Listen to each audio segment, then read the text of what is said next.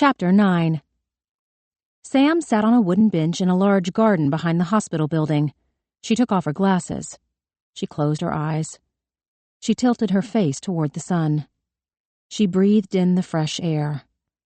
The bench was in a walled-off area, a water fountain trickling by the gated entrance, a sign reading, "Serenity Garden, all welcome," mounted directly above another sign showing a cell phone with a red line through it. Apparently, the second sign was enough to keep the garden empty. Sam alone sat in serenity. Or at least, in an attempt to regain her serenity. A mere 36 minutes had passed between Stanislav abandoning her at the front doors and Sam abandoning Rusty in his room. Another 36 minutes had passed since she had found the Serenity Garden. Sam had no qualms about interrupting her driver's lunch, but she needed time to compose herself. Her hands would not stop shaking. She did not trust herself to speak. Her head ached in a way that it had not in years. She had left her migraine medication at home. Home. She thought of Fosco stretching his back into a reversed C as he lolled on the floor. The sun streaming through the windows, the warmth of the swimming pool, the comfort of her bed. And Anton. She allowed herself a moment to think about her husband. His big, strong hands, his laughter, his delight in new foods, new experiences, new cultures. She could not let him go. Not when it mattered. Not when he had asked her, pleaded with her, begged her to help him end the misery of his existence. Initially, the fight was the one that they had taken on together. They had traveled to MD Anderson in Houston, to the Mayo Clinic in Rochester, back to Sloan Kettering in New York.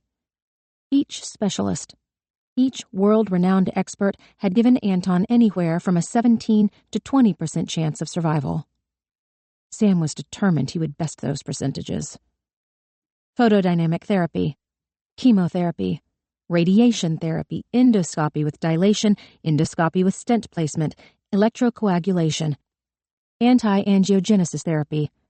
They removed his esophagus, raising his stomach and attaching it to the top of his throat. They removed lymph nodes. They performed more reconstructive surgery. A feeding tube was placed, a colostomy bag, clinical trials, experimental treatments, nutritional support, palliative surgery, more experimental treatments. At what point had Anton given up? When he had lost his voice, his actual ability to speak? When his mobility was so reduced that he lacked the strength to shift his frail legs in the hospital bed? Sam could not recall the occasion of his surrender, did not take notice of the change. He had told her once that he had fallen in love with her because she was a fighter. But in the end, her inability to quit had prolonged his suffering. Sam opened her eyes. She put on her glasses. A wave of blue and white hovered just beyond the reaches of her narrowed right peripheral. She told Charlie, "Stop doing that." Charlie came into her line of sight. Her arms were crossed again. "Why are you out here?" "Why would I be in there?" "Good question." Charlie sat on the bench opposite her. She looked up into the trees as a light wind rustled the leaves.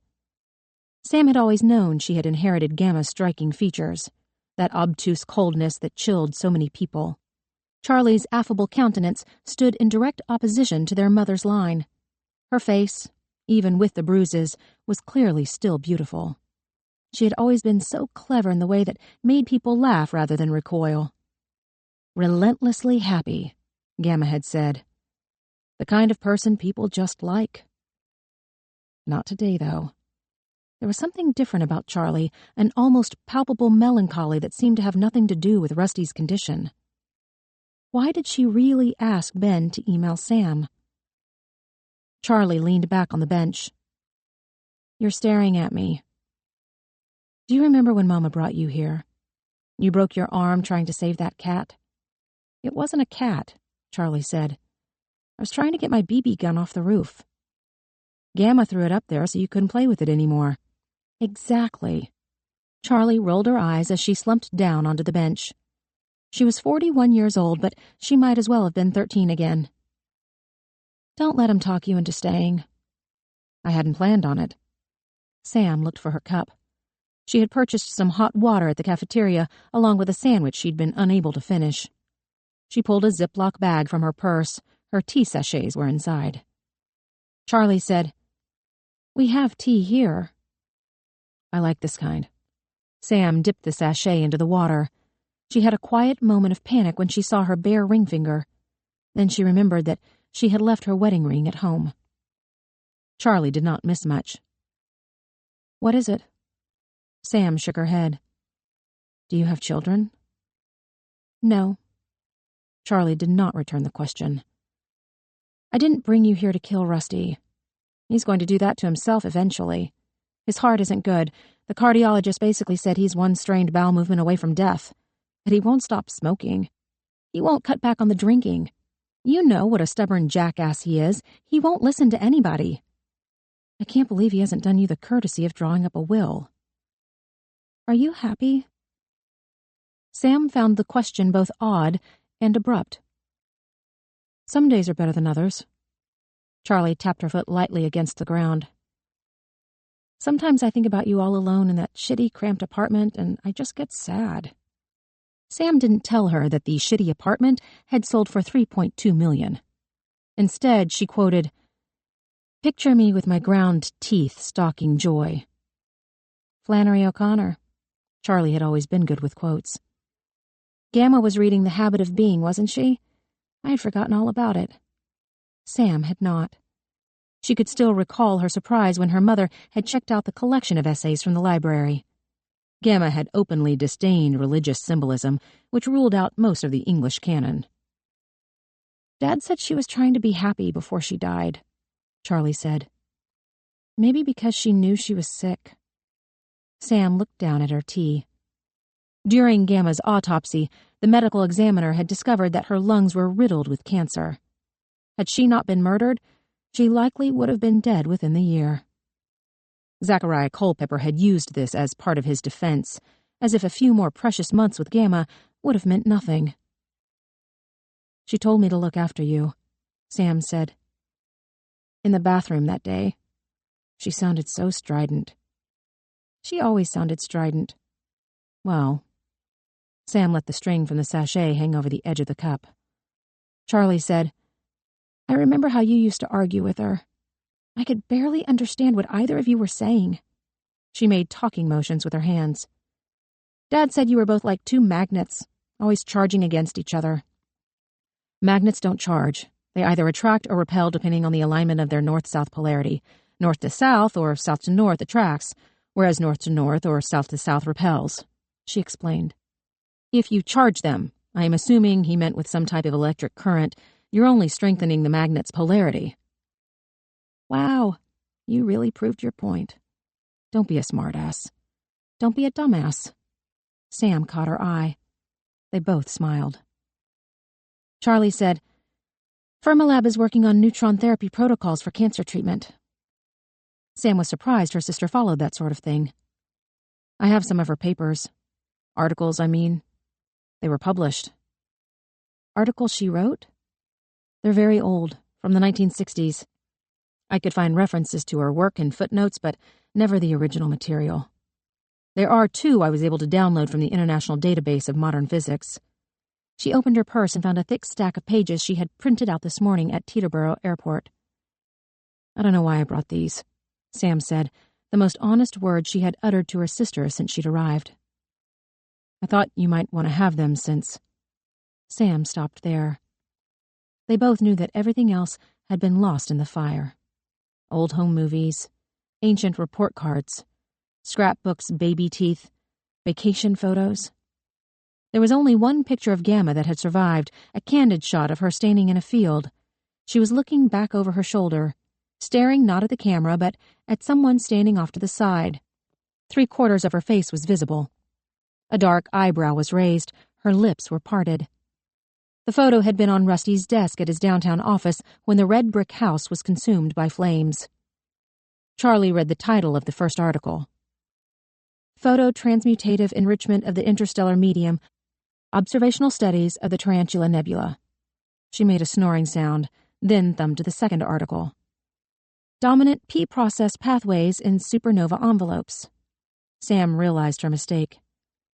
Maybe you can't understand them, but they're nice to have. They are nice. Thank you. Charlie's eyes scanned back and forth as she tried to decipher some meaning. I only ever feel stupid when I realize how smart she was. Sam had not remembered until this moment that she had felt that way her entire childhood. They might have been magnets, but they were of unequal power. Everything Sam knew, Gamma knew more. Huh, Charlie laughed. She must have read through a particularly dense line. Sam laughed in turn. Was this what she had missed over the years? These memories? These stories? This easiness with Charlie that Sam had thought died along with Gamma. Charlie said, You really do look like her. She folded the pages and put them beside her on the bench. Dad still has the photo on his desk. The photo. Sam had always wanted a copy, but she was too proud to give Rusty the pleasure of doing her the favor. She asked, Does he really think I'll stand up and defend someone who shot 2 people with a gun? Yes, but Rusty thinks he can talk anybody into anything. Do you think I should do it? Charlie considered her answer before speaking. Would the Sam I grew up with do it? Maybe, though not out of any affinity for Rusty. She would be angry the same way I get angry when something isn't fair. And I guess it's not fair because there's not another lawyer in 100 miles who will treat Kelly Wilson like a human being rather than a burden. But what would the Sam you are now do? She shrugged. The truth is that I don't know you anymore. Just like you don't know me. Sam felt a sting from the words, though they were all true. That's fair. Was it fair to ask you to come? Sam was unaccustomed to not having a ready answer. Why did you really want me here? Charlie shook her head. She didn't respond immediately. She picked at a loose thread on her jeans. She let out a heavy breath that whistled through her broken nose. She said, Last night Melissa asked if I wanted her to take extraordinary measures. Which basically means, let him die? Don't let him die? Tell me right now, this minute. I panicked. But not from fear or indecision, but because it felt like I didn't have the right to decide on my own. She looked up at Sam. The heart attacks felt like something that I had to fight against. I know he did it to himself with the smoking and drinking, but it was a situation where I felt there was an internal struggle, something organic from within, and I had to help him fight it. Sam recognized the feeling from Anton. I think I understand. Charlie's tight smile was disbelieving. I guess if it comes down to the wire again, I'll lock you in a room with him and you can take him out with your purse. Sam was not proud of that moment. I used to tell myself that the one redeeming feature of my temper is that I have never struck anyone in anger. It's just Dad. I hit him all the time. He can take it. I'm serious. You almost hit me! Charlie's voice went up, a sign that she was forcing lightness into something dark. She was referring to the last time they had seen each other. Sam could remember the terror in Ben's eyes as he had stood between her and Charlie. Sam said, I'm sorry about that. I was out of control. I could have hit you if you stayed. I can't honestly say that wasn't a possibility, and I'm sorry. I know you're sorry. Charlie didn't say the words in a cruel way, which somehow made them more hurtful. I'm not like that anymore, Sam said. I know it's hard to believe given my earlier behavior, but there's something about being here that brings out the meanness in me. Then you should go back to New York. Sam knew that her sister was right, but for now, just right now, in this scant moment of time with Charlie, she did not want to leave. She took a sip of her tea. The water had gone cold. She poured it out on the grass behind the bench. Tell me why you were at the school yesterday morning when the shooting started. Charlie pressed together her lips. Are you staying or going? Neither should affect what you tell me. The truth is the truth. There are no sides, there's only right and wrong. That's a very neat logic. It is. Are you going to tell me about the bruises on your face? Am I? Charlie posed the question as a philosophical exercise. She crossed her arms again. She looked back up at the trees. Her jaw was tight. Sam could see the muscles cording through her neck. There was something so remarkably sad about her sister in that moment that Sam wanted to move to the bench beside her and hold her until Charlie told her what was wrong. Charlie would be more likely to push her away. Sam repeated her earlier question. What were you doing at the school yesterday morning? She didn't have children. There was no need for her to be there, especially before 8 in the morning. Charlie? Charlie's shoulder went up in a half shrug. Most of my cases are in juvenile court. I was at the middle school asking for a letter of recommendation from a teacher. That sounded exactly like the kind of thing Charlie would do for a client, and yet her tone had an edge of deception. Charlie said, We were in his room when we heard gunfire, and then we heard a woman screaming for help, so I ran to help. Who was the woman? Miss Heller, if you can believe it. She was with a little girl by the time I got there. We watched her die. Lucy Alexander. I held her hand. It was cold. Not when I got there, but when she died. You know how quickly they turn cold.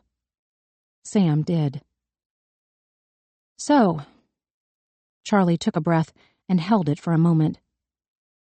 Huck got the gun away from Kelly, a revolver. He talked her into giving it to him. For no reason, Sam felt the fine hairs on the back of her neck straighten. Who's Huck? Mr. Huckabee. He was a teacher I was seeing. For the client, he taught Kelly. Mason Huckabee? I didn't catch his first name. Why? Sam could feel a shaking sensation churn through her body. What does he look like? Charlie shook her head, oblivious. Does it matter? He's about your height. Sandy brown hair, a little older than me, grew up in Pikeville. Sam could tell from her sister's expression that she was correct. Oh, Charlie, stay away from him. Don't you know? Know what? Mason's sister was Marilyn Huckabee. She was raped by that guy. What was his name? Sam tried to remember. Somebody Mitchell from Bridge Gap. Kevin Mitchell? Charlie kept shaking her head. Why does everybody know this but me? He raped her, and she hanged herself in the barn, and Dad got him off. Charlie's shocked expression revealed a sudden awareness. He told me to call Dad. Huck, Mason, whatever he's called. When Kelly was arrested, the police were being, the police. And Huck told me to call Dad to represent Kelly. I guess Mason Huckabee knows what kind of lawyer Rusty is. Charlie looked visibly shaken. I had forgotten about that case. His sister was in college. She was home for summer break. She drove down to Bridge Gap with friends to see a movie. She went to the bathroom, and Kevin Mitchell attacked her. Charlie looked down at her hands. I saw the pictures in Daddy's files. Sam had seen them too. Did Mason recognize you? I mean, when you asked him for help with your juvenile offender? We didn't talk much. Again, she gave a half shrug. A lot was going on. It happened really fast. I'm sorry that you had to see that. The little girl. With Miss Heller there, it must have brought back memories. Charlie kept staring down at her hands, one thumb rubbing the joint of the other. It was hard. I'm glad you have Ben to lean on. Sam waited for her to say something about Ben, to explain the awkward moment between them. Charlie kept working the joint of her thumb. That was funny, what you said to Dad about another hole in your head. Sam studied her sister. Charlie was a master at skirting around a topic. I'm not usually given to crude language, but it seemed to sum up the mood. You sound so much like her. Look like her? Even stand like her. Charlie's voice got softer. I felt this weird kind of thing in my chest when I saw you in the hall. For a split second, I thought you were Gamma. I do that sometimes, Sam admitted. I'll see myself in the mirror and... There was a reason she did not often look in the mirror. I'm her age now. Oh, yeah. Happy birthday. Thanks. Still, Charlie did not look up. She kept wringing her hands. Their adult selves might very well be strangers, but there were certain things that age, no matter how cunning, could not wear away. The slope to Charlie's shoulders, the softness in her voice, the quiver in her lip as she fought back emotion. Her nose had been broken. There were bruises under her eyes. The easiness she had shared with Ben had become noticeably discordant. She was plainly hiding something. Perhaps a lot of somethings. But just as plainly, she had her reasons. Yesterday morning, Charlie had held a dying little girl. And before midnight, she had learned that her father might die. Not for the first time, undoubtedly not the last time. But this time, this one time in particular, she had gotten Ben to email Sam. Charlie had not asked Sam here to help make a decision that she had already made once before. And Charlie had not reached out to Sam directly because even as a child, she was always asking for things that she wanted, never for the things that she needed. Sam turned her face up to the sun again. She closed her eyes. She saw herself standing at the mirror inside the downstairs bathroom at the farmhouse. Gamma behind her. Their reflections echoing back from the glass. You have to put that baton firmly in her hand every time, no matter where she is. You find her. Don't expect her to find you. Charlie said, You should probably go. Sam opened her eyes. You don't want to miss your flight. Sam asked, Did you talk to this Wilson girl? No. Charlie sat up. She wiped her eyes. Huck said that she's low functioning. Rusty puts her IQ in the low 70 range. She leaned toward Sam, elbows on her knees. I've met the mother. She's not bright either. Just good country people. Since we're doing Flannery O'Connor today. Lenore put them up in a hotel last night. Inmates aren't allowed to have visitors until after they're arraigned. They must be frantic to see her. So it's at least diminished capacity, Sam said. Her defense, I mean. Again, Charlie shrugged with one shoulder. That's really the only strategy in any of these mass shooting cases. Why else would someone do that if they weren't crazy? Where is she being held? Probably the city jail in Pikeville. Pikeville. The name felt like a shard of glass in her chest. Charlie said, I can't take the arraignment because I'm a witness. Not that Dad had any ethical qualms, but Charlie shook her head. Anyway, Dad has this old law school professor, Carter Grail. He retired up here a few years ago. He's 90, an alcoholic, hates everybody. He can fill in tomorrow. Sam forced herself up from the bench. I'll do it. Charlie stood up too. No, you won't. Sam found Stanislav's card in her purse. She retrieved her phone. She texted him, Meet me out front. Sam, you can't do this. Charlie nipped at her heels like a puppy. I won't let you do this. Go home. Live your life. Be that less mean person. Sam looked at her sister. Charlotte, do you really think I've changed so much that I'm going to let my little sister tell me what to do? Charlie groaned at her obstinacy. Don't listen to me. Listen to your gut. You can't let Rusty win. Stanislav texted back. 5 minutes. This isn't about Rusty. Sam put her purse on her arm. She found her cane. What are you doing? My overnight bag is in the car. Sam had planned to stay at the Four Seasons and visit the Atlanta office tomorrow morning before heading back to New York. I can have my driver take me to the police station or I can go with you. Your choice. What's the point of this? Charlie followed her to the gate. I mean, seriously, why would you do anything for that stupid asshole? You said it before. It's not fair that Kelly Wilson doesn't have someone on her side. Sam opened the gate. I still don't like it when things aren't fair. Sam, stop, please. Sam turned to face her sister. Charlie said, I know that this is hard for you, that being back is like drowning in quicksand. I never said that. You don't have to. Charlie put her hand on Sam's arm. I would have never let Ben send that email if I had known how much this would affect you. You mean because of a few slurred words? Sam looked at the winding, paved path that led back to the hospital. If I had listened to the doctors about my limitations, I would have died in that hospital bed. I'm not saying you can't do it. I'm asking if you should. It doesn't matter. I've made up my mind. Sam could think of only one way to end this conversation. She closed the gate on Charlie, telling her, "Last word." Chapter 10. Riding in the car with Charlie, Sam understood that she had never been a nervous passenger because she had never before been driven by her little sister. Charlie only gave a cursory glance in her mirrors before she changed lanes. She liberally used her horn. She talked to drivers under her breath, urging them to go faster, go slower, to move out of her way. Sam sneezed violently. Her eyes were watering. Charlie's car, a sort of station wagon SUV hybrid, smelled of damp hay and animals. "Do you have a dog?" "He's on temporary loan to the Guggenheim."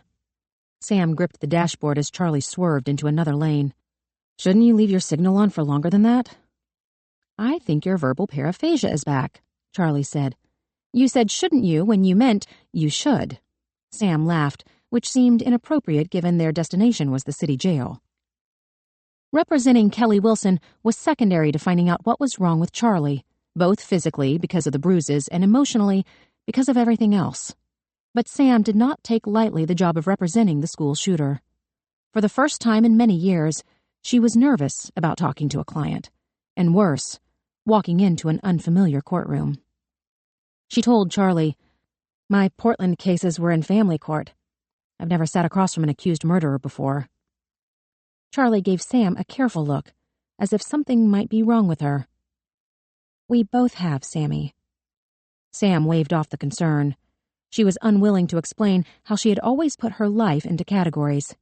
The Sam who had sat across from the Culpepper brothers at the kitchen table was not the same Sam who had practiced law in Portland. She said, "It's been a long time since I've handled a criminal complaint." "It's just an arraignment. It'll come back to you." "I've never been on the other side." "Well, the first thing you'll notice is the judge won't be kissing your ass." They didn't in Portland. Even the cops had "fuck the man" bumper stickers. Charlie shook her head.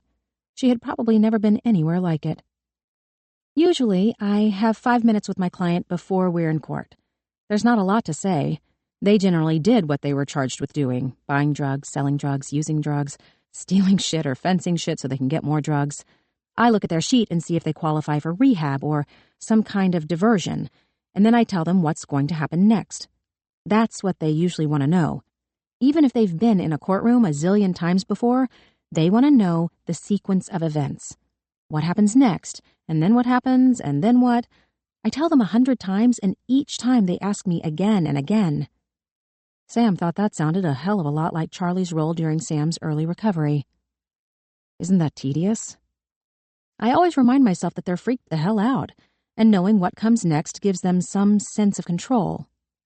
Charlie asked, "Why are you licensed in Georgia?" Sam had wondered when this question would arise.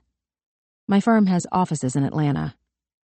"Come on, there's a guy down here who handles the local stuff. You're the micromanaging asshole partner who flies down every few months and looks over his shoulder." Sam laughed again. Charlie had more or less framed the dynamic. Lawrence Van Loon was technically their point man in Atlanta, but Sam liked having the option to take over if needed.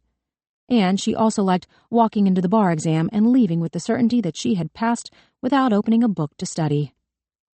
Charlie said, "The Georgia Bar Association has an online directory. I'm right above Rusty, and he's right above you." Sam thought about the three of their names appearing together. "Does Ben work with Daddy too?" "It's not two because I don't work with Dad, and no, he's an ADA under Ken Coyne." Sam ignored the inimical tone. "Doesn't that cause conflicts?" "There are enough criminals to go around." Charlie pointed out the window. "They have good fish tacos here." Sam felt an arch in her eyebrow. There was a taco truck on the side of the road, the same sort of thing she'd see in New York or Los Angeles. The line stretched at least 20 people deep. Other trucks had even longer lines: Korean barbecue, peri-peri chicken, and something called the Fusion Obtrusion. She asked, "Where are we?" "We passed the line into Pikeville about a minute ago." Sam's hand reflexively went to her heart. She hadn't noticed the demarcation. She hadn't felt the expected shift in her body, the dread, the feeling of despondency that she had assumed would announce her homecoming. Ben loves that place, but I can't stand it. Charlie pointed to a building with a distinct alpine design to match the restaurant's name, the Beer Garden. The chalet was not the only new addition. Downtown was unrecognizable. 2- and 3-story brick buildings had loft apartments upstairs, and downstairs shops selling clothing, antiques, olive oils, and artisanal cheeses. Sam asked, "Who in Pikeville would pay that much for cheese?" "Weekenders at first. Then people started moving up here from Atlanta. Retired baby boomers, wealthy tech types, a handful of gay people. We're not a dry county anymore. They passed a liquor ordinance 5 or 6 years ago." "What did the old guard think about that?" "The county commissioners wanted the tax base, and the good restaurants that come with alcohol sales. The religious nut jobs were furious. You could buy meth on any corner, but you had to drive to Ducktown for a watered-down beer." Charlie stopped for a red light. "I guess the nut jobs were right, though. Liquor changed everything. That's when the building boom really took off. Mexicans come up from Atlanta for the work. Tour buses pour into the Apple Shack all day. The marina rents boats and hosts corporate parties. The Ritz-Carlton is building a golf resort. Whether or not you think that's good or bad depends on why you live here in the first place." "Who broke your nose?" "I've been told it's not really broken." Charlie took a right without engaging the turn signal. "Are you not answering because you don't want me to know, or are you not answering because you want to annoy me?" "That is a complicated question with an equally complicated answer." "I'm going to jump out of this car if you start quoting Dad." Charlie slowed the car. "I was teasing." "I know." She pulled over to the side of the road. She put the gear in park. She turned to Sam. "Look, I'm glad you came down here. I know it was for a difficult and awful reason, but it's good to see you, and I'm happy that we've been able to talk. However..." "Don't do this for me." Sam studied her sister's bruised eyes, the shift in her nose where the cartilage had surely fractured. "What does Kelly Wilson's arraignment have to do with you?" "She's an excuse," Charlie said. "I don't need you to take care of me, Sam." "Who broke your nose?" Charlie rolled her eyes in frustration. She said, "Do you remember when you were trying to help me learn the blind pass?" "How could I forget?" Sam asked. "You were an awful student. You never listened to me. You kept hesitating over and over." "I kept looking back," Charlie said. "You thought that was the problem, that I couldn't run forward because I was looking back." Sam heard echoes from the letter that Charlie had sent all those years ago. "Neither one of us will ever move forward if we are always looking back." Charlie held up her hand. "I'm left-handed." "So is Rusty," Sam said. "Though handedness is believed to be polygenic, there is a less than 25% chance that you inherited from Dad one of the 40 loci that..." Charlie made a loud snoring sound until Sam stopped speaking. She said, "My point is, you were teaching me to take the pass with my right hand." "But you were the second handoff. That's the rule. The baton moves right hand, left hand, right hand, left hand."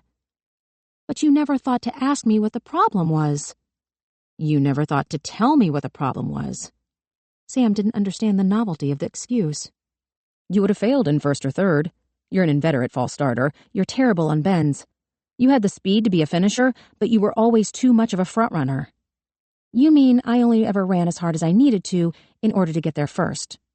"Yes, that is the definition of front runner." Sam felt herself becoming exasperated. "The second handoff played to all of your strengths. You're an explosive sprinter. You were the fastest runner on the team. All you needed was the handoff, and with enough practice, even a chimpanzee could master the 20-meter takeover. I don't understand your issue. You wanted to win, didn't you?" Charlie gripped the steering wheel. Her nose made that whistling sound again as she breathed. "I think I'm trying to pick a fight with you." "It's working." "I'm sorry." Charlie turned back in her seat. She put the car in gear and pulled onto the road. Sam asked, "Is this over?" "Yes." "Are we fighting?" "No." Sam tried to silently play back the conversation, picking apart the various points at which she had been provoked. "No one made you join the track team." "I know. I shouldn't have said anything. It was a gazillion years ago." Sam was still irked. "This isn't about the track team, is it?" Fuck. Charlie slowed the car to a stop in the middle of the road. Culpeppers. Sam felt sick even before her brain had time to process exactly what the word meant. Or who, to be specific. That's Danny Culpepper's truck, Charlie said. Zachariah's youngest. They named him after Daniel. Daniel Culpepper. The man who had shot her. The man who had buried her alive. All of the air left Sam's lungs. She could not prevent her eyes from following the line of Charlie's gaze. A gaudy black pickup truck with gold trim and spinning wheels took up the only 2 handicapped spaces in front of the police station. The word Danny was written in mirror gold script across the tinted back window. The cab was the extended kind that could accommodate 4 people. 2 young women were leaning against the closed doors. They each held cigarettes between their stubby fingers.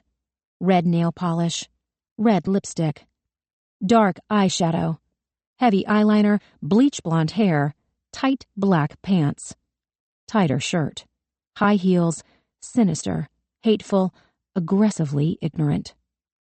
Charlie said, "I can drop you behind the building." Sam wanted her to. If there was a list of reasons she had left Pikeville, the Culpeppers were at the top. They still think we lied? That there was some grand conspiracy to frame them both? Of course they do. They even set up a Facebook page.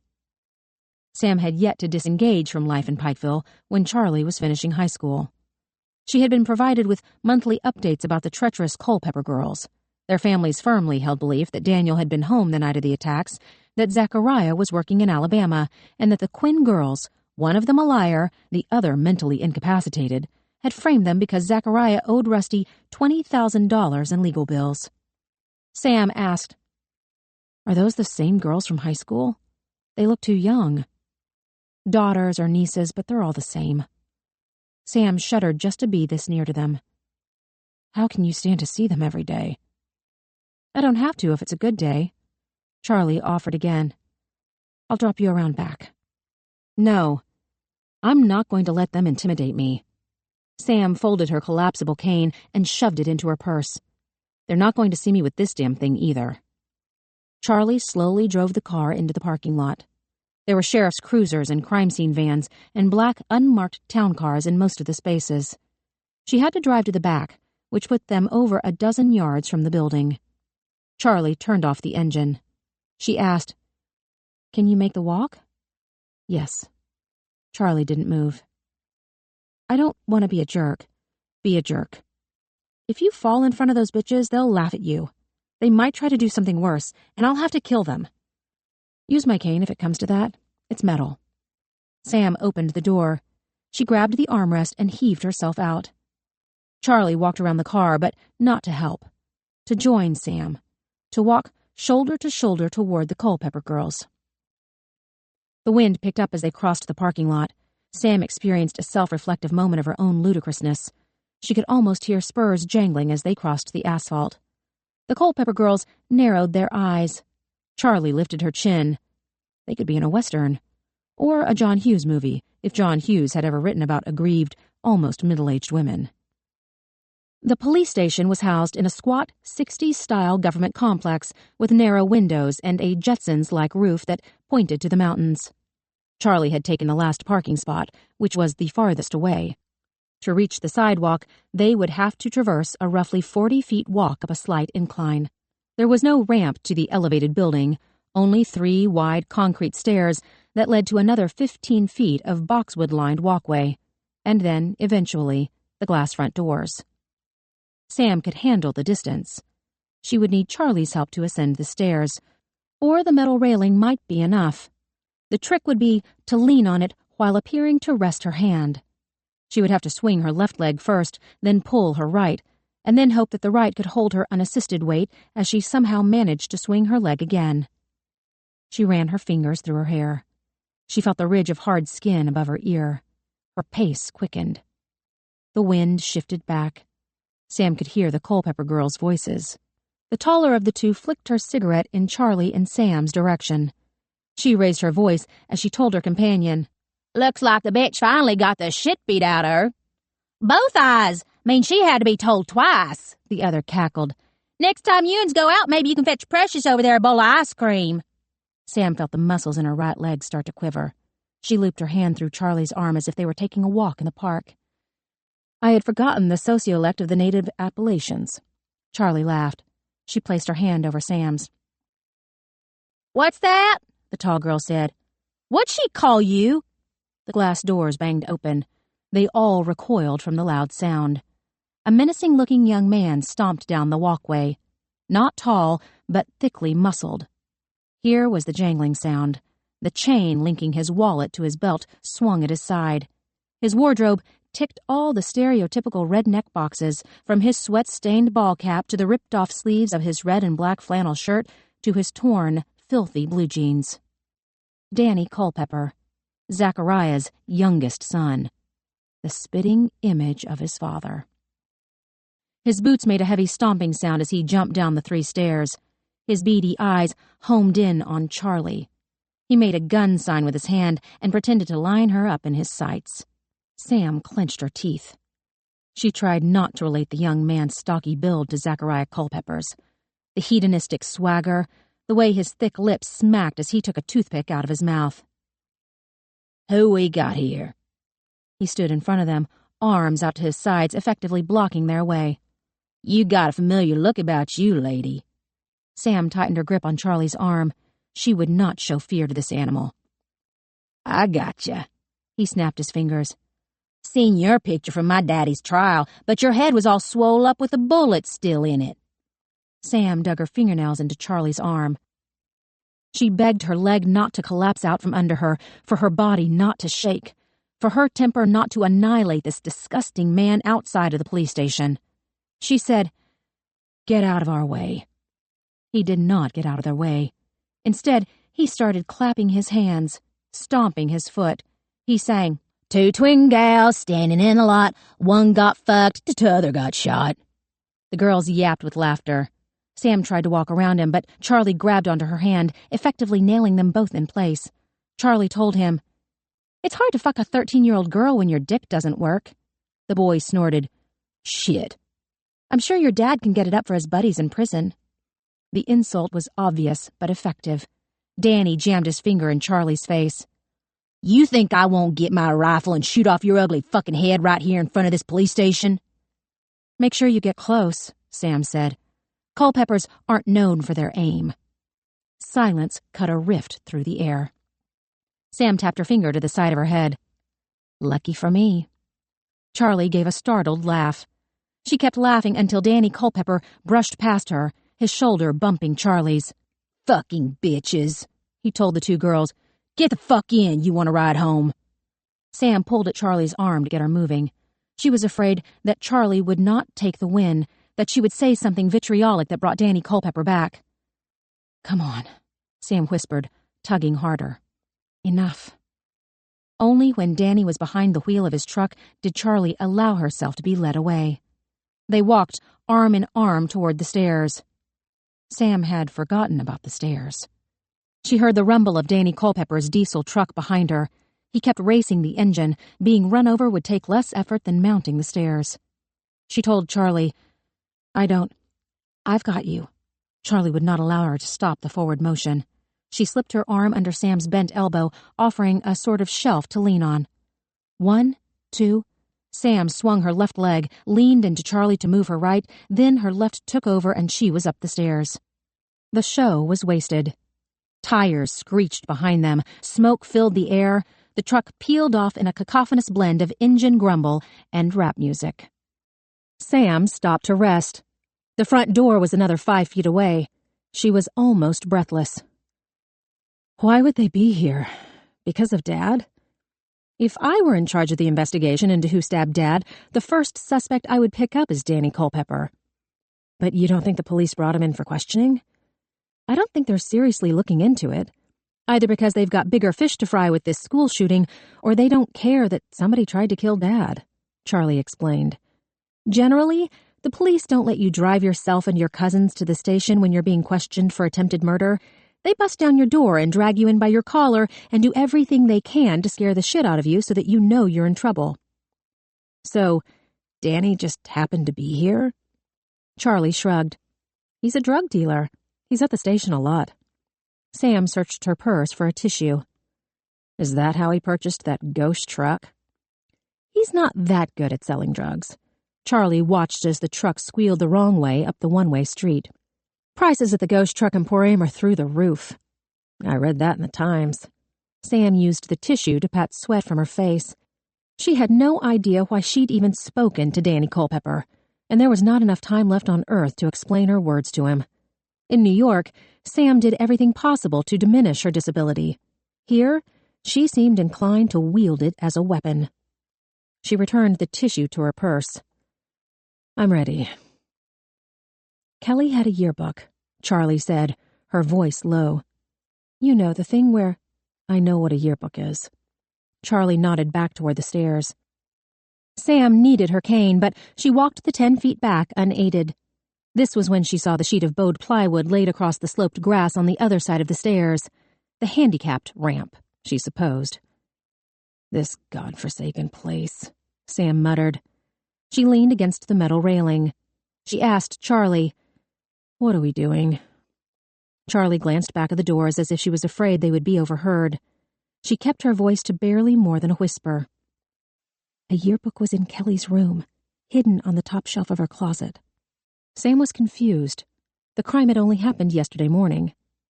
Has Dad already received some of the discovery? Charlie's raised eyebrow explained the provenance. Sam heaved out something between a sigh and a groan.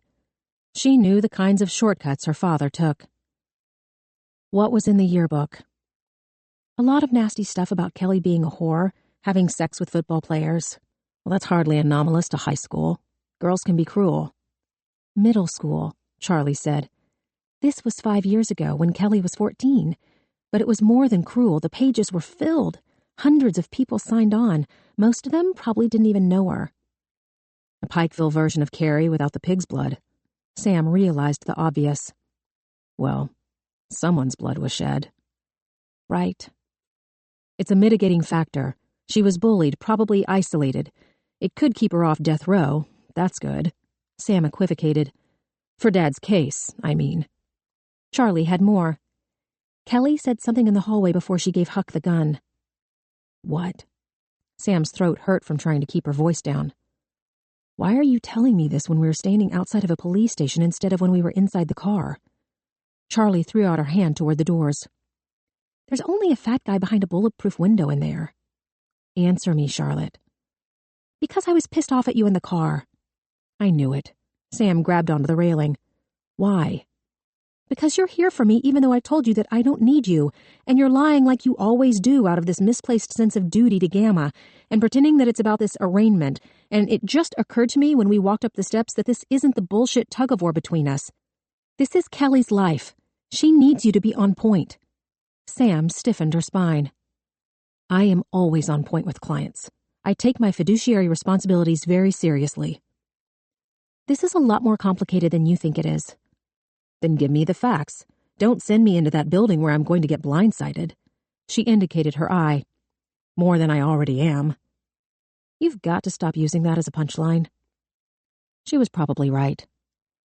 Tell me what Kelly said in the hallway. This was after the shooting when she was sitting there.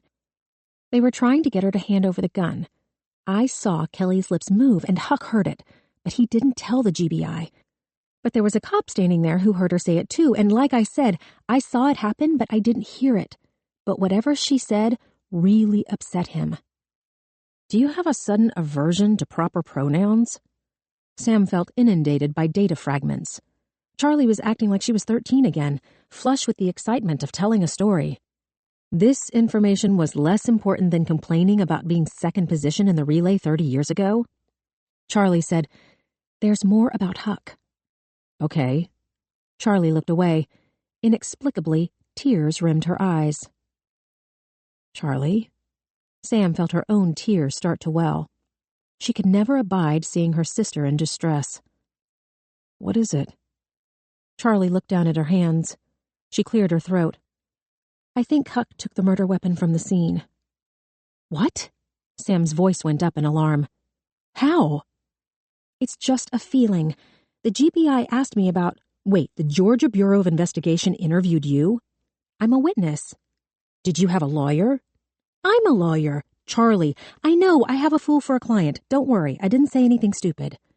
Sam did not argue the antithetical. The GBI asked you if you knew where the murder weapon was. In a roundabout way. The agent was good at playing her cards close to her chest. The weapon was a revolver, probably a 6-shot. And then later, when I talked to Huck on the phone, he said they had asked him the same thing, only this time it was the FBI asking, too. When did you last see the gun? Who had it? What happened to it? Except I got the feeling that Huck had taken the gun. Just a feeling. Which I couldn't tell Dad because if Dad found out, he would have Huck arrested. And I know he should be arrested, but he was trying to do the right thing, and with the FBI involved, we're talking felony, and... She let out a heavy sigh. That's it. There were so many red flags that Sam couldn't keep up with all of them. Charlotte, you cannot ever again speak with Mason Huckabee, on the phone or otherwise. I know that. Charlie hung her heels over the stair, stretching her calves, balancing herself on her 2 good legs. Before you say it, I told Huck not to try to see me or call me and to get a good lawyer. Sam stared out at the parking lot. The sheriff's cruisers, the police cars, the crime scene vans, the town cars, this was what Rusty was up against. And now, Charlie had managed to drag herself along for the ride. Charlie asked, Ready? Can you give me a moment to compose myself? Rather than verbalizing her answer, Charlie nodded. Charlie seldom just nodded. Like Rusty, she could never resist the urge to speak, to explain the nod, to expound upon the up and down movement of her head. Sam was about to ask her what the hell else she was hiding when Charlie said, What's Lenore doing here? Sam watched a red sedan make a quick turn into the parking lot. The sun glinted off the windshield as the car raced towards them. There was another sharp turn, then the tires skidded to a stop. The window rolled down. Lenore waved for them to hurry. The arraignment is scheduled to start at 3. Motherfuck! That gives us an hour and a half tops. Charlie quickly helped Sam down the stairs. Who's the judge? Lyman. He said he moved it up to avoid the press, but half of them are already lining up for seats. She motioned for them to get in the car. He also appointed Carter Grail to stand in for Rusty. Shit! He'll hang Kelly himself. Charlie pulled open the rear door. She told Lenore, Take Sam. I'll try to keep Grail away from Kelly and find out what the hell is going on. It's faster if I run. Sam said, Faster for... Charlie was gone. Grail's got a big mouth, Lenore said. If Kelly talks to him, he'll spill to whoever listens. I'm sure that has nothing to do with why the judge appointed him. Sam had no choice but to get into Lenore's car. The courthouse, a large domed building, was directly across from the police station, but the one-way street made the driving route more circuitous. Because of Sam's limited mobility, they would have to go up to the red light, then drive around the courthouse, then turn onto the street again. Sam watched Charlie dart past a truck and leap over a concrete curb. She ran beautifully. Arms tucked, head straight, shoulders back. Sam had to look away. She told Lenore, This is a dirty trick. The hearing was scheduled for tomorrow morning. Lyman does whatever he wants. Lenore caught her eye in the mirror. Cons call Carter the Holy Grail. If he drinks before your trial, you're likely to get life. It's a chalice, actually, in Christian tradition. I'll send Indiana Jones a telegram. Lenore turned out of the parking lot. Sam watched Charlie running across the courthouse lawn. She hurtled over a row of shrubs. There was a line out the door, but Charlie rushed past it, taking the steep stairs 2 at a time. Can I ask you something? Why not? How long has my sister been sleeping with Mason Huckabee? Lenore pursed her lips. That wasn't the question I thought you would ask. That wasn't a question that Sam thought she would ask either, but it made a horrible kind of sense. The distance between Charlie and Ben. The way Charlie had teared up when she talked about Mason Huckabee. Lenore asked, You told Charlie who he is? Sam nodded. That ought to make her feel like shit. Lenore added, Even more than she already does. Not for want of defenders. You know a lot for somebody who's only been here 5 minutes. Lenore looped around the courthouse and drove to the back of the building. She stopped in front of an area that was clearly the loading zone for deliveries. She told Sam, Go up the ramp. Elevators on the right. Go down 1 floor to the sub-basement. That's the holding area. And listen." Lenore turned around to face her. "Rusty couldn't get a peep out of Kelly yesterday. Maybe she'll open up to a woman. Anything you can get would be better than what we've got now, which is zilch." "Understood." Sam unfolded her cane. She felt sturdier on her feet as she got out of the car.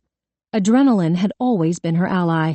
Anger ran a close second as she marched up a ramp intended for bulk toilet paper deliveries and trash bins. The smell of rotting food from the dumpsters was noxious. Inside, the courthouse was like every other courthouse Sam had entered, except there was an oversampling of good-looking men and women in camera-ready suits. Sam's cane got her to the front of the line. 2 sheriff's deputies were stationed by the metal detector. Sam had to show her ID, sign in, put her purse and cane on the x-ray, show her legal credentials so that she could keep her phone, then wait for a female deputy to pat her down because the plate in her head set off the alarm when she walked through the metal detector. The elevator was on the right. There were 2 sub-basement floors, but Lenore had told her to go down 1 floor, so Sam pressed the appropriate button and waited. The car was full of men in suits. She stood at the back. She leaned against the wall to take the weight off her leg. When the doors opened, all of the men stepped aside so that she could leave the elevator first. There were some things that Sam missed about the South. "Hey." Charlie was waiting by the door. She held a tissue to her nose, which had started bleeding, likely from the run. She took a breath, and words rushed out of her mouth. "I told Coyne you're a co-counsel. He's super happy. Not. So is Lyman, so try not to piss him off even more. I heard Grail didn't have a chance to talk to Kelly, but maybe check-see to make sure. She's been sick since they brought her over. Clogged the toilet. I hear it's a mess." "What kind of sick?" "Throwing up. I called over to the jail. She ate breakfast and lunch no problem. No one else is sick, so it's not food poisoning. She was horking when they brought her over about 30 minutes ago. She's not detoxing. It must be nerves. This is Mo." She indicated an older woman sitting behind the desk. "Mo, this is my sister Samantha." "Don't bleed on my desk, Gwen." Mo did not look up from her keyboard. She snapped her fingers for Sam's ID and credentials. She tapped some of the keys on her computer. She picked up the phone. She indicated a sign-in log. The log was almost full. Sam signed her name on the last line below Carter Grail's. The timestamp said he'd spent less than 3 minutes with Kelly. Charlie said, "Lyman's been here about 12 years. He's retired up from Marietta. He's a super hard-ass about procedure. Do you have a dress or a skirt in your suitcase?" "Whatever for?" "Doesn't matter." "Sure it doesn't." Mo put down the phone. She told Sam, "You've got 17 minutes left. Grail drank away 3. You'll have to talk to her in the cell." Charlie slammed her fist on the counter. "What the fuck, Mo?" "Charlie, I've got this." Sam addressed Mo. "If the room isn't available now, then you should inform the judge that we need to postpone the hearing until I have the necessary time to confer privately with my client." Mo grunted. She glared at Sam, waiting for her to back down. When she did not, the woman said, "I thought you were supposed to be the smart one." She reached under her desk and pressed a buzzer. She winked at Sam. "Room's on the right. 16 minutes." Charlie pumped her fist in the air, then sprinted toward the stairs. She was so light on her feet that she barely made a sound. Sam moved her purse to her other shoulder. She leaned on her cane as she dragged through the door. She stopped in front of another door, effectively boxed in as the first door behind her closed. Another buzz, and the second door swung open in front of her. Sam was besieged by the long-forgotten odors of a holding cell. Putrid vomit, mixed with an alkaline sweat. The ammonia of urine. The sewage stench from the one toilet that serviced roughly 100 inmates a day. Sam pushed herself off with her cane. Her shoes slapped brown puddles of water. No one had cleaned up the flooded toilet. There was only one inmate left in the holding cell, an older, toothless woman who was squatting on a long concrete bench. Her orange jumper bulked around her like a blanket. She moved slowly back and forth between her feet. Her rheumy eyes followed Sam as she walked toward the closed door on the right. The knob turned before Sam could knock. The female deputy who came out looked burly and brusque. She closed the door, her back pressed to the opaque glass. "You the second lawyer?" "Third, technically. Samantha Quinn." "Rusty's oldest." Sam nodded, though she hadn't been asked a question. "The inmate has puked approximately 4 times over the last half hour. I gave her a pack of orange crackers and 1 can of Coke served in a styrofoam cup. I asked if she wanted medical attention. She declined. You've got 15 minutes before I come back in." She tapped the watch on her wrist. "Whatever I hear when I come in is what I hear. You got me?" Sam took out her phone. She set the timer for 14 minutes. "I'm glad we understand each other." The woman opened the door. The room was so dark that Sam's eyes could only slowly adjust. 2 chairs, a metal table bolted to the floor, a flickering fluorescent light hanging crookedly from 2 furred lengths of chain. Callie Renee Wilson was slumped over the table. Her head was wrapped in the cocoon of her folded arms. When the door opened, she jumped up to standing, arms at her sides, shoulders straight, as if Sam had called a soldier to attention. Sam said, "You can sit down." Kelly waited for Sam to sit first. Sam took the empty chair by the door. She rested her cane against the table. She reached into her purse for her notepad and pen. She changed out her glasses for her readers. "My name is Samantha Quinn. I'm your lawyer for the arraignment. You met my father Rusty yesterday." Kelly said, "You talk funny." Sam smiled. She sounded Southern to New Yorkers, and she sounded like a Yankee to Southerners. "I live in New York City."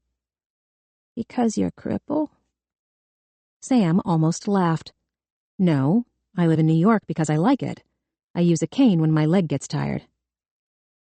"My granddaddy had a cane, but it was wood." The girl seemed matter-of-fact, but the clink-clink sound from her handcuffs indicated she was nervously bouncing her leg. Sam said, "You don't have to be afraid, Kelly. I'm your ally. I'm not here to trip you up." She wrote Kelly's name and the date at the top of her notepad. She underlined the words twice. She felt the odd sensation of butterflies in her stomach. "Did you speak with Mr. Grail, the attorney who came to see you earlier?"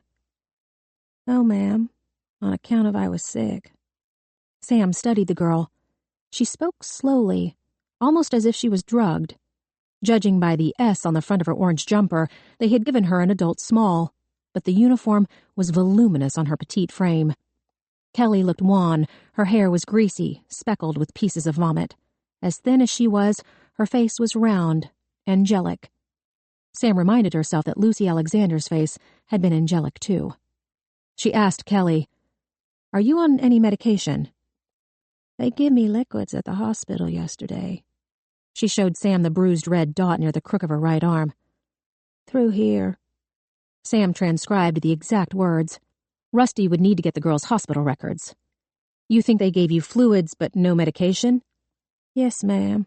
That's what I was told, on account of being shocked." "In shock?" Sam clarified. The girl nodded. "Yes, ma'am." "You're not currently on or have not taken any illegal drugs?" "Illegal drugs?" the girl asked. "No, ma'am. That wouldn't be right." Again, Sam copied her words. "And how are you feeling now?" "Okay, I guess. Not so poorly as before." Sam looked at Kelly Wilson over the top of her reading glasses. The girl's hands were still clasped under the table, shoulders rolled in, making her look even smaller. Sam could see the red of the plastic chair peeking out on either side of the girl's back. "Are you okay, or are you okay, you guess?" Kelly said, "I'm pretty scared. There's some mean people here." "Your best strategy is to ignore them." Sam jotted down some general notes about Kelly's appearance, that she looked unwashed, unkempt. Her fingernails were chewed down. Her cuticles showed dried blood. "How's your stomach now?" "It's just a little upset this time of day." This time of day. Sam made a notation and wrote down the time. "Were you sick yesterday?" "Yes, ma'am, but I didn't tell nobody. When I get like that, it usually calms down on its own, but that lady out there was nice and give me some crackers." Sam kept her gaze on her notepad. She did not want to look at Kelly because she felt an unwelcoming softening each time she did. The girl did not fit the image of a murderer, let alone a school shooter. Then again, perhaps Sam's past experiences with Zachariah and Daniel Culpepper had framed the wrong image in her mind. The fact was that anybody could kill. She told Kelly, "I'm working with my father, Rusty Quinn, until he's feeling better. Did someone tell you that he's in the hospital?" "Yes, ma'am. Them guards back at the jail were talking about it. How Mr. Rusty got stabbed." Sam doubted the guards had anything good to say about Rusty. "So, did Mr. Rusty tell you that he works for you, not your parents, and that anything you say to him is private?" "It's the law," she said. "Mr. Rusty can't tell nobody what I say." "That's correct," Sam said. And it's the same with me. We both took an oath of confidentiality. You can talk to me, and I can talk to Mr. Rusty about the things you tell me, but we can't tell anyone else your secrets. Is that hard, knowing everybody's secrets like that? Sam felt disarmed by the question. It can be, but that's part of my job requirement, and I knew that I would have to keep secrets when I decided to become a lawyer. You gotta go to school for a lot of years to do that. I did. Sam looked at her phone. She normally charged by the hour. She was not accustomed to abbreviating her time. Did Mr. Rusty explain to you what an arraignment is? It ain't a trial. That's right. Sam realized that she was modulating her voice as if she was addressing a child. This girl was 18, not 8. Lucy Alexander had been 8 years old. Sam cleared her throat. She explained, in most cases, the law requires an arraignment to take place within 48 hours of an arrest. Basically, this is when a case goes from being an investigation to a criminal case in court. There is a formal reading of a criminal charge or indictment in the presence of the defendant to inform the defendant, you, of the pending charges that have been filed against you, and afford you the opportunity to enter an initial plea into the record. I know that sounds like a lot, but soup to nuts, the entire process should take less than 10 minutes. Kelly blinked. Do you understand what I just told you? You talk really fast. Sam had worked hundreds of hours to normalize her speech, and now she had to concentrate in order to slow it down. She tried. During the arraignment, there won't be any police officers or witnesses called. Okay? Kelly nodded. No evidence will be presented. Your guilt or innocence will not be assessed or determined. Kelly waited. The judge will ask for your plea to be entered into the record. I will tell him your plea, which is not guilty. You can amend that later if you so desire. Sam paused. She had started to rev up again. Then the judge, the prosecutor, and I will discuss dates and motions and other business of the court. I will request those matters be taken up when my father, Mr. Rusty, has recovered, which will likely be within the next week. You need not speak during any part of this process. I will speak for you. Do you understand? Kelly said, Your daddy told me not to talk to nobody, and I ain't. Not unless it was the guards and telling them I was feeling sick. Her shoulders rolled farther inward. They was nice, though, like I said. Everybody's been treating me real nice here. Except for some of the mean ones? Yes, ma'am. There's been some mean ones. Sam looked down at her notes. Rusty had been right. Kelly was too agreeable. She did not seem to understand the depth of trouble that she was in. The girl would have to be evaluated for mental competency. Sam was certain she could locate someone in New York who was willing to work pro bono. Miss Quinn, Kelly asked, can I ask, do my mama and daddy know I'm in here? Yes. Sam realized Kelly had been left in the dark for the last 24 hours. Your parents weren't allowed to visit you in the jail until after the arraignment, but they are both very eager to see you. Are they mad about what happened? They're worried about you. Sam could only go on assumptions. They love you very much, though. You'll all get through this together, no matter what. Kelly's lip quivered. Tears fell from her eyes. I love them too. Sam sat back in her chair. She reminded herself of Douglas Pinkman, the way he had cheered for her at every track meet, even after she had moved up to high school. The man had been to more of Sam's events than her own father. And now, Sam was sitting across from the girl who had murdered him. She told Kelly, Your parents will be in the courtroom upstairs, but you aren't going to be able to touch them or talk to them other than to say hello. Sam hoped there were no cameras in the courtroom. She would have to make sure Kelly's parents were forewarned. Once you're transferred back to the jail, you'll be able to visit with them, but remember, anything you say to your parents or anyone else while you are in the jail will be recorded. Whether it's in the visitation room or on the telephone, someone is always listening. Don't talk to them about what happened yesterday, okay? Yes, ma'am. But can I ask, am I in trouble? Sam studied her face for signs of guile. Kelly, do you remember what happened yesterday morning? Yes, ma'am. I killed them 2 people. The gun was in my hand. Sam considered her affect, looking for signs of remorse. There was none.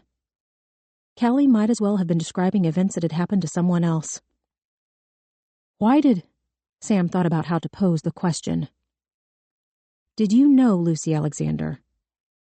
No, ma'am. I think she must have been at the elementary school, 'cause she looked real little. Sam opened her mouth and drew in some air. How about Mr. Pinkman? Well, I heard people say he wasn't a bad man, but I never got sent to the principal's office. The randomness of the victim somehow made it worse. So, they both, Mr. Pinkman and Lucy Alexander, just happened to be in the hallway at the wrong time? I guess, Kelly answered. Like I said, the gun was in my hand, and then Mr. Huckabee put it down his pants. Sam felt her heart shake inside of her chest. She looked at the timer on her phone. She made sure there was no shadow lingering at the door. She asked Kelly, Did you tell my father what you just told me? No, ma'am. I didn't say much to your daddy yesterday. I was upset 'cause they had me at the hospital, and plus my tummy was hurting like it does, and they were talking about keeping me overnight, and I know that costs a lot of money to be there. Sam closed her notepad. She capped her pen. She exchanged her readers for her regular glasses. She was in a somewhat unique situation. A defense lawyer was not allowed to put a witness on the stand knowing that the witness was going to lie. This rule explained why attorneys never wanted their clients to tell them the whole truth. The whole truth seldom made for a good defense. Everything Kelly told Sam would be held in confidence. But Sam would never call or cross-examine a witness, so she would not have her hands tied.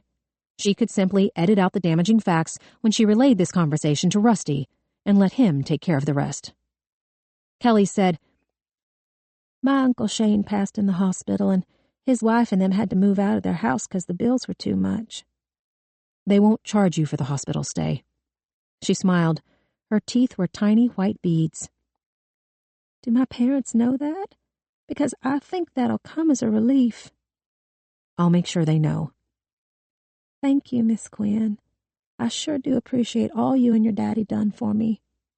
Sam rolled the pen between her fingers. She remembered something from the news last night. Do you know if the middle school has security cameras? Yes, ma'am. I got one in each of the halls, except the one by the front office got hit, and it don't get hardly anything past a certain point. It has a blind spot? I don't know that it's got that, but it can't see everything past somewhere about the middle of the hall. How do you know it can't? She raised her thin shoulders up, then held them for a second before letting them drop back down. It's just something everybody knows.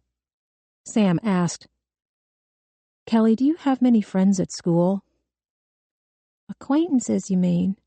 Sam nodded. Sure. I guess I know almost about everybody. I've been at the school a real long time. She smiled again. Not long enough to be a lawyer, though. Sam felt herself smile back. Do you have anyone you're particularly close to? Kelly's cheeks turned bright red. Sam recognized that type of blush. She opened her notepad. You can tell me his name. I won't repeat it to anyone. Adam Humphrey. Kelly was obviously eager to talk about the boy. He's got brown hair and eyes, and he's not real tall, but he drives a Camaro. But we don't go together, not like official or anything. Okay. How about friends who are girls? Do you have any of those? No, ma'am. Not close like I'd bring 'em home with me. She remembered. Except there was Lydia Phillips when I was in elementary school. Only she moved away when her daddy got transferred on account of the economy. Sam recorded the details in her pad. Are there teachers you're close to? Well, Mr. Huckabee used to help me with my history lessons, but he ain't done that in a while. Dr. Jody said he'd let me do some extra work to make up for missing some classes last week, but he ain't given me that work yet. And Mrs. Pinkman's... Kelly quickly bowed her head. Sam finished a line in her notes. She put down her pen. She studied the girl. Kelly had gone still. Sam asked, "Was Mrs. Pinkman helping you with English?" Kelly did not answer. She kept her head down. Her hair covered her face. Sam could hear her sniff. Her shoulders began to shake. She was crying. "Kelly," Sam said, "why are you upset?" "'Cause Mr. Pinkman wasn't a bad man." She sniffed again. "And that girl was just a baby." Sam clasped her hands together. She leaned her elbows on the table. "Why were you at the middle school yesterday morning?" "'Cause," she mumbled. "Because why?" "'Cause I brung the gun from my daddy's glove box," she sniffed. "And I had it in my hand when I killed them 2 people. The prosecutor and Sam wanted to press, but she wasn't here to break the girl. "Kelly, I know you're probably tired of hearing me say this, but it's important. You are never to tell anyone what you just told me, okay? Not your parents, not friends, not strangers, especially not anyone you meet in jail." "They ain't my friends," is what Mr. Rusty said. Kelly's voice was muffled behind the cascade of thick hair. "They might try to get me in trouble so they can get out of trouble themselves." "That's right. No one you meet in here is your friend, not the guards or your fellow inmates or the janitor or anyone else." The girl sniffed. The handcuff chain was clinking under the table again. "I ain't talked to none of them. I just kept to myself like I do." Sam pulled the rest of the tissues from her purse and passed them to Kelly. "I'll speak with your parents before you see them and make sure they know not to ask you about what happened." Sam assumed that Rusty had given the Wilsons that speech already, but they were going to hear it from Sam before she left town. "Everything you told me about yesterday is between you and me, okay?" She sniffed again. "Okay." "Blow your nose." She waited for Kelly to do as she was told, then said, "Tell me about Adam Humphrey. Did you meet him in school?" Kelly shook her head. Sam could still not see her face. All she saw was the top of her head. Sam asked, "Did you meet Adam when you were out? For instance, at a movie or at church?" Kelly shook her head again. "Tell me about the yearbook in your closet." Kelly quickly looked up. Sam expected to see anger, but she saw fear. "Please don't tell nobody." "I won't," Sam promised. "Remember, everything here is confidential."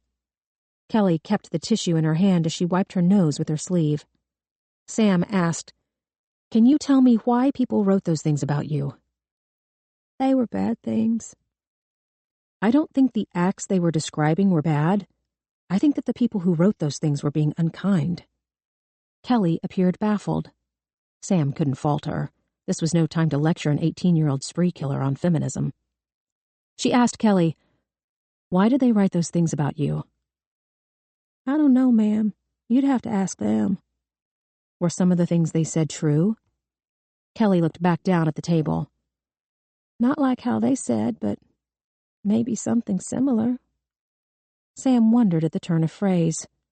The girl was not so slow that she couldn't obfuscate. "Were you angry because they were picking on you?" "No," she said.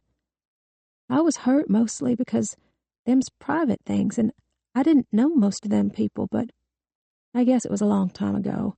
A lot of 'em could have graduated already." "Has your mother seen the yearbook?" Kelly's eyes went wide. This time she looked scared. "Please don't show my mama." "I won't," Sam promised.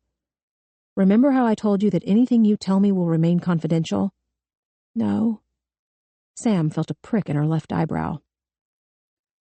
"When I first walked into the room, I explained to you who I am and that I work with my father, and that we have both taken an oath of confidentiality." "No, ma'am, I don't remember that last part."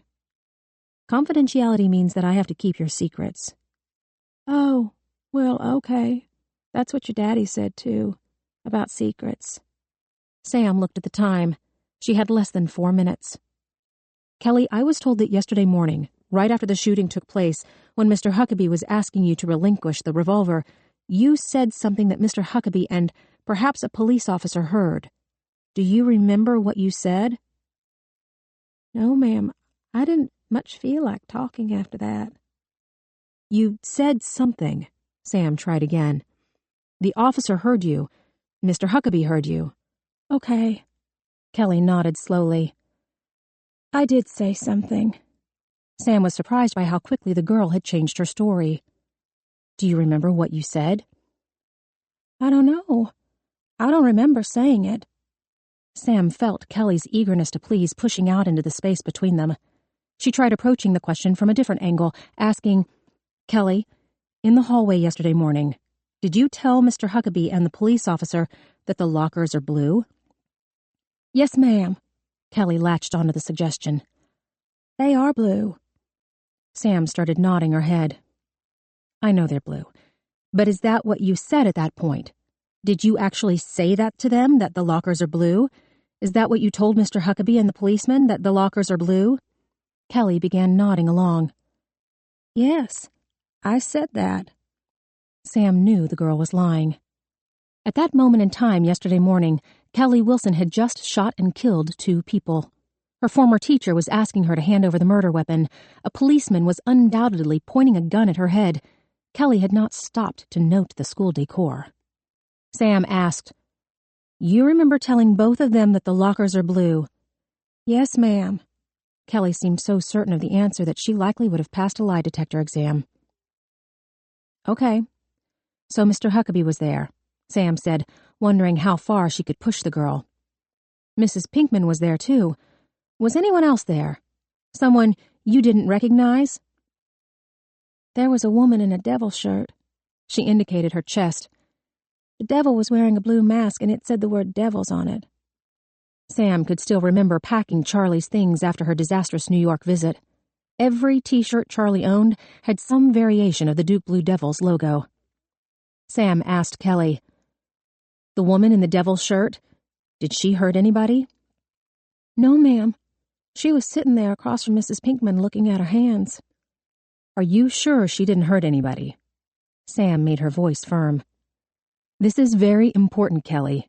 You need to tell me if the woman in the devil's shirt hurt anyone. Well... Kelly studied Sam's face, looking for cues. I don't know if she did, on account of I was sitting. Very slowly, Sam began to nod again. I think you saw the devil's woman hurt someone, even though you were sitting down. The evidence shows that you saw her, Kelly. There's no point in lying. Kelly's uncertainty returned. I don't mean to lie to you. I know you're trying to help me. Sam made her voice firm. Then admit the truth. You saw the woman in the devil's shirt hurt someone. Yes, ma'am. Kelly nodded too. Now that I think on it, maybe she hurt somebody. Did she hurt you?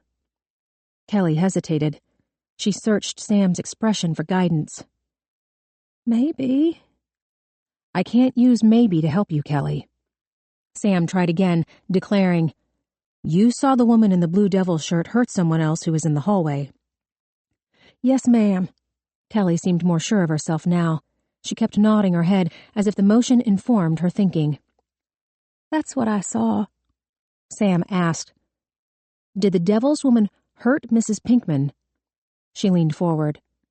Because Mrs. Pinkman was right there, Kelly. You told me as much not a few seconds ago. Do you think the devil's woman could have hurt Mrs. Pinkman? I think so. Kelly continued to nod, because that was part of the pattern.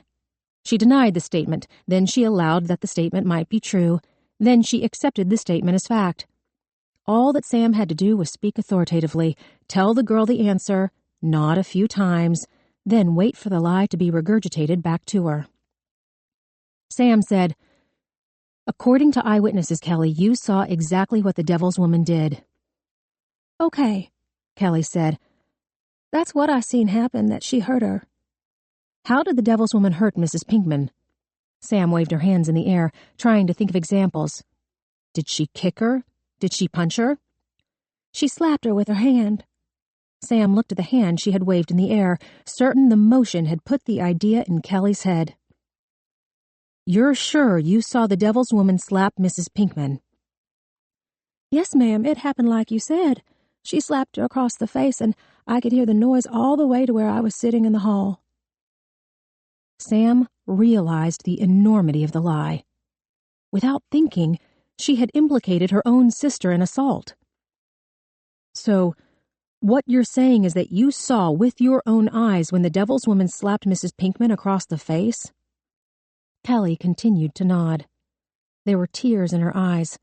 She clearly wanted to please Sam, as if pleasing her would somehow unlock the secret to getting her out of this living nightmare. Kelly whispered, "I'm sorry." "It's all right." Sam didn't push her further because the exercise had proven her point. Given the right kind of leading question, the right tone, Kelly Wilson probably would have said Charlie murdered Judith Pinkman with her own hands. The girl was so suggestible. She could have been hypnotized. Sam checked her phone. 90 seconds remained, plus the 1-minute buffer. "Did the police talk to you yesterday before Mr. Rusty did?" "Yes, ma'am. They talked to me at the hospital." "Did they read you your Miranda rights before they spoke with you?" Sam could tell she did not understand. "Did they say, you have the right to remain silent, you have the right to counsel? Did they say any of that to you?" "No, ma'am. Not in the hospital, because I would have remembered that from the TV." Sam leaned across the table again. "Kelly, this is very important. Did you say anything to the police before you talked to my father?" "This one older fella, he kept talking to me. He rode with me in the ambulance to the hospital, and then he stayed in my room to make sure I was okay." Sam doubted the man was concerned about her well-being. "Did you answer any of his questions? Did he interrogate you?" "I don't know." "Were you handcuffed when he talked to you?" "I ain't sure. In the ambulance, you mean?" "Yes." "Well, no. Not then, not that I remember." "Do you remember exactly when you were handcuffed?" "It was at some point." Sam wanted to throw her pen across the room. "Kelly, it's very important that you try to remember. Did they interrogate you at the hospital before my father told you not to answer any questions?" "I'm sorry, ma'am. I don't remember much from yesterday."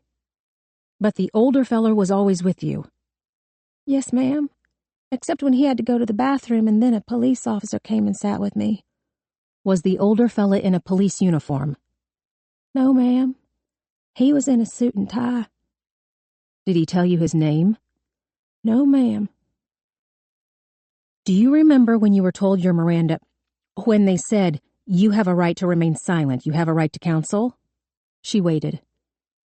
"Kelly, do you remember when you were told those words?" Kelly could clearly see this was important. "Maybe in the police car on the way to the jail this morning." "But it wasn't at the hospital." "No, ma'am. It was sometime this morning, but I don't know what time exactly." Sam sat back in the chair. She tried to think this through. If Kelly had not been read her Miranda rights until this morning, then anything she said before that time could technically be inadmissible in court. "Are you sure this morning was the first time they told you your rights?" "Well, I know this morning it was the older fella that done it." She shrugged her thin shoulders. "Maybe if he did it before, you can see it on the videotape." "What videotape?"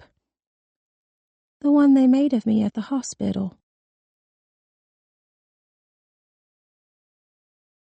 Chapter 11. Sam sat alone at the defense table. Her purse was on the floor. Her cane was folded up inside.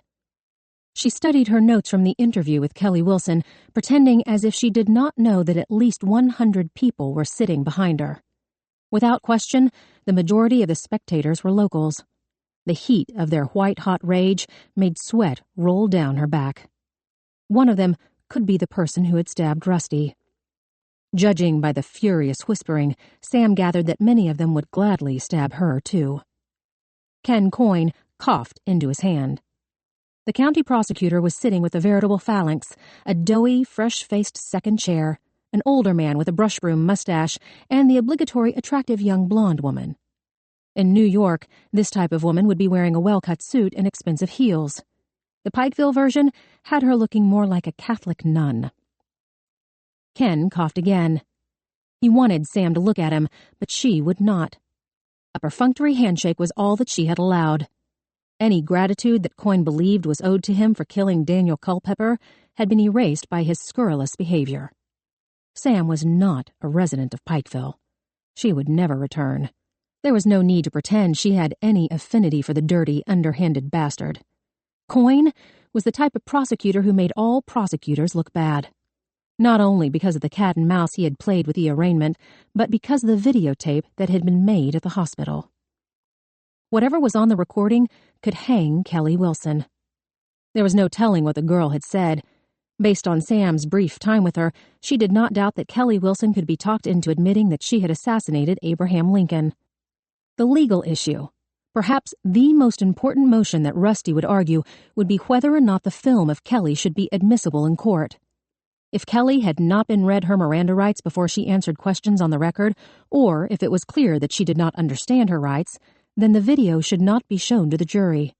Technically, that was how it was supposed to work. But this was a legal matter. There were always workarounds. Ken Coyne would argue that Miranda did not matter because Kelly had voluntarily made the recorded statements. There was one giant legal hurdle in his way.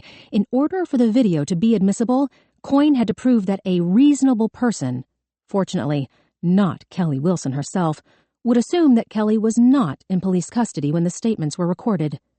If Kelly believed that she was under arrest, that handcuffs and fingerprints, impressions, and a mugshot were imminent, then she was entitled to the reading of her rights. Ergo, no Miranda rights, no film shown to the jury. At least, that was how it was supposed to work. There were other weak links in the system, including the mood of the judge.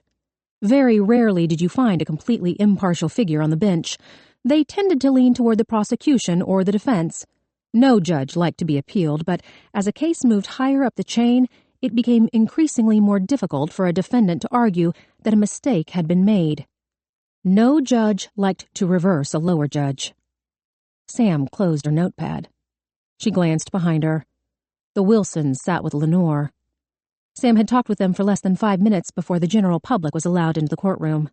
Cameras clicked as photographers caught Sam making eye contact with the killer's parents. Video cameras seemed to be banned from the courtroom, but there were plenty of reporters recording every moment with their pens. This was not the appropriate setting for a reassuring smile, so Sam nodded to Ava, then to Eli. Both nodded back, their jaws clenched as they clung to one another. Their clothes were stiff with newness, the creases from hangers and folds pronounced on their arms and shoulders. The first thing they had asked Sam after establishing Kelly's disposition was when they would be able to return to their home. Sam had been unable to provide a definitive answer. The Wilsons took the lack of information with a type of resignation that seemed ingrained in their souls. They were clearly part of that forgotten swath of poor, rural people. They were accustomed to waiting for the system to play out, usually not in their favor. The hollowed looks in their eyes reminded Sam of the images of refugees in magazines. Perhaps there were parallels. Ava and Eli Wilson were completely lost, forced into an unfamiliar world, their sense of safety, their sense of peace, everything that they cherished from their life before, was gone. Sam reminded herself that Lucy Alexander and Douglas Pinkman were gone, too. Lenore leaned over and whispered something to Ava. The woman nodded. Sam noted the time. The hearing was about to begin. Kelly Wilson's entrance was announced by the distant jingle of chains, as if Santa Claus and his sleigh were on the other side of the wall. The bailiff opened the door, cameras clicked, murmurs filled the courtroom. Kelly was ushered in by 4 armed guards, each of them so large that the girl was lost in a sea of flesh. She was reduced to shuffling her feet because they had put her in 4-point restraints. The guard on the right held her by the arm, his fingers overlapped. The man was so muscular, he could have picked up Kelly one-handed and placed her in the chair. Sam was glad that he was standing beside Kelly. The moment the girl saw her parents, her knees gave out. The guard kept her from falling to the floor. Kelly began to wail. "Mama!" She tried to reach out, but her hands were chained to her waist. "Daddy!" she yelled. "Please!" Sam was up and across the room before she could think about how she managed to move so quickly. She grabbed Kelly's hands. "Look at me." The girl would not look away from her parents. Mama, I'm so sorry. Sam squeezed Kelly's hands harder, just enough to cause pain. "Look at me," she demanded. Kelly looked at Sam. Her face was wet with tears. Her nose was running. Her teeth chattered. "I'm here," Sam said, holding firm to her hands. "You're okay. Keep looking at me." "We all right?" the bailiff asked. He was an older man, but the hand resting on the butt of his taser was steady. Sam said, "Yes, we're all right." The guards unlocked the chains from Kelly's ankles, her wrists, her waist. "I can't do this," Kelly whispered. "You're okay," Sam insisted, willing her to be so. "Remember how we talked about people watching you?" Kelly nodded. She used her sleeve to wipe her nose, holding firm to Sam's hands. Sam said, "You need to be strong. Don't upset your parents. They want you to be a big girl, all right?" Kelly nodded again. "Yes, ma'am." "You're okay," Sam repeated. The chains hit the floor. One of the guards leaned down and gathered them in one hand. Sam leaned into the girl's shoulder as they walked to the table. Sam sat down. The guard pushed Kelly down into the chair beside her. Kelly looked back at her parents. "I'm okay," she told them, her voice quivering. "I'm okay." The door opened to the judge's chamber. The court clerk said, "All rise for Judge Stanley Lyman." Sam nodded to Kelly, indicating that she should stand. As the judge walked to the bench, Kelly grabbed Sam's hand again. Her palms were soaked with sweat. Stan Lyman appeared to be Rusty's age, absent the avuncular spring in his step. Judges were a varied breed. Some were confident enough to simply take their place at the bench. Others sought to establish their dominance the moment they entered the courtroom. Stan Lyman fell into the latter category. He scowled as he scanned the gallery, the overflowing prosecution table. His gaze stopped on Sam. He performed an almost mechanical assessment of every section of her body, as if processing her through an MRI. She had not been so thoroughly inspected by a man since her last physical. He banged his gavel, his eyes still on Sam. "Be seated." Sam sat, pulling Kelly down beside her. The unwelcome butterflies returned. She wondered if Charlie was watching from the gallery. The clerk announced, "This is case number OA 15-925, Dickinson County versus Kelly Renee Wilson for arraignment." She returned to Ken Coyne. "Counsel, please state your name for the record." Coyne stood and addressed the judge. "Good afternoon, Your Honor. Kenneth C. Coyne, Darren Nickleby, Eugene Cotton Henderson, and Kaylee Collins for the county." Lyman gave a stern nod. "Good afternoon." Sam stood again. "Your Honor, Samantha Quinn for Miss Wilson, who is present." "Afternoon." Lyman nodded again. "This arraignment will qualify as a probable cause hearing. Miss Quinn, if you and Miss Wilson will stand for arraignment." Sam nodded for Kelly to stand beside her. The girl was shaking again. Sam did not hold her hand. Kelly would be in and out of courtrooms for the next several years. She needed to learn to stand on her own. "Miss Quinn," Lyman stared down at Sam from the bench. He had gone off script. "You will remove those sunglasses in my courtroom." Sam was momentarily bewildered by the request. Her lenses had been darkened for so many years that she hardly remembered. "Your Honor, these are my prescription glasses. They're tinted for a medical condition." "Come up here." He waved her to the bench. "Let me see them." Sam felt the mad thumping of her heart in her chest. 100 sets of eyes were on her back. Cameras were clicking. Reporters were noting every word. Ken Coyne coughed into his hand again, but said nothing to vouch for her. Sam left her cane in her purse. She burned with humiliation as she limped toward the judge. The cameras sounded like dozens of grasshoppers rubbing together their legs. The images they captured would be printed in newspapers, perhaps shown online where Sam's colleagues would see them. The stories that accompanied the photos would likely delve into why she needed her glasses. The locals in the gallery, the ones who had been around for years, would gladly provide the details. They were scrutinizing Sam's gait, trying to see how much damage the bullet had done. She was a veritable freak at the circus sideshow. At the bench, Sam's hand trembled as she removed her glasses. The harsh fluorescent light stabbed into her corneas. She told the judge, "Please be careful with them. I didn't bring a spare." Lyman took the glasses roughly, then held them up for inspection. "Were you not told to dress appropriately for my courtroom?" Sam looked down at her outfit, the same variation on the black silk blouse and flowing black pants she wore every day. "I beg your pardon?"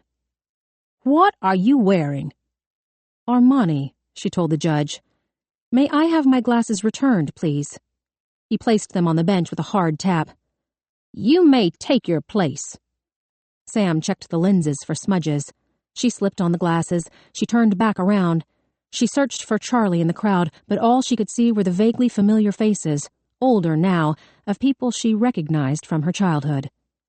The walk back was longer than the walk to the bench. She reached out for the table. At the last minute, she saw Ben sitting in the gallery directly behind Ken Coyne. He winked at her, smiling his encouragement. Kelly took Sam's hand as they stood together. She repeated Sam's encouragement back to her. "You're okay." "I am, thank you." Sam let the girl hold her hand. She was too rattled to do otherwise. Judge Lyman cleared his throat a few times. That he had seemingly realized the hell he'd put Sam through came as no consolation. She knew from experience that some judges covered their mistakes by punishing the lawyer from whom it had been elicited. He said, "Miss Quinn, do you waive the full reading of the charges against Miss Wilson?" Sam was tempted to tell him no, but the departure from the norm would only drag out the proceedings. "We do." Lyman nodded to the clerk. "You may arraign Miss Wilson and advise her of her rights."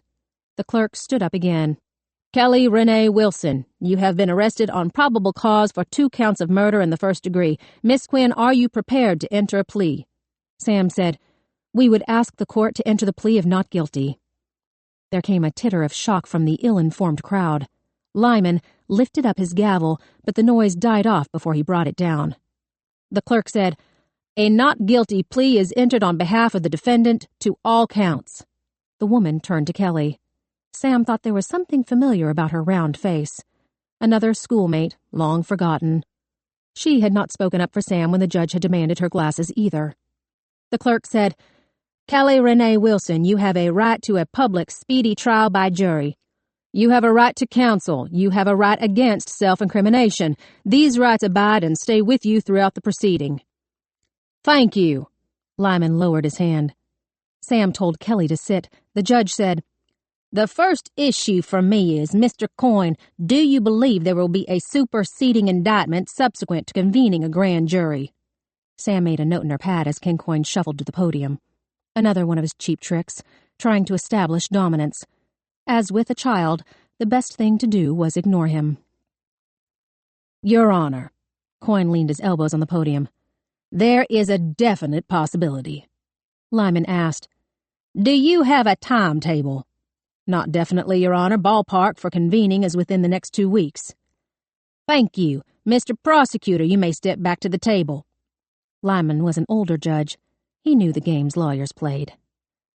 "And the disposition of the defendant pending trial?" Coyne took his place behind the table as he addressed the judge. "We will hold the defendant either at the city or county jail, whichever is deemed the safest place for her." "Miss Quinn?" the judge asked.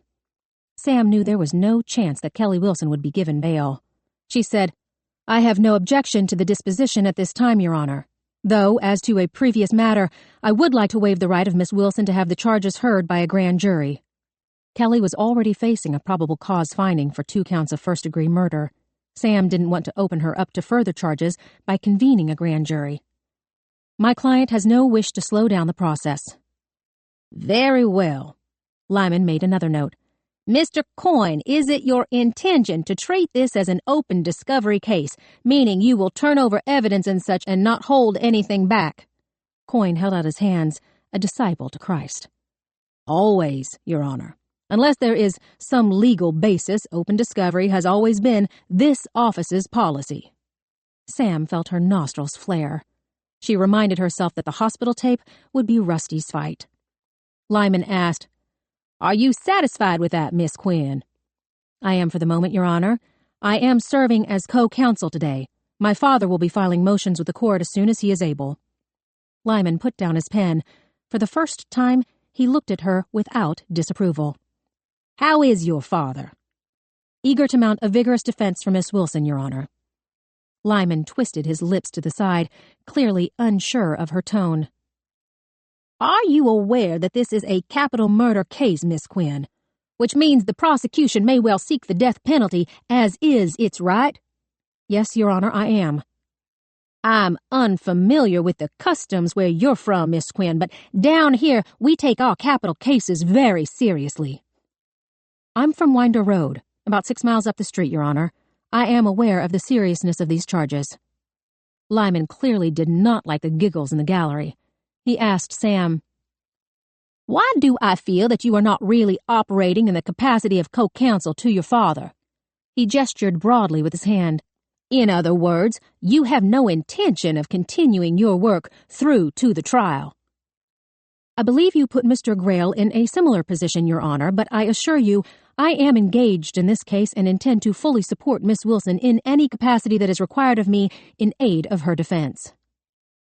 "All right."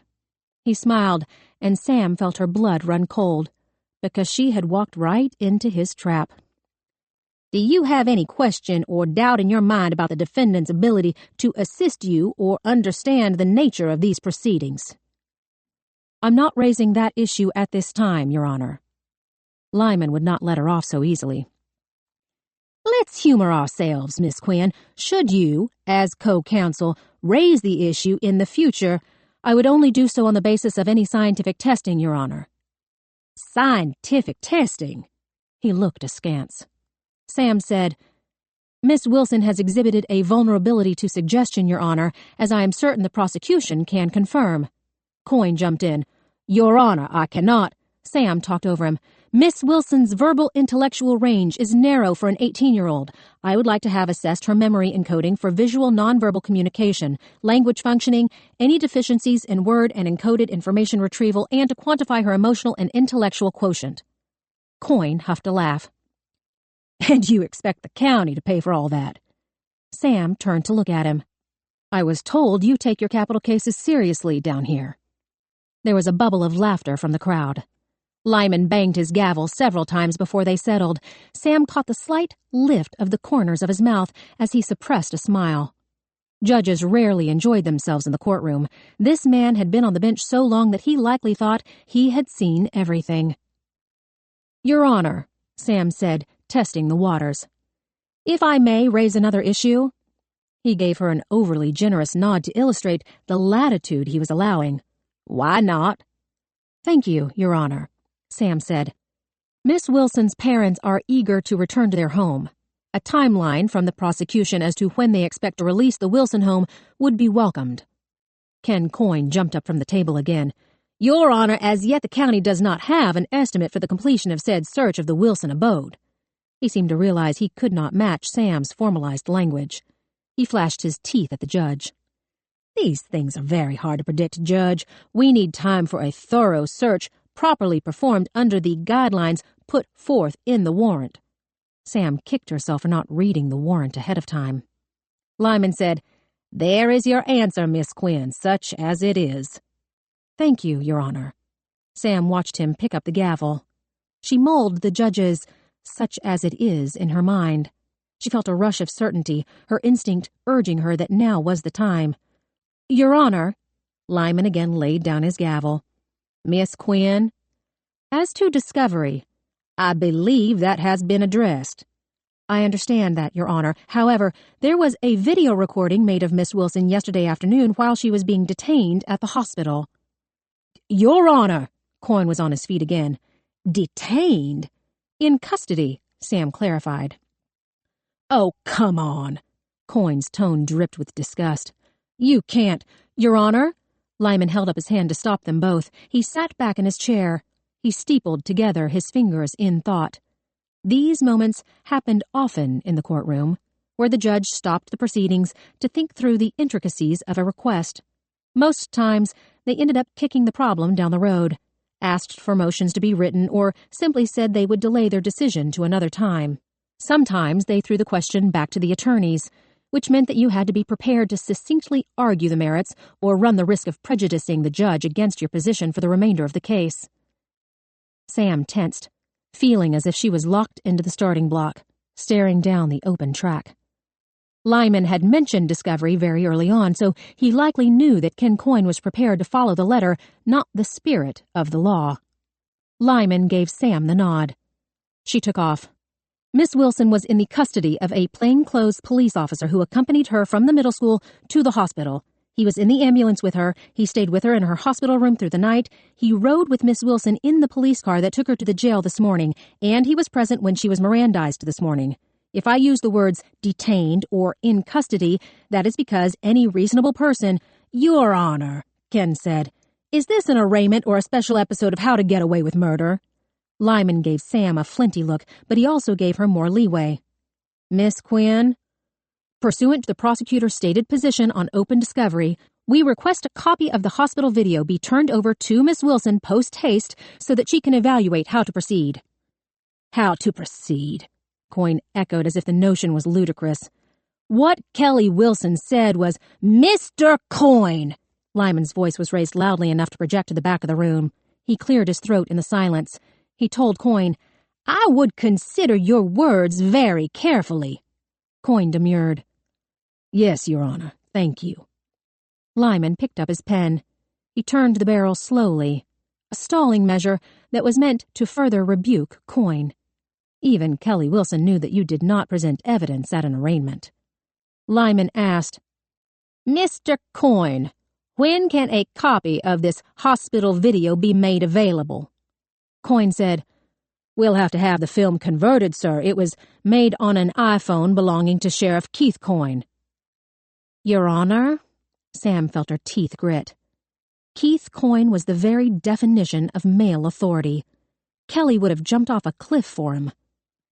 Can I be clear? As you gathered, I've been away for a while. Sheriff Coyne is Prosecutor Coyne's brother? You know he is, Samantha. Coyne leaned toward the judge, his hand gripping the edge of the table. Your Honor, I've been told we'll need to get somebody up from Atlanta to make sure the video transfer is done properly. There's a cloud or something involved. I'm no expert in these things. I'm just an old boy who misses the kind of phones that weighed 20 pounds and cost $2 a month to rent from Ma Bell. He grinned at the judge, who was roughly his age. Sir, these things take money and time. Spend the money, rush the time, Lyman said. Miss Quinn, is there anything else? Sam felt the euphoria that came from knowing a judge was leaning her way. She decided to push her luck. Your Honor, on the subject of video recordings, we would also ask for the footage from the security cameras at school to be turned over as quickly as possible so that our experts have time to analyze them. Coyne rapped his knuckles once on the table, clearly on his back foot. That's gonna take a while too, Your Honor. My own people haven't viewed that footage. We have a responsibility to the privacy of other folks at the school at the time of the shooting to make sure we are turning over only evidence that the defendant is entitled to per the rules of discovery. Lyman appeared dubious. You yourself have yet to view the footage taken from the middle school yesterday morning. Coyne's eyes shifted. My people have not, no, sir. All of your people need to view it. Experts, sir. Coyne grasped at straws. We need— I'll put you out of your misery, Lyman said, obviously agitated. For your people to view this footage would take 1 week, 2 weeks. I could not hazard a guess, Your Honor. The level of moving pieces is— I'll expect your answer to my question by the end of the week. He picked up the gavel, ready to end the hearing. Sam said, If I may, Your Honor. He rolled the gavel in the air, urging speed. Could the prosecutor tell me if I need to retain an expert in auditory analysis as well? It's often time-challenging to locate qualified professionals. Lyman said, I have found in order to locate a courtroom professional, you need only drag a $100 bill through a university parking lot. He smiled as some of the reporters laughed at the purloined joke. Mr. Coyne. Coyne looked down at the table. His hand was on his hip, suit coat unbuttoned, tie askew. Your Honor, Sam waited.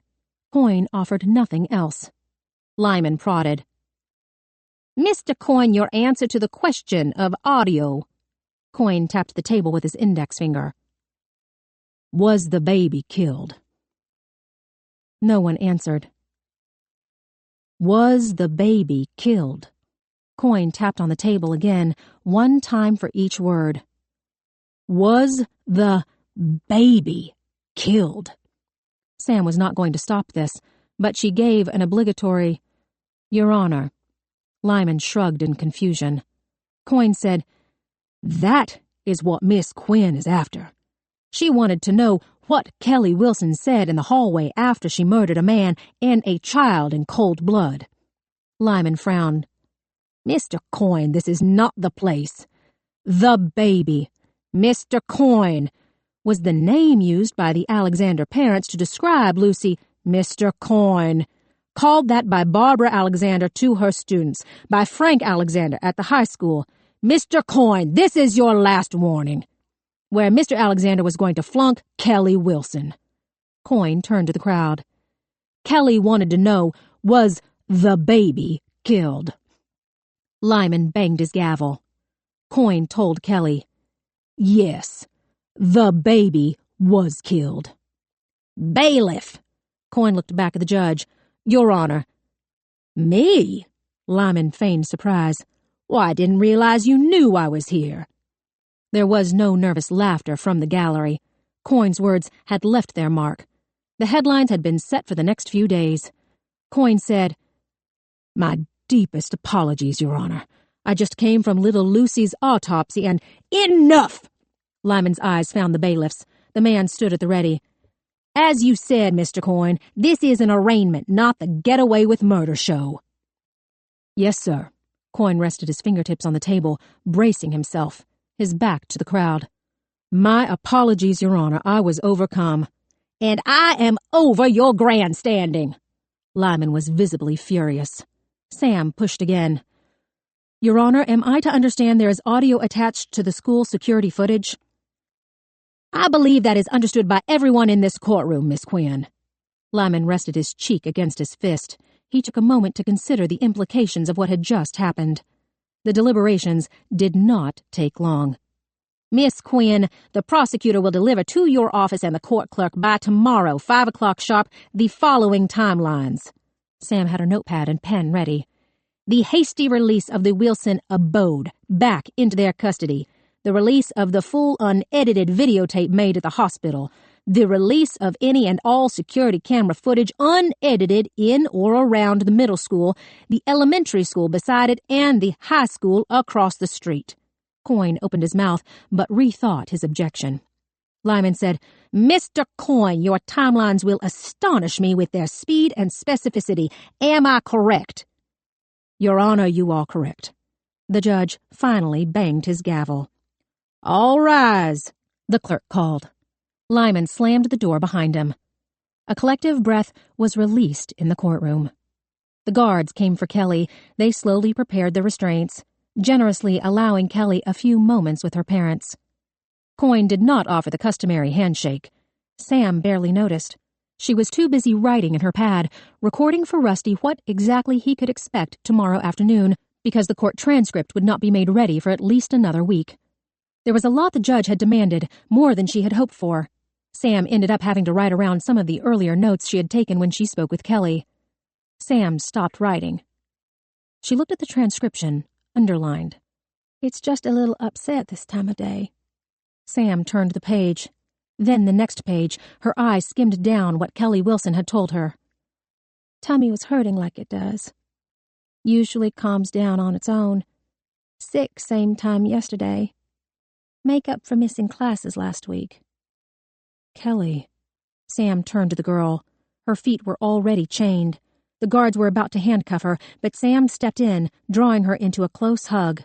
The orange jumper bunched up under Kelly's arms, her stomach pressed against Sam's. Kelly whispered, "Thank you, Miss Quinn." "You'll be okay," Sam told her. "Remember what I told you about not talking to anyone?" "Yes, ma'am. I'll keep to myself." She held out her thin wrists so that the guards could cuff together her hands. The chain was wrapped around her waist. Sam resisted the need to tell them not to wrap the chain too tightly. Lucy Alexander was not the baby that Kelly Wilson had been concerned about. Chapter 12. Sam carefully negotiated the steep loading ramp outside the courthouse. The stench of rotting food had dissipated, or perhaps she had become accustomed to the smell. She looked up at the sky. The orange sun grazed the distant mountaintops. Dusk was a few hours away. She had no idea where she was going to sleep tonight, but she had to speak to Rusty before she left town. He needed to know that Kelly Wilson could be carrying the motive for her crimes in her belly. Morning sickness did not always come in the morning. Sometimes it came in the afternoon, but the key factor was that it came at roughly the same time every day, commonly during the first trimester. That would explain why Kelly was missing classes at school. It would also explain the round bump of her belly that Sam had felt when she had hugged the girl so tightly. Kelly Wilson was several weeks pregnant. Lenore's red car made a wide circle, stopping a few feet from the bottom of the ramp. "Sammy!" Charlie jumped out of the front seat. "You were fucking fantastic in there! Oh my God!" She threw her hand around Sam's waist. "Let me help you." "Give me a minute," Sam said. Her body was at the point where standing was easier than sitting down. "You could have warned me about the judge." "I said he was a hard-ass," Charlie said. "But Jesus, you made him smile. I've never seen him smile. And you had Coin sputtering like a broken sprinkler. That stupid asshole laid out his case right in the middle of the arraignment." Lenore got out of the car. Charlie was beaming. "Didn't my big sister play Ken Coin like a fucking fiddle?" Lenore said. "I was impressed," she said begrudgingly. "That judge." Sam took off her glasses to rub her eyes. "I had forgotten." "That you look like a Victorian-era Dracula?" Dracula was set in Victorian times. Sam put on her glasses. "Rusty's top priority should be finding an expert to evaluate Kelly. Either she's deficient or she's clever enough to pretend. She could be fooling us all." Charlie huffed a laugh. "Dad, maybe, but she can't fool you." "Didn't you say that I was too smart to know how stupid I am?" "You're right, we need an expert," Charlie said. "We'll also have to find someone who's good with false confessions. You know that hospital recording is going to show hope of benefit." "Maybe." Sam was worried that Ken and Keith Coyne were too clever to show their work.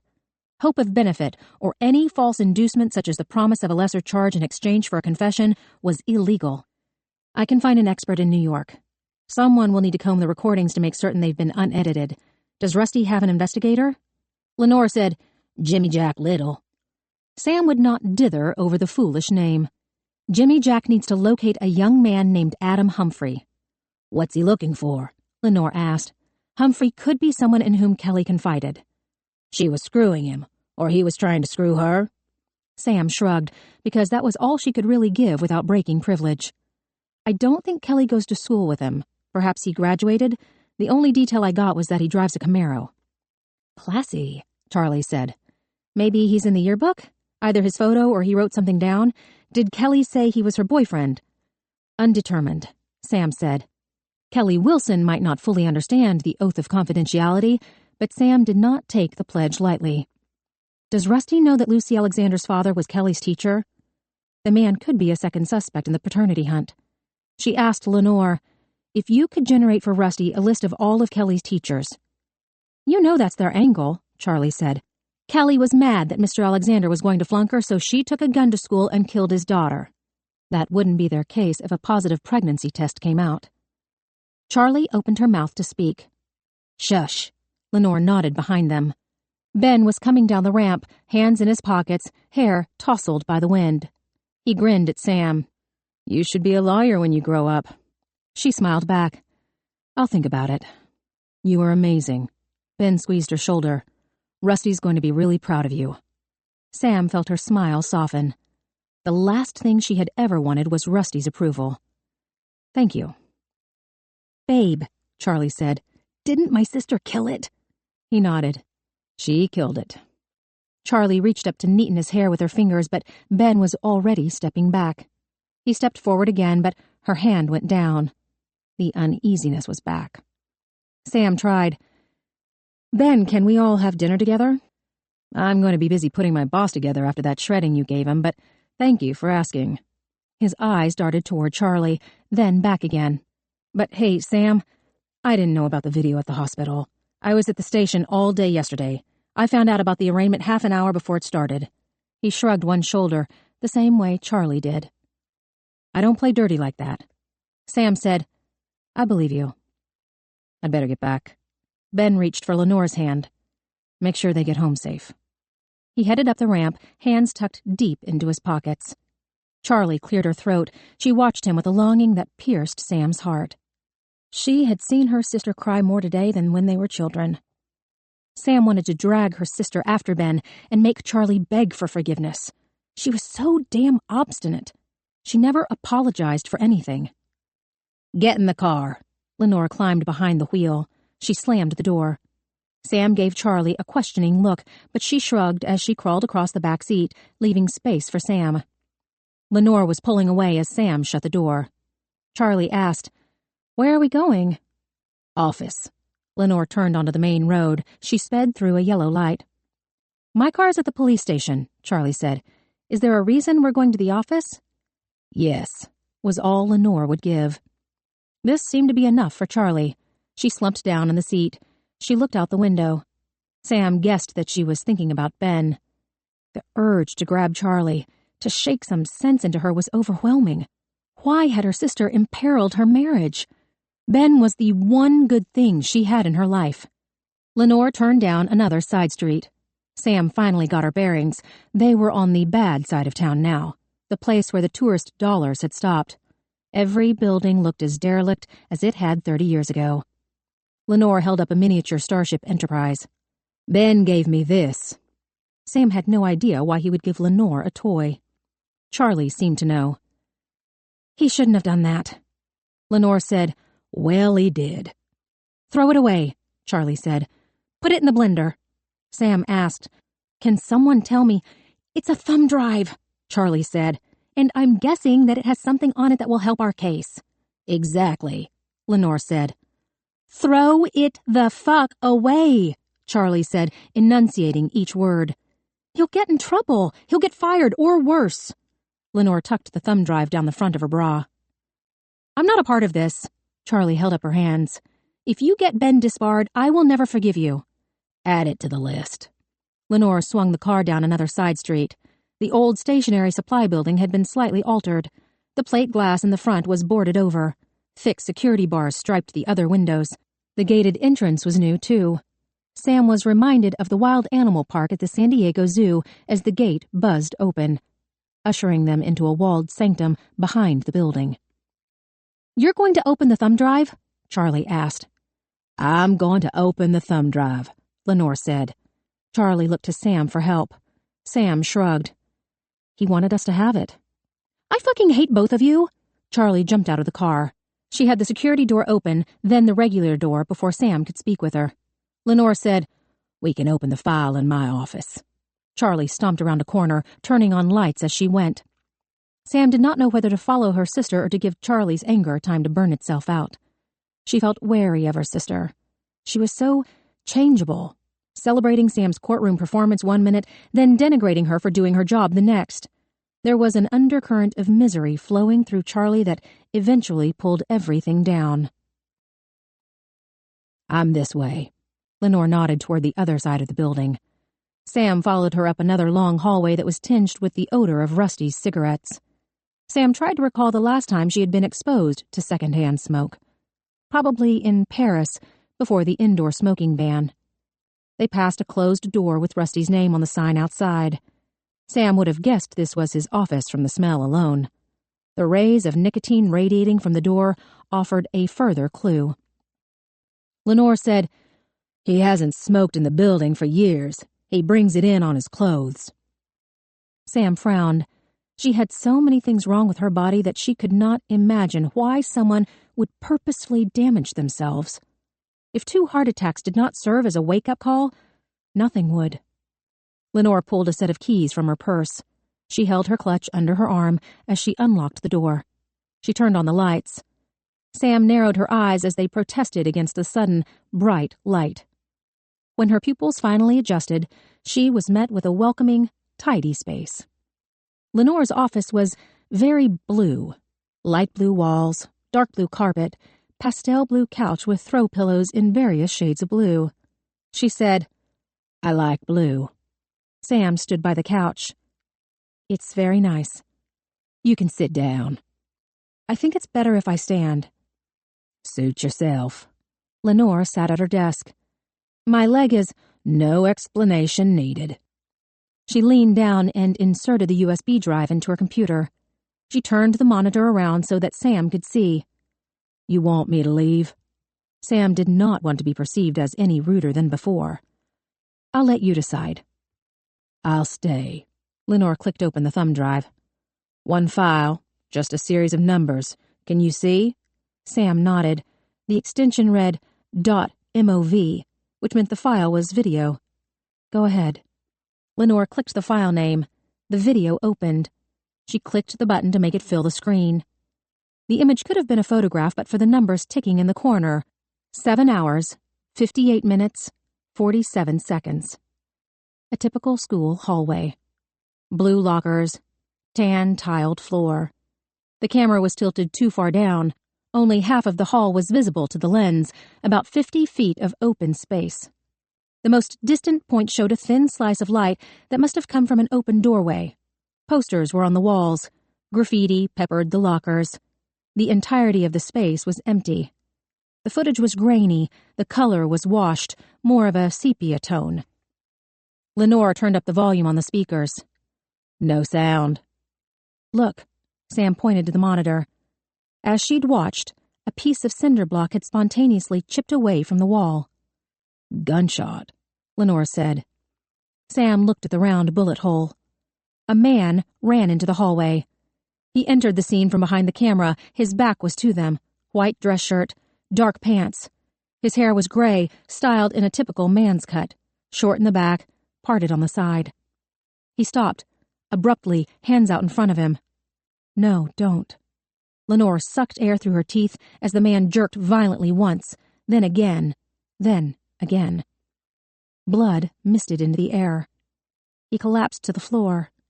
Sam saw his face. Douglas Pinkman. Shot once in the chest, twice in the head. A black hole replaced his right eye. A river of blood began to flow around his body. Sam felt her hand cover her mouth. Lenore said, "Oh, God." A small figure had rounded the corner. Her back was to the lens, pigtails flopping on either side of her head. Princess backpack, shoes that lighted up, arms swinging. She came to an abrupt stop. Mr. Pinkman, dead on the floor. Lucy Alexander fell quickly, landing on the incline of her backpack. Her head lolled back. Her legs splayed. Her shoes pointed up at the ceiling. The little girl tried in vain to raise her head. She touched her fingers to the open wound at her neck. Her mouth was moving.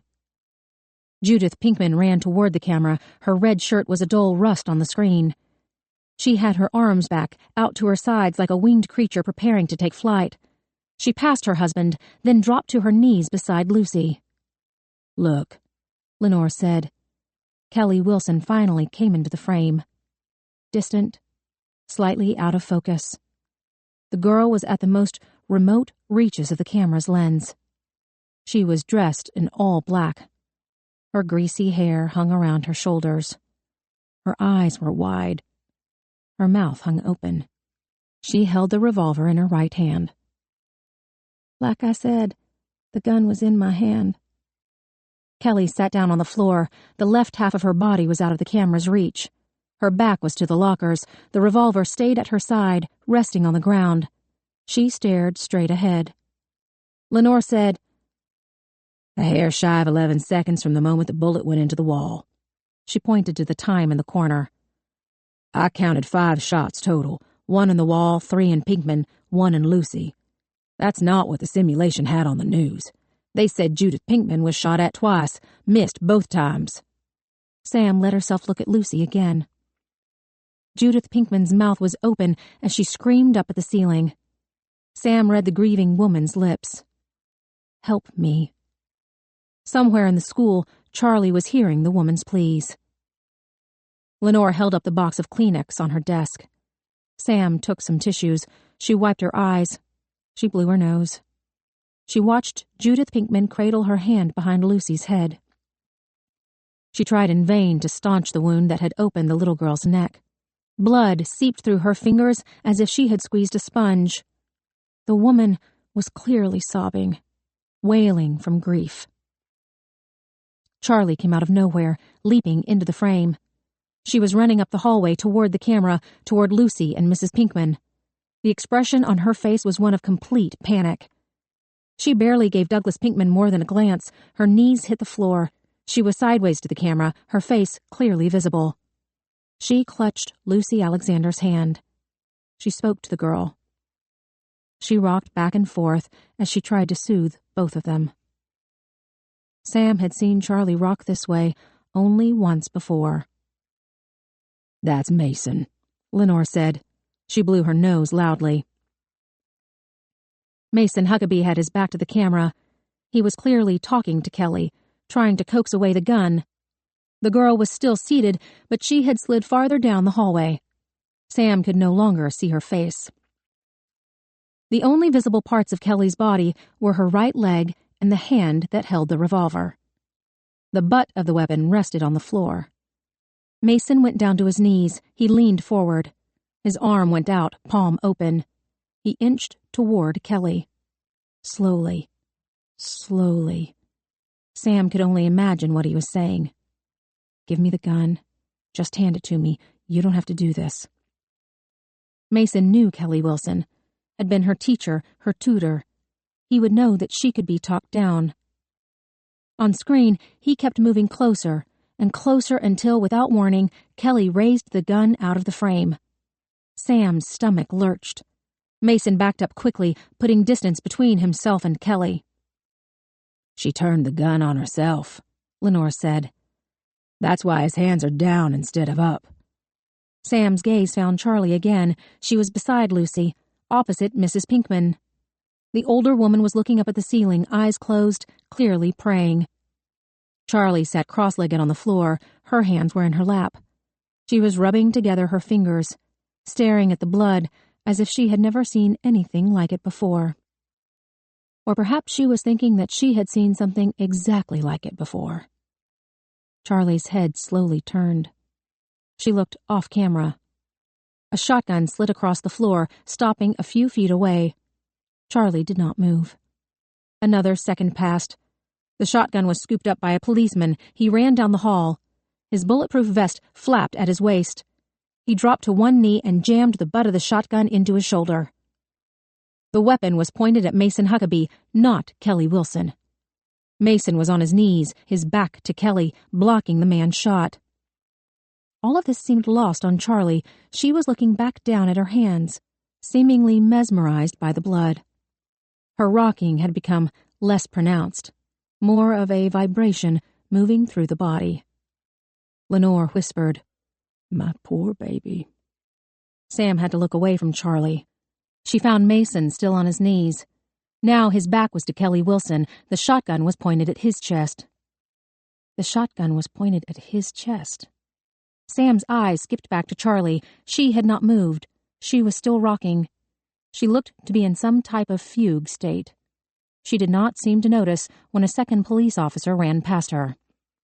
Sam followed the cop's quick progress down the hall. As with the other officer, his back was to the camera, but Sam could see the gun in his hand. He came to a stop a few feet away from the other cop with a shotgun. Shotgun and revolver. Revolver and shotgun. Mason Huckabee had extended his hand toward Kelly, reaching over his left shoulder, offering his palm. He was talking to her, most likely still trying to coax the gun away. The cops shook their weapons. Their stances were aggressive. Sam did not need to see their faces to know that they were shouting orders. In contrast, Mason was calm, collected. His mouth moved slowly. His movements were almost cat-like. Sam's gaze returned to Charlie just as she looked up. The expression on her face was heartbreaking. Sam wanted to climb into the film and hold her. "She moved back," Lenore said. She meant Kelly, The girl was almost out of frame now. Only a patch of black from her jeans indicated Kelly was still there. Mason had moved back with her. His head, his left shoulder, and left hand were completely gone. The angle of the camera had cut a diagonal line across his torso. The cops did not move. Mason did not move. There was a puff of smoke from the cop's gun. Mason's right arm recoiled. The cop had shot him. "Oh my God," Sam said. She could not see Mason's face, but his torso had only slightly twisted. The cops appeared to be as surprised as Sam. They did not move, not for several more seconds, before slowly they both lowered their weapons. They spoke to one another. The man with the shotgun unclipped the radio mic from his shoulder. The other turned around in the hall, looked at Charlie, then turned back. He extended his hand to Mason. Mason stood up. The second cop walked in the direction of Kelly Wilson. Suddenly, the girl appeared on screen, face down, the cop's knee in her back. She had been tossed over like a sack. Sam looked for the murder weapon. Not in Kelly's hands or on her person. Not on the floor near Kelly. Not in the hands of the cop who had his knee in her back. Mason Huckabee was standing, empty hands at his sides, talking to the cop with the shotgun. Blood had turned his shirt sleeve almost black. He was talking to the cop as if they were discussing a bad call at a sporting event. Sam scanned the ground at their feet. Nothing. No lockers had been cracked open. None of the cops appeared to have tucked the revolver into the waistband of their pants. No one had kicked the weapon across the floor. No one had reached up to secret it behind a ceiling tile. Sam returned to Charlie. Her hands were empty. She still sat cross-legged on the floor, still looked dazed. Her head was turned away from the men. Sam noticed that a patch of blood swiped her cheek. She must have touched her face. Her nose was not yet broken. Bruises did not encircle her eyes. Charlie didn't seem to register the group of cops rushing down the hall. Their weapons were drawn, their vests flapped open. The monitor went black. Sam stared at the blank screen for a few seconds more, even though there was nothing to see. Lenore let out a long stream of breath. Sam asked the only question that mattered. "Is Charlie okay?" Lenore's lips pursed. "There was a time when I could tell you everything about her." "But now?" "A lot has changed in the last few years." Rusty's heart attacks. Had Charlie been shaken by the sudden prospect of Rusty's death? It would be just like her to hide her fear, or to find self-destructive ways to take her mind off of it. Like sleeping with Mason Huckabee. Like alienating herself from Ben. "You should eat," Lenore said. "I'll make you a sandwich." "Thank you, but I'm not hungry," Sam said. "I need a place to make some notes for Dad." "Use his office." Lenore took a key from her purse. She slid it over to Sam. "I'm going to transcribe this video, make sure we haven't missed anything. I want to pull that so-called reenactment from the news, too. I'm not sure where they're getting their information about the sequence, especially the gunshots, but they're wrong, based on this video." Sam said, "In court, Coyne indicated there was audio." "He didn't correct Lyman," Lenore said. "My guess is there's an alternate source. The school can barely afford its electric bill. The cameras are probably decades old. They wouldn't pay to wire them for sound." A useless endeavor, considering the number of children who are typically in the hallway. Isolating one voice from the din would be challenging. She guessed. A cell phone, maybe? Maybe. Lenore shrugged as she returned to her computer. "Rusty will figure it out." Sam looked down at the key on Lenore's desk. The last thing she wanted to do was sit in Rusty's office. Her father had been a hoarder before television popularized the disorder. She imagined there were boxes at the farmhouse that had not been unpacked since Gamma had brought them home from the thrift store. Gamma. Charlie had said that the photo of Gamma, was on Rusty's desk. Sam walked back to her father's office. She could only get the door partway open before it caught against a pile of debris. The room was large, but the clutter brought down the scale. Boxes, papers, and files overflowed from almost every surface. Only a narrow path to the desk indicated anyone ever used the space. The stagnant air inside made Sam cough. She reached for the lights, then thought better of it. Her headache had only slightly receded since taking off her glasses in court. Sam left her cane by the door. She carefully picked her way toward Rusty's desk, imagining that a virtual stroll through her father's convoluted brain would not be dissimilar. How on earth he managed to work in here was a mystery. She turned on the desk lamp. She opened the blinds to the filthy, barred window. Sam supposed the flat surface provided by a stack of depositions served as his writing table. There was no computer. A clock radio Gamma had given him when Sam was a child was the only acknowledgement of modernity. The desk was walnut. A large expanse that Sam recalled had a green leather blotter. It was probably as pristine as the day it was made, preserved under piles of rubbish. She tested the sturdiness of Rusty's chair. The thing listed to the side because he was an inveterate leaner. When Sam thought of her father seated, he was always propped on his right elbow, cigarette in his hand. Sam sat in Rusty's unsteady chair. The squeal from the height actuator assembly was loud and completely unnecessary. A simple can of spray lubricant could eradicate the noise. The arms could be tightened down with some Loctite on the bolts. Replacing the friction rings on the casters would probably improve the stability. Or the fool could go online and order a new chair from Amazon. Sam moved around papers and stacks of transcripts as she searched for the photo of Gamma. She wanted to slide the flotsam off the desktop, but she was sure that Rusty had a system to his madness. Not that Sam would ever let her desk get like this, but if anyone moved around her things, she would kill them. Sam checked the top of the cluttered credenza, which held, among many other things, a pack of unopened yellow legal pads. She broke open the pack, found her notes in her purse. She changed out her glasses. She wrote Kelly Wilson's name at the top of the yellow pad. She added the date. She made a list of items for Rusty to follow up on. 1. Pregnancy test. 2. Paternity. Adam Humphrey. Frank Alexander. 3. Hospital video. Security footage. Audio. 4. Why was Kelly at middle school? Victims were random. 5. List of tutors/teachers/class schedules. 6. Judith Pinkman? ? Sam traced the letters of the woman's name. During Sam's tenure at the middle school, the main floor outside the front office had been designated for the English department. Judith Pinkman was an English teacher, so that would explain why she was there when the shooting began. Sam considered the security footage. Mrs. Pinkman had appeared in the hallway after Lucy was shot in the neck. Sam believed less than 3 seconds passed from the time that the little girl was on her back on the floor and the time Judith Pinkman appeared at the end of the hallway. 5 gunshots, 1 in the wall, 3 in Douglas Pinkman, 1 in Lucy. If the revolver held 6 bullets, then why didn't Kelly use the last shot on Judith Pinkman? I think she was pregnant. Charlie was standing in the doorway, a plate with a sandwich in one hand, a bottle of Coke in the other. Sam turned over her notes. She tried to keep her expression composed, lest she give herself away. What?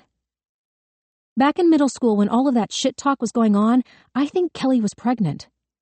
Sam had a momentary sense of relief, but then she realized what her sister was saying. Why do you think that? I got it off Facebook. I friended one of the girls from the school. Charlie. It's a fake account. Charlie put the plate on the desk in front of Sam. This girl, Mindy Zawada. She's one of the bitches who was nasty in the yearbook. I prodded her a little. Said that I'd heard some rumors that Kelly was loose in middle school. It took her about 2 seconds to spill that Kelly had an abortion when she was 13. Or, a abortion, as Mindy said. Sam leaned her head against her hand. This information shed new light on Kelly Wilson. If the girl had been pregnant before, then surely she recognized the symptoms now. So why hadn't she told Sam? Was she playing dumb to gain Sam's sympathy? Could anything she'd said be trusted? Hey, Charlie said. I tell you Kelly Wilson's deep dark secret and all I get is a blank stare? Sorry. Sam sat up in the chair. Did you watch the video? Charlie didn't answer, but she knew about the audio problem. I'm not sure about the cell phone theory. The sound would have to come from somewhere else. There's a lockdown procedure in case of an active shooter. The teachers do practice drills once a year. Everyone would have been in their rooms, doors shut. If someone made a call to 911, they wouldn't pick up the conversation in the hallway. Judith Pinkman didn't follow procedure, Sam said. She ran into the hall after Lucy was shot. Sam turned over her pad and kept it angled away from Charlie as she added this to her notes. She didn't run to her husband either. She ran straight to Lucy. It was clear that he was gone. Charlie indicated the side of her face. Douglas Pinkman's jaw had been shot off almost completely. There had been a bullet hole in his eye cavity. Sam asked, "So was Coyne lying when he let us believe there was audio of Kelly asking about the baby?" "He's a liar, and I'm given to believe that liars always lie." Charlie seemed to think about it for a bit longer. The cop could have told Coyne. He was standing right there in the hallway when Kelly said whatever she said. It really affected him. He got angrier than before, and he was pretty fucking angry before. Sam finished her notes. "Makes sense." Charlie asked, "What about the murder weapon?" "What about it?" Charlie leaned back against a chair-shaped pile of junk. She picked at a string on her blue jeans, the same one she had picked at this morning. Sam took a bite of the sandwich. She glanced out the dirty window. This day had been an exhaustively drawn-out one, and the sun had only now begun to set. Sam pointed to the Coke. "Can I have some?" Charlie unscrewed the cap. She set the bottle on top of Sam's overturned notes. "Are you going to tell Dad about Huck and the gun?" "Why does it matter to you?" Charlie did the half-shrug thing. Sam asked, "What's going on between you and Ben?" "Undetermined." Sam washed down the peanut butter with a mouthful of Coke. Now would be the time to tell Charlie about Anton, to explain that she knew how marriages worked, understood the petty grievances that could build up.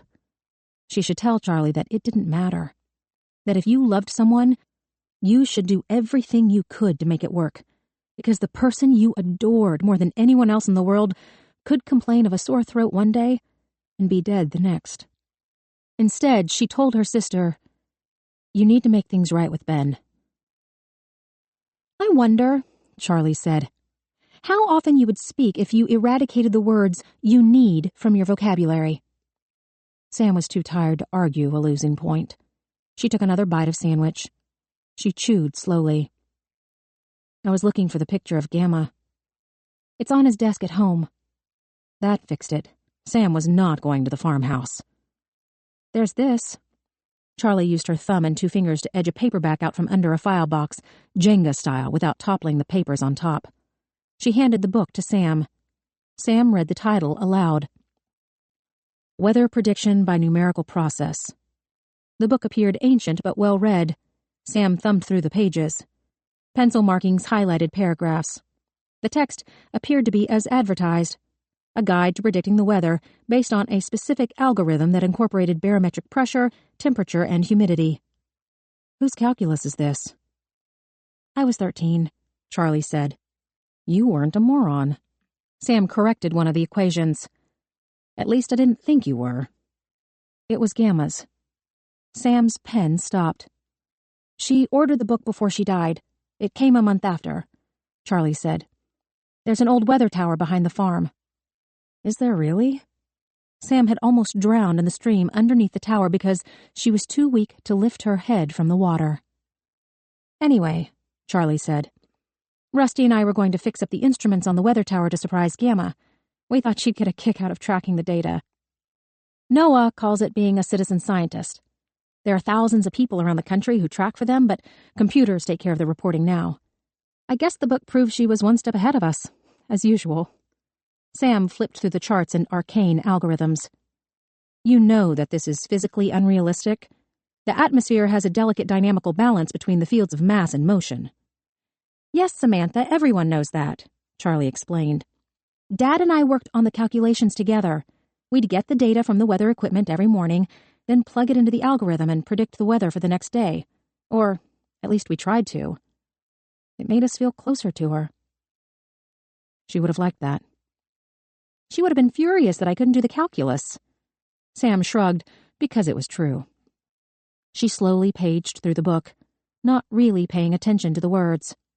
She thought of Charlie when she was little, the way she would work at the kitchen table with her head bent, tongue between her lips, as she did her homework. She always hummed when she did her math.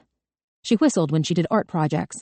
Sometimes she sang aloud lines that she read in books, but only if she thought she was alone. Sam would often hear her low, operatic warbling through the thin wall dividing their rooms. "Be worthy, love, and love will come." Or, "As God is my witness, I'll never be hungry again."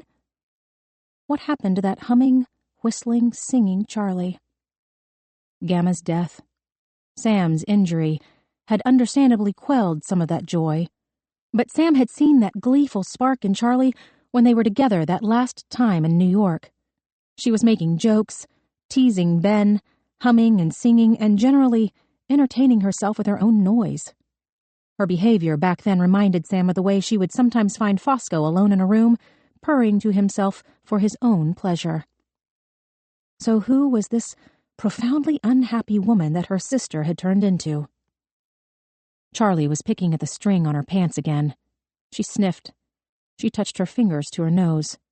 "Jesus Christ, I'm bleeding again."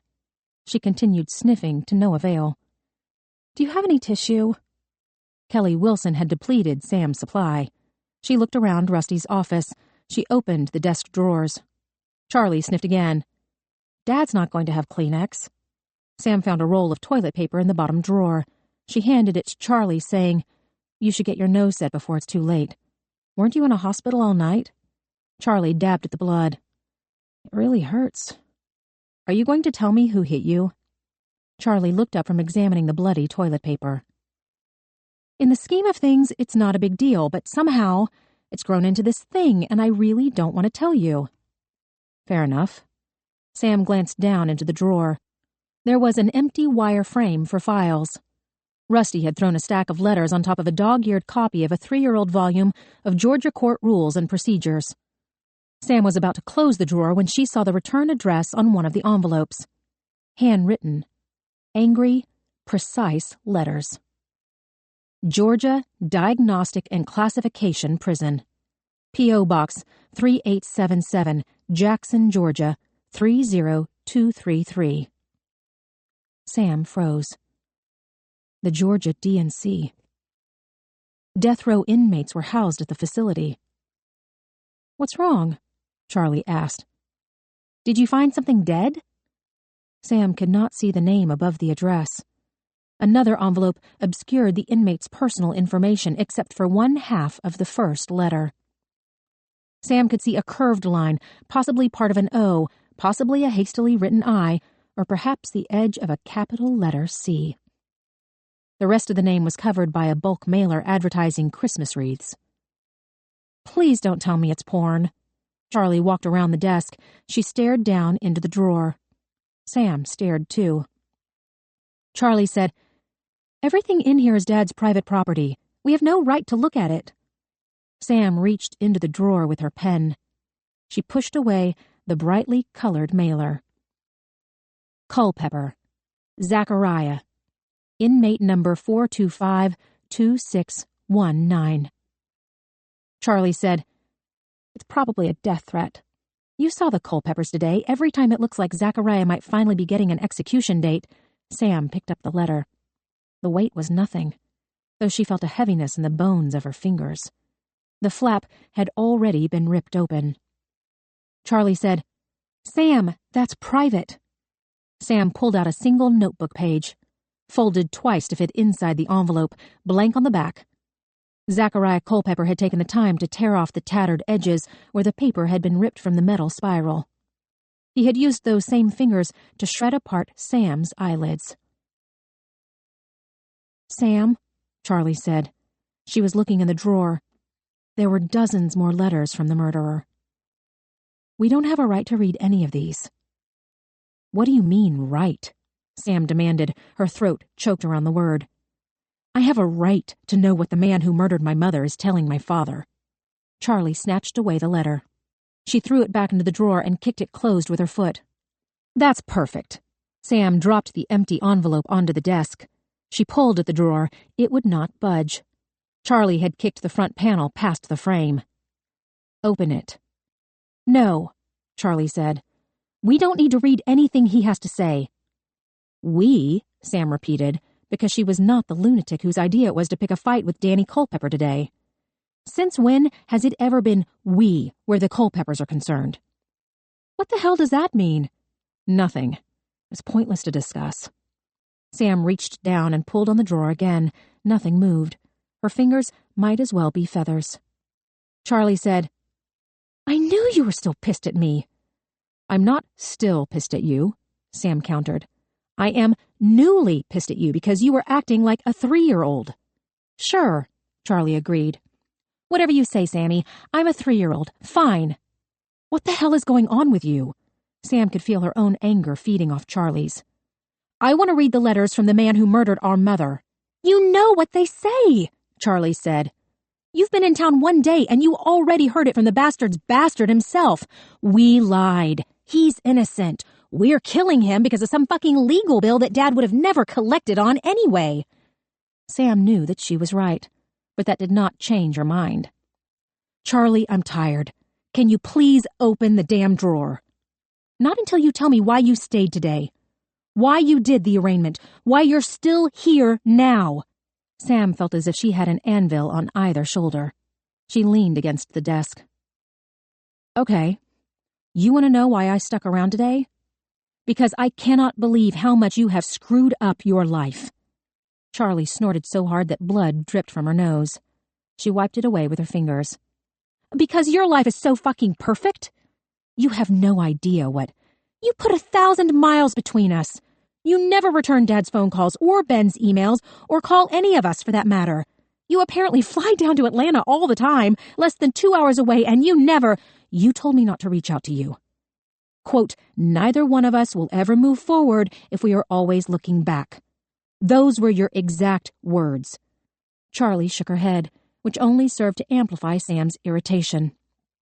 Charlotte, you've been trying to pick this fight all day, Sam said. Stop shaking your head as if I'm some kind of madwoman. You're not a madwoman, you're a fucking bitch. Charlie crossed her arms. I told you we shouldn't look back.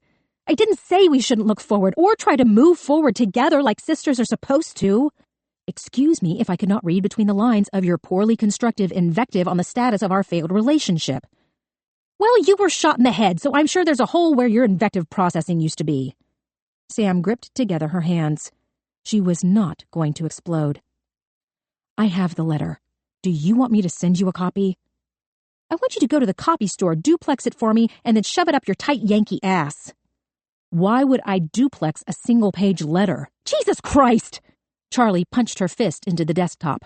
You've been here less than a day, Sam. Why is my miserable, pathetic little life suddenly such a huge concern for you? Those are not my adjectives. You just pick at me. Charlie jabbed Sam's shoulder with her fingers. Pick and pick like a fucking needle. Really? Sam ignored the lightning strike of pain every time Charlie poked her shoulder. I pick at you. Asking me about Ben. She jabbed again, harder. Asking me about Rusty. She jabbed again. Asking me about Huck. She jabbed again. Asking me about... Stop it! Sam yelled, slapping away her hand. Why are you so fucking antagonistic? Why are you so fucking annoying? Because you were supposed to be happy! Sam yelled, the sound of the truth like a shock to her senses. My body is useless. My brain is... She threw her hands into the air. Gone! Everything I was supposed to be is gone. I can't see, I can't run, I can't move, I can't process. I have no sense of ease. I get no comfort. Ever. And I tell myself every day, every single day, Charlotte, that it doesn't matter because you were able to get away. I did get away! For what? Sam raged. So you can antagonize the Culpeppers? So you can turn into Rusty? So you can get punched in the face? So you can destroy your marriage? Sam swept a pile of magazines onto the floor. She gasped at the pain that sliced up her arm. Her biceps spasmed, her shoulder seized. She leaned against the desk, breathless. Charlie stepped forward. No! Sam did not want her help. You were supposed to have children. You were supposed to have friends who love you and to live in your beautiful house with your wonderful husband, not throw it all away for some feckless asshole like Mason Huckabee. That's not fair. Not right. That's not what happened with Ben. That's not what happened in college. That's not what happened whenever the fuck you felt like running away because you blame yourself, Charlie, not me. I don't blame you for running. Gamma wanted you to run. I begged you to run. What I blame you for is hiding. From your life, from me, from your own happiness. You think I'm closed off? You think I'm cold? You are consumed with self-hatred. You reek of it. And you think that putting everyone and everything in a separate compartment is the only way to pick up the pieces. Charlie said nothing. I'm off in New York. Rusty's in his tilted windmill. Ben's over here. Mason's over there. Lenore's wherever the hell she is. That's no way to live, Charlie. You were not built for that kind of life. You're so clever and industrious, and you were always so annoyingly, so relentlessly happy. Sam kneaded her shoulder. The muscle was on fire. She asked her sister, "What happened to that person, Charlie? You ran. You got away." Charlie stared down at the floor. Her jaw was tight. Her breathing was labored. So was Sam's. She could feel the rapid rise and fall of her chest. Her fingers trembled like the stuck second hand on a clock. She felt as if the world was spinning out of control. Why did Charlie keep pushing her? What was she trying to accomplish? Lenore knocked on the open door. "Everything okay in here?" Charlie shook her head. Blood dripped from her nose. Lenore joked, "Should I call the cops?" "Call a taxi." Charlie gripped the drawer handle. She heaved it open. The wood splintered. Zachariah Culpepper's letters scattered onto the floor. She said, "Go home, Samantha. You were right. This place makes you too mean." Chapter 13. Sam sat across from Lenore at a booth in the otherwise empty diner. She slowly dipped her tea sachet into the hot water the waitress had brought to the table. She could feel Lenore watching her, but she did not know what to say. "It'll be faster if I drive you to the hospital," Lenore offered. Sam shook her head. She would wait for the taxi. "You don't have to stay with me." Lenore held her coffee cup between her hands. Her nails were neatly trimmed and clear polished. She wore a single ring on her right index finger. She saw Sam looking and said, "Your mother gave me this." Sam thought the ring looked like something her mother would wear. Unusual, not particularly pretty, but striking in its own way. Sam asked, "Tell me about her." Lenore held up her hand and studied the ring. "Lana, my sister worked at Fermilab with her. They weren't in the same department, or even on the same level, but single gals weren't allowed to live on their own back then. So they were assigned housing together at the university. That was the only way my mother would let Lana work there, so long as she was kept away from the sex-mad male scientists." Sam waited for her to continue. "Lana brought Harriet home over Christmas break, and I ignored her at first, but then there was a night when I couldn't sleep, and I walked out into the backyard for some air, and there she was." Lenore raised her eyebrows. "She was looking up at the stars. Physics was her calling, but astronomy was her passion." Sam felt sad that she had never known this about her mother. "We talked all night. It was very rare for me to find someone who was that interesting. We sort of fell into dating, but there was never anything." She shrugged off the details. "We were together for a little over a year, though it was a long-distance relationship. I was in law school with Rusty. Why that didn't work out is another story. But one summer, I took your father up to Chicago with me, and he swept her off her feet." She shrugged. "I bowed out. We were always more friends than lovers." "But she was constantly mad at you," Sam said. "I could hear it in her voice." "I kept her husband out late drinking and smoking instead of spending time with his family." Lenore shrugged again. "She always wanted a conventional life." Sam could not imagine her mother wanting any such thing. She was far from conventional. "People always want what they can't have," Lenore said. "Harry never quite fit in, even at Fermi. She was too peculiar. She lacked the social graces. I suppose they'd say she was somewhere on the spectrum, but back then she was just considered too smart, too accomplished, too odd, especially for a woman. So what was a normal life for her? Marriage. A social construct. You girls. She was never so happy as when she had you. Watching your brain develop, studying your reactions to new stimuli. She kept pages and pages of journals. You make me sound like a science project. Your mother loved projects, Lenore said. Charlie was so different, though. So creative, so spontaneous. Harriet adored her. She adored you both, but she never understood anything about Charlie. Something we share. Sam drank her tea. The milk tasted off. She put down the mug. Why don't you like me? You hurt Charlie. Charlie seems quite capable of hurting herself. Lenore reached into her purse and found the USB drive that Ben had given her. I want you to take this. Sam backed away as if the thing posed a physical threat. Toss it somewhere in Atlanta. Lenore slid the starship across the table. Do it for Ben. You know what kind of trouble he could get into. Sam did not know what to do but throw the thing into her own purse. She could not take the drive on the plane back to New York. She would have to find someone in the Atlanta office to destroy it. Lenore said, You can talk to me about the case, you know. Coyne will never call me to the stand. I'd blow up any jury dressed like this. Sam knew that she was right, just as she knew that the truth was wrong. Lenore said, The bullets are bothering me. The wild shot in the wall doesn't make sense. Kelly was able to hit Pinkman 3 times, once in the chest, twice in the head. That's either a lucky break or a damn good shot. Lucy. Sam touched the side of her neck. That wasn't square on.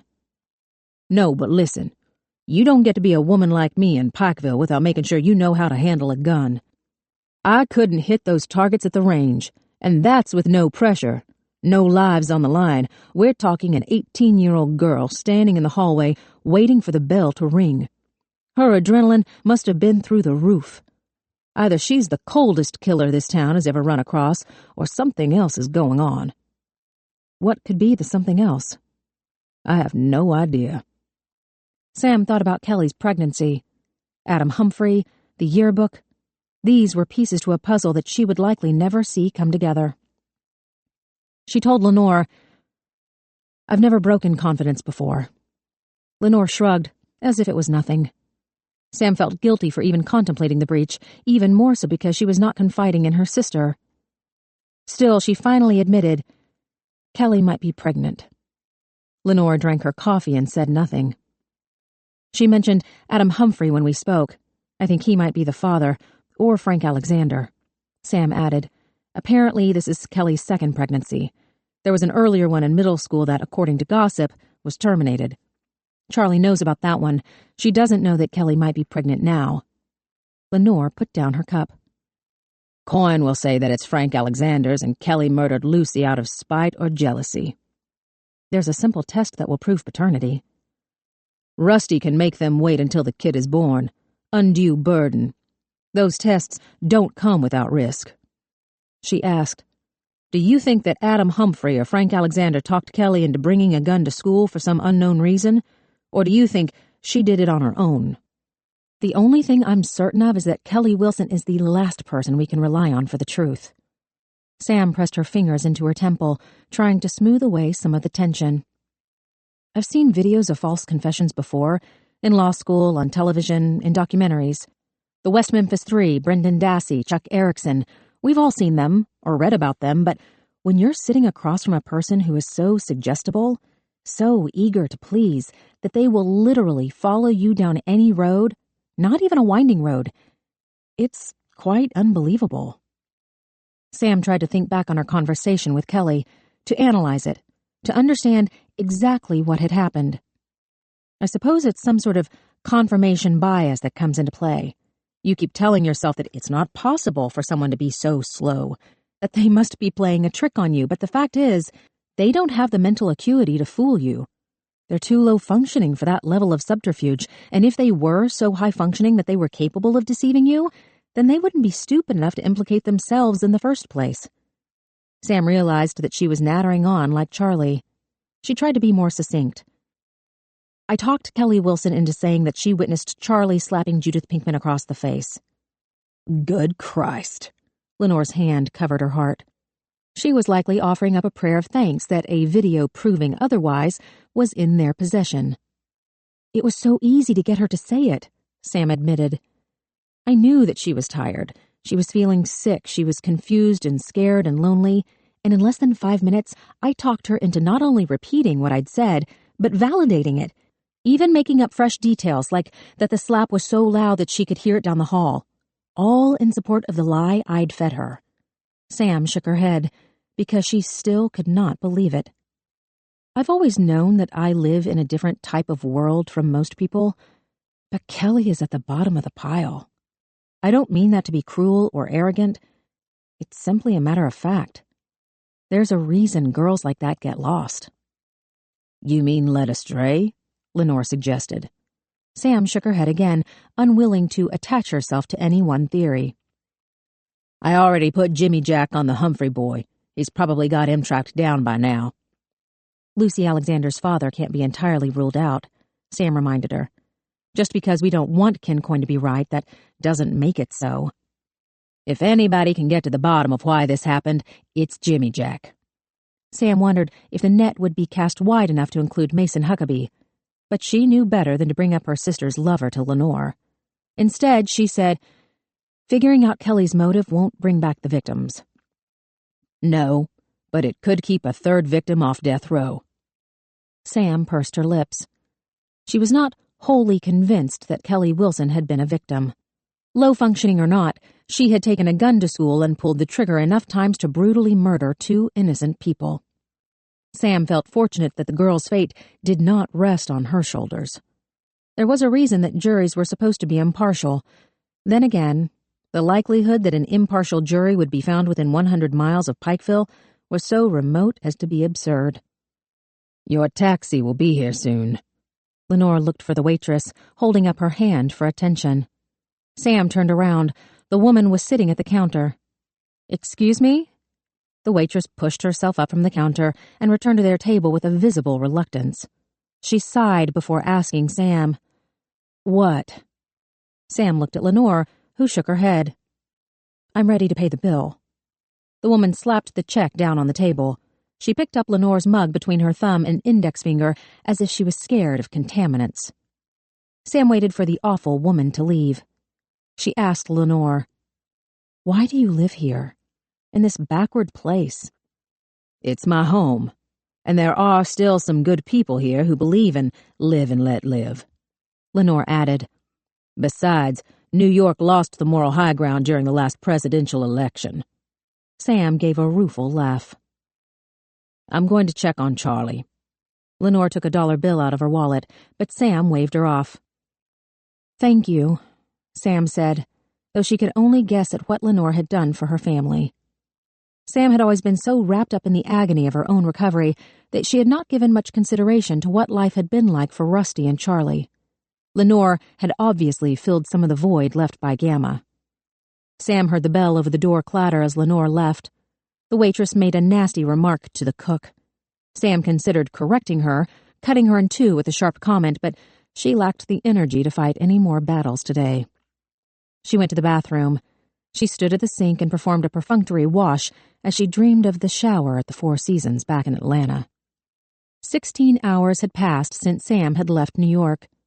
She'd spent almost twice as many hours awake. Her head had the dull ache of a rotting tooth. Her body was uncooperative. She looked at her tired, ragged face in the mirror and saw her mother's bitter disappointment. Sam was giving up on Charlie. There was no other option. Charlie would not speak to her, would not open her locked office door that Sam had knocked on repeatedly. This was not like the last time when Charlie had fled in the middle of the night, fearing for her safety. This was Sam begging, apologizing, for what she did not know, only to be met with Charlie's stark silence. Finally, unhappily, Sam felt herself relent to what she should have known all along. Charlie did not need her. Sam used some toilet paper to wipe her eyes. She did not know if she was crying from the uselessness of her journey or from exhaustion. 20 years ago, The loss of her sister had felt like a mutual agreement. Sam had exploded. Charlie had exploded back. There was a fight, an actual, dragged-down fight, and they had both agreed in the end to walk away. This latest break came more like a theft. Sam had grasped something good, something that felt true in her hands, and Charlie had wrenched it away. Was it because of Zachariah Culpepper? Sam had the letters in her purse. Some of them, at least, because there were many, many more back at Rusty's. Sam had stood behind his desk, opening envelope after envelope. They all held the same type of single folded notebook paper and had the same 3 words written on them with such heavy hand that the pencil had embossed the paper. You owe me. One line. Mailed hundreds of times, once a month, to Rusty's office. Sam's phone chirped. She scrambled to find it in her purse. Not Charlie, not Ben. There was a text message from the taxi company. The driver was outside. Sam patted her eyes dry. She ran her fingers through her hair. She went back to the booth. She left a $1 bill on the table. She rolled her suitcase out to the waiting taxi. The man jumped out to help her load it into the trunk. Sam took her place in the back seat. She stared out the window as the man drove her through downtown Pikeville. Stanislav was going to meet her at the hospital. Sam was reluctant to see her father, but she had a responsibility to Rusty, to Kelly Wilson, to turn over her notes, to share her thoughts and suspicions. Lenore was right about the bullets. Kelly had shown remarkable firing accuracy in the hallway. She had managed to hit both Douglas Pinkman and Lucy Alexander from a considerable distance. So why hadn't Kelly been able to shoot Judith Pinkman when the woman came out of her room? More mysteries for Rusty to solve. Sam rolled down the window in the taxi. She looked up at the stars dotting the sky. There was so much light pollution in New York that Sam had forgotten what the nighttime was supposed to look like. The moon was little more than a sliver of blue light. She took off her glasses. She felt the fresh air on her face. She let her eyelids close. She thought of Gamma looking at the stars. Had that magnificent, brilliant woman really craved a conventional life? A housewife, a mother, a husband to take care of her, a Val to take care of him. Sam's enduring memory of her mother was one of Gamma always searching for knowledge, for information, for solutions. Sam remembered one of the many anonymous days she had come home from school to find Gamma working on a project. Charlie was at a friend's.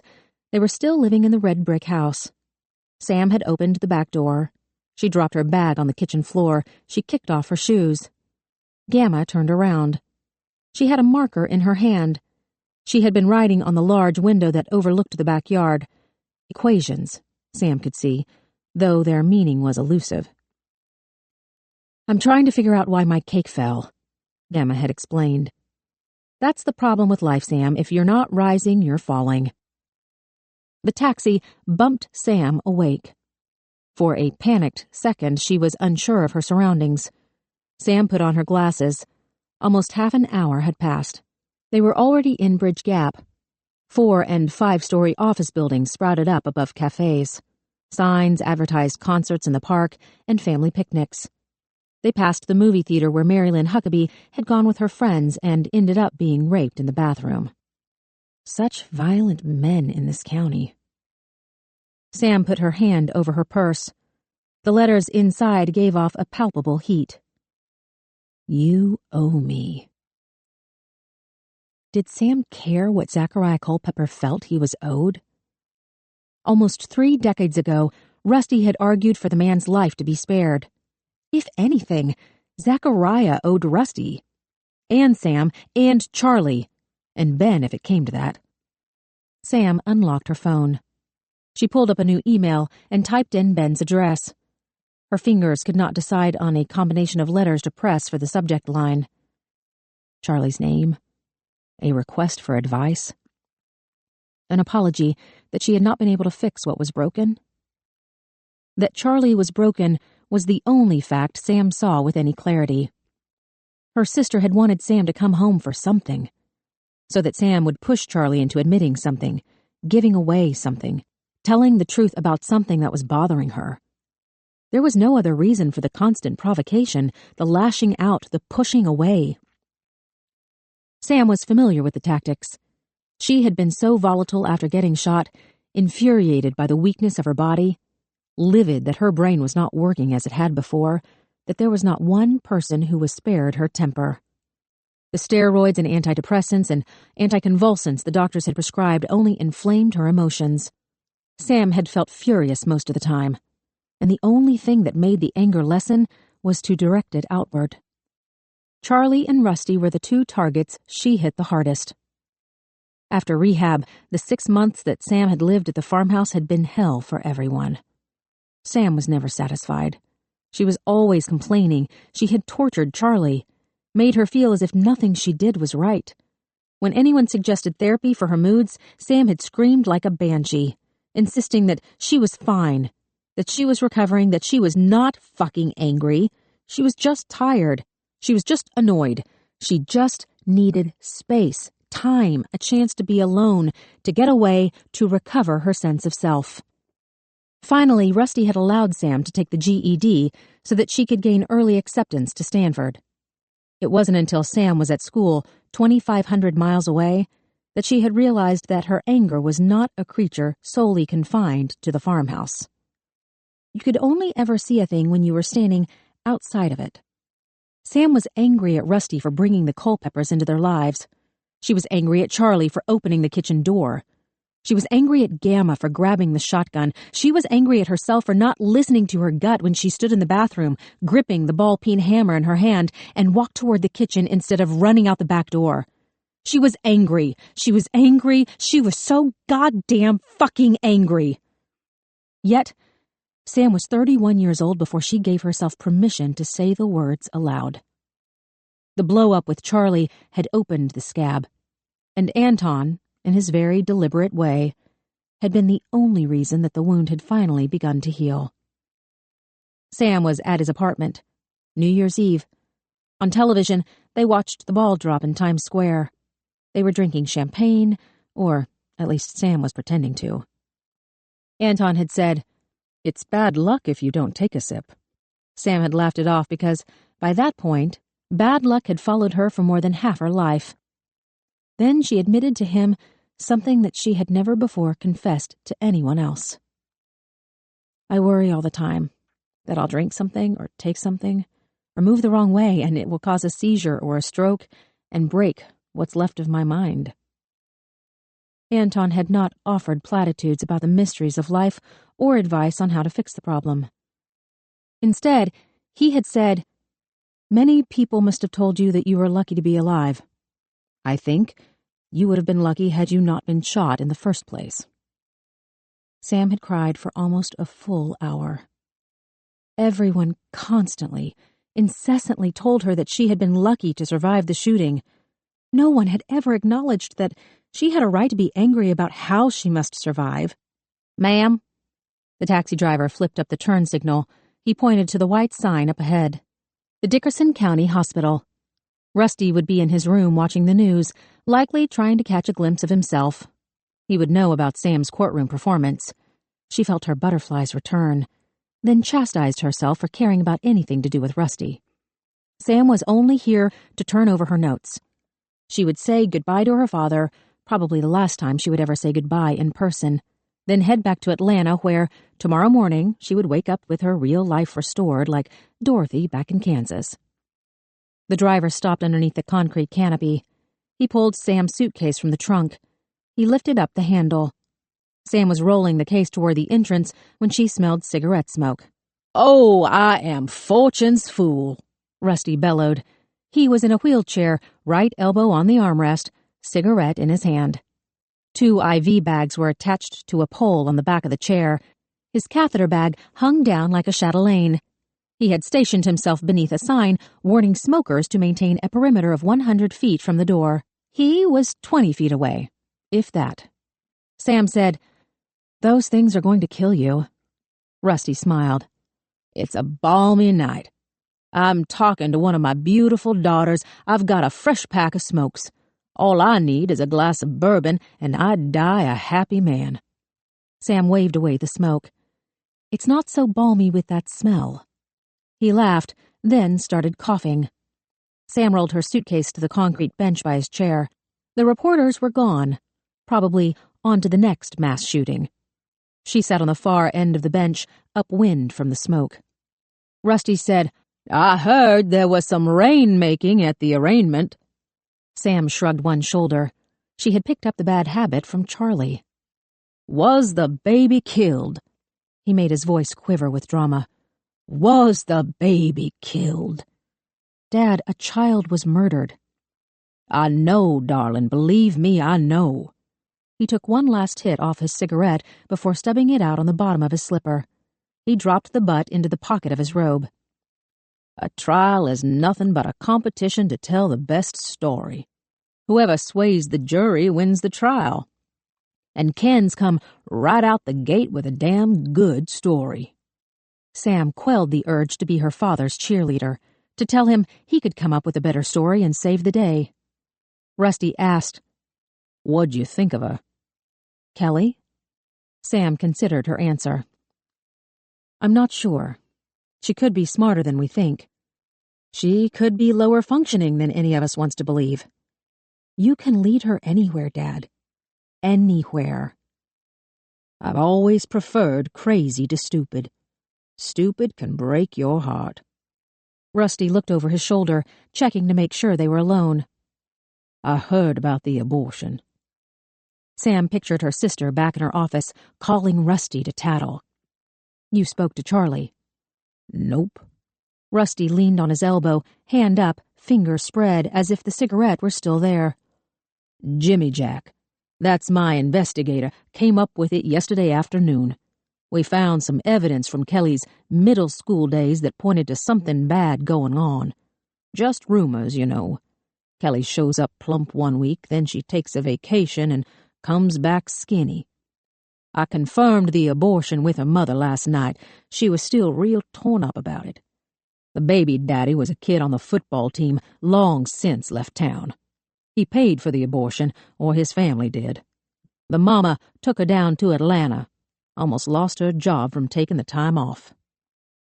Sam said, "Kelly could be pregnant again." Rusty's eyebrows went up. "She's been throwing up the same time of day every day. She's missed school. She's got a bump in her belly.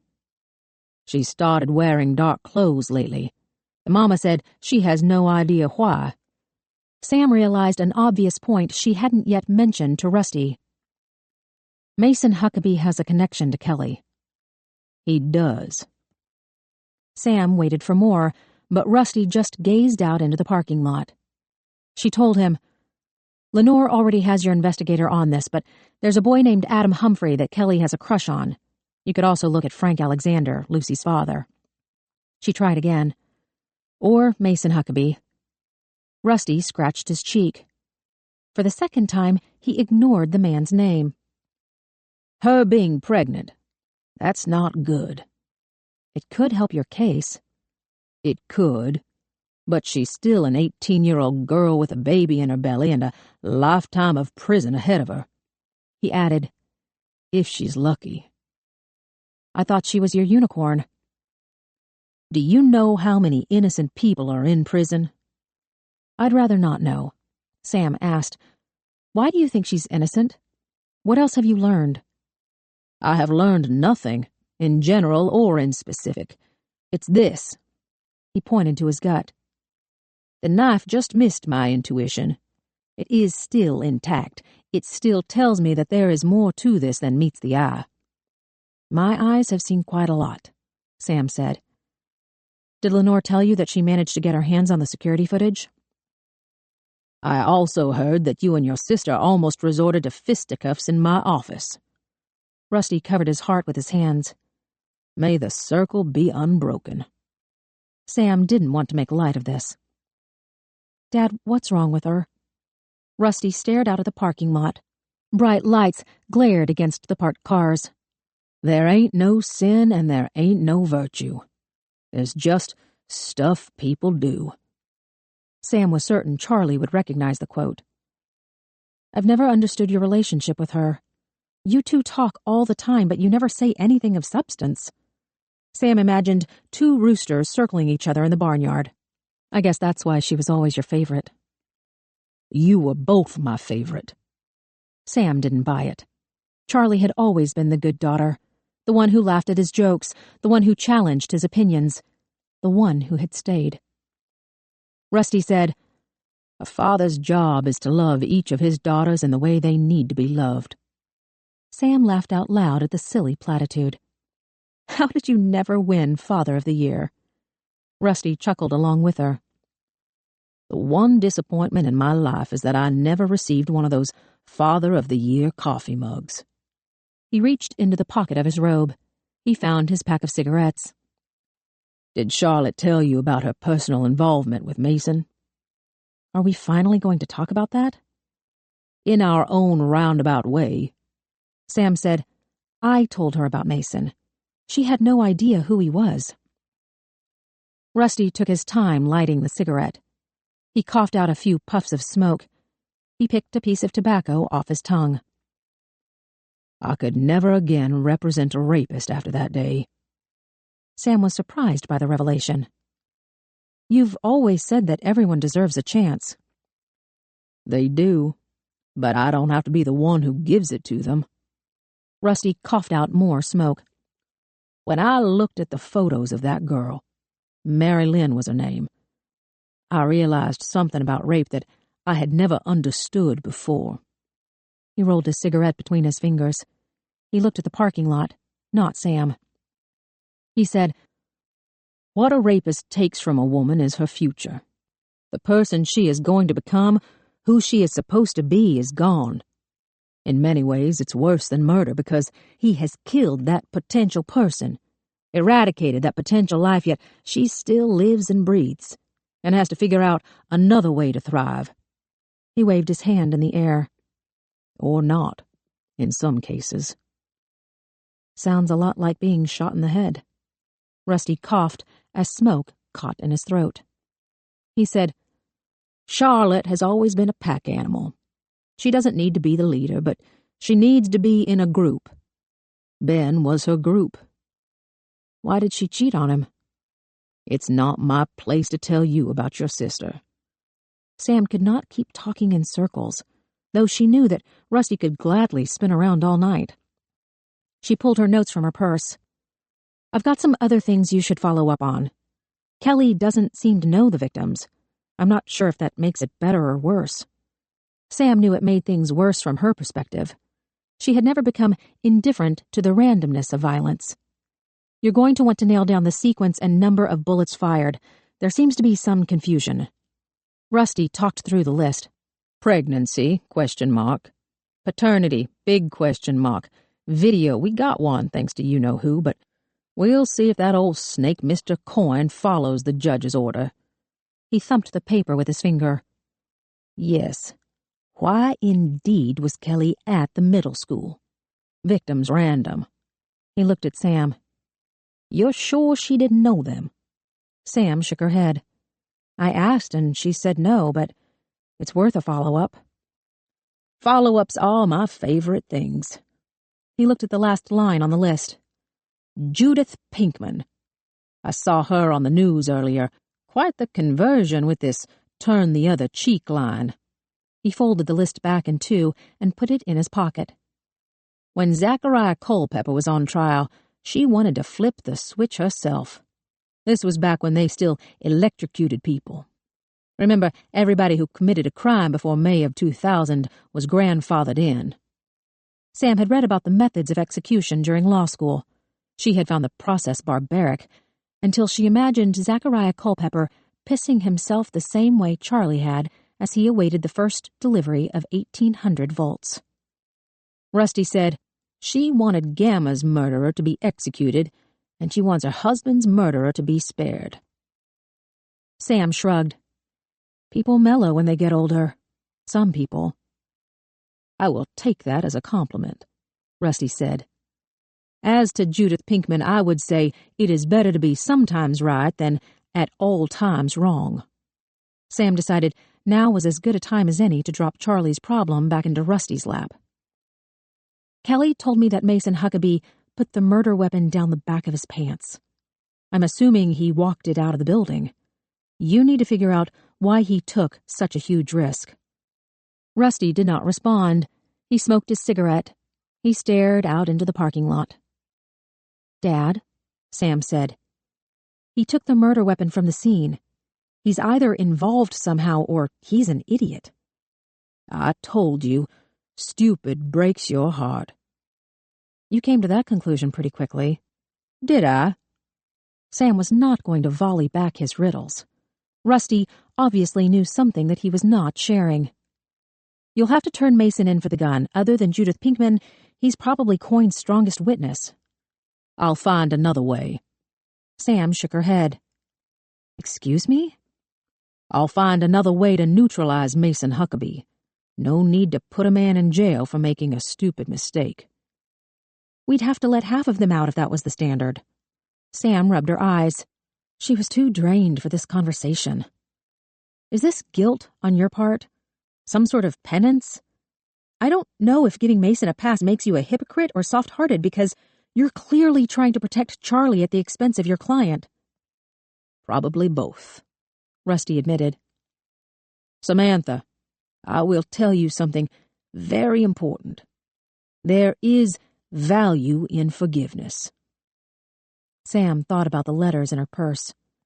She was not sure she wanted to know why her mother's murderer, the man who had tried to rape her sister, who had stood by while Sam was shot in the head, was reaching out to Rusty. In truth, Sam was afraid that her father had forgiven him, and that she could never forgive Rusty for having given Zachariah Culpepper's conscience a reprieve. Rusty asked, Have you ever been to an execution? Why on earth would I attend an execution? Rusty stubbed out his cigarette. He slipped it into his pocket. He held out his arm to Sam. Feel my pulse. He saw her expression. Humor your old man before you get back on a plane home. Sam pressed her fingers to the inside of his bony wrist. At first, she felt nothing but the thick line of his flexor carpi radialis.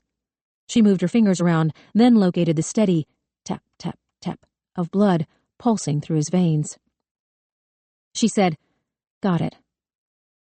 When a person is executed, Rusty began, you sit in the viewing area, and there's the family down front and a pastor and a reporter, and then on the other side, there's you, the person who couldn't stop any of this from happening. Rusty put his hand over Sam's. His skin was rough and dry. She realized that this was the first time she had touched her father in almost 30 years. He continued, They pull back the drape, and there he is. This human being, this living, breathing creature. Is he a monster?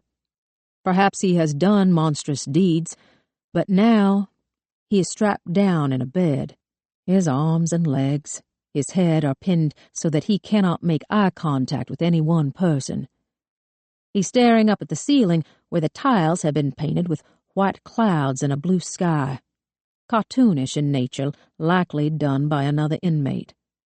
This is the last thing this condemned man will ever see. Rusty pressed her fingers closer against his wrist. His heart rate had accelerated.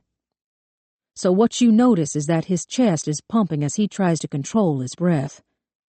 And that's when you feel it. He tapped the top of her fingers. Dum-dum, dum-dum. You feel your own blood pumping through your body. You feel your own breath swishing in and out of your lungs. Without thinking, Sam had let her breathing match her father's. Then they ask him for his last words, and he says something about forgiveness, or hoping his death brings the family peace, or that he is innocent. But his voice is shaking, because he knows this is it. The red phone on the wall will not ring. He will never see his mother again. He will never hold his child. This is it. His death is nigh. Sam pressed together her lips. She could not tell if her own heartbeat was matching the cadence of Rusty's, or if she had let herself again get wrapped up in his words. He said, "The warden nods the go-ahead. There's 2 men in the room. They each press separate buttons to deliver the drug cocktail. This is so no one knows for sure who killed him." Rusty was silent for a few seconds, as if he was watching the buttons being pressed. "You get a taste in your mouth, like a chemical. Like you can taste the thing that's about to kill him. He tenses, and then slowly, surely, his muscles start to let go, until he is completely, utterly without movement. And that's when you start to feel it. This sensation of tiredness, as if the drug is going into your own veins. And your head starts to nod. You're almost relieved, because you've been so tense the whole time, during the waiting time, and now it's finally seconds from being over." Rusty paused again. Your heart slows. You feel your breath start to taper off. Sam waited for the rest. Rusty said nothing. She asked, "And then?" "And then it's over." He patted her hand. "That's it. They shut the curtains. You leave the room. You get in your car. You go home.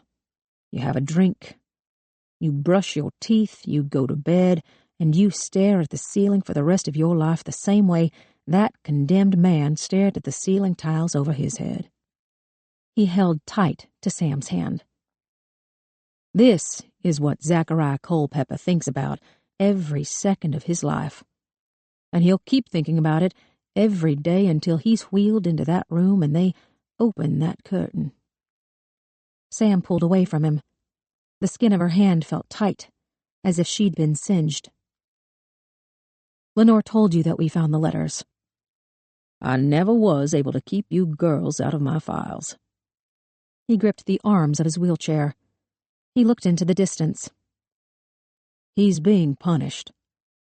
I know you wanted him to suffer. He is suffering. There is no need to pursue anything to do with that man. You need to go back to New York and forget about him. Live your life. That's how you get your revenge." Sam shook her head. She should have seen this coming. She was infuriated with herself for always letting Rusty hide in her blind spot. He said, "If you can't do it for yourself, do it for your sister." "I've tried to help my sister. She doesn't want it." Rusty grabbed her arm. "Listen to me, baby. You need to hear this because it's important." He waited until she looked at him. "If you get Charlotte stirred up about Zachariah Culpepper right now, she will never, ever come back from the bad place that she's in." "What does Zachariah think that you owe him?" Rusty let her go. He sat back in his chair. "To borrow from Churchill, it is a riddle wrapped in a canard." A canard is an unfounded rumor or fable. Also a wing-like projection on an airplane. Or, in the French, duck. "Rusty," Sam said. "He mails these letters to you. The same letter with the same message, the second Friday of every month." "Is that so?" "You know it's so," Sam said. "It's the same day you always call me." "Why, I'm glad to know you look forward to my phone calls." Sam shook her head. They both knew those were not her words. "Dad, why does he send you that same letter? What do you owe him?" "I owe him nothing. On my life." Rusty held up his right hand as if he was swearing on a Bible. "The police know about the letters. It's just something he does. The miserable fuck has got an awful lot of time on his hands. It's easy to keep a regular schedule." "So there's nothing behind the letters?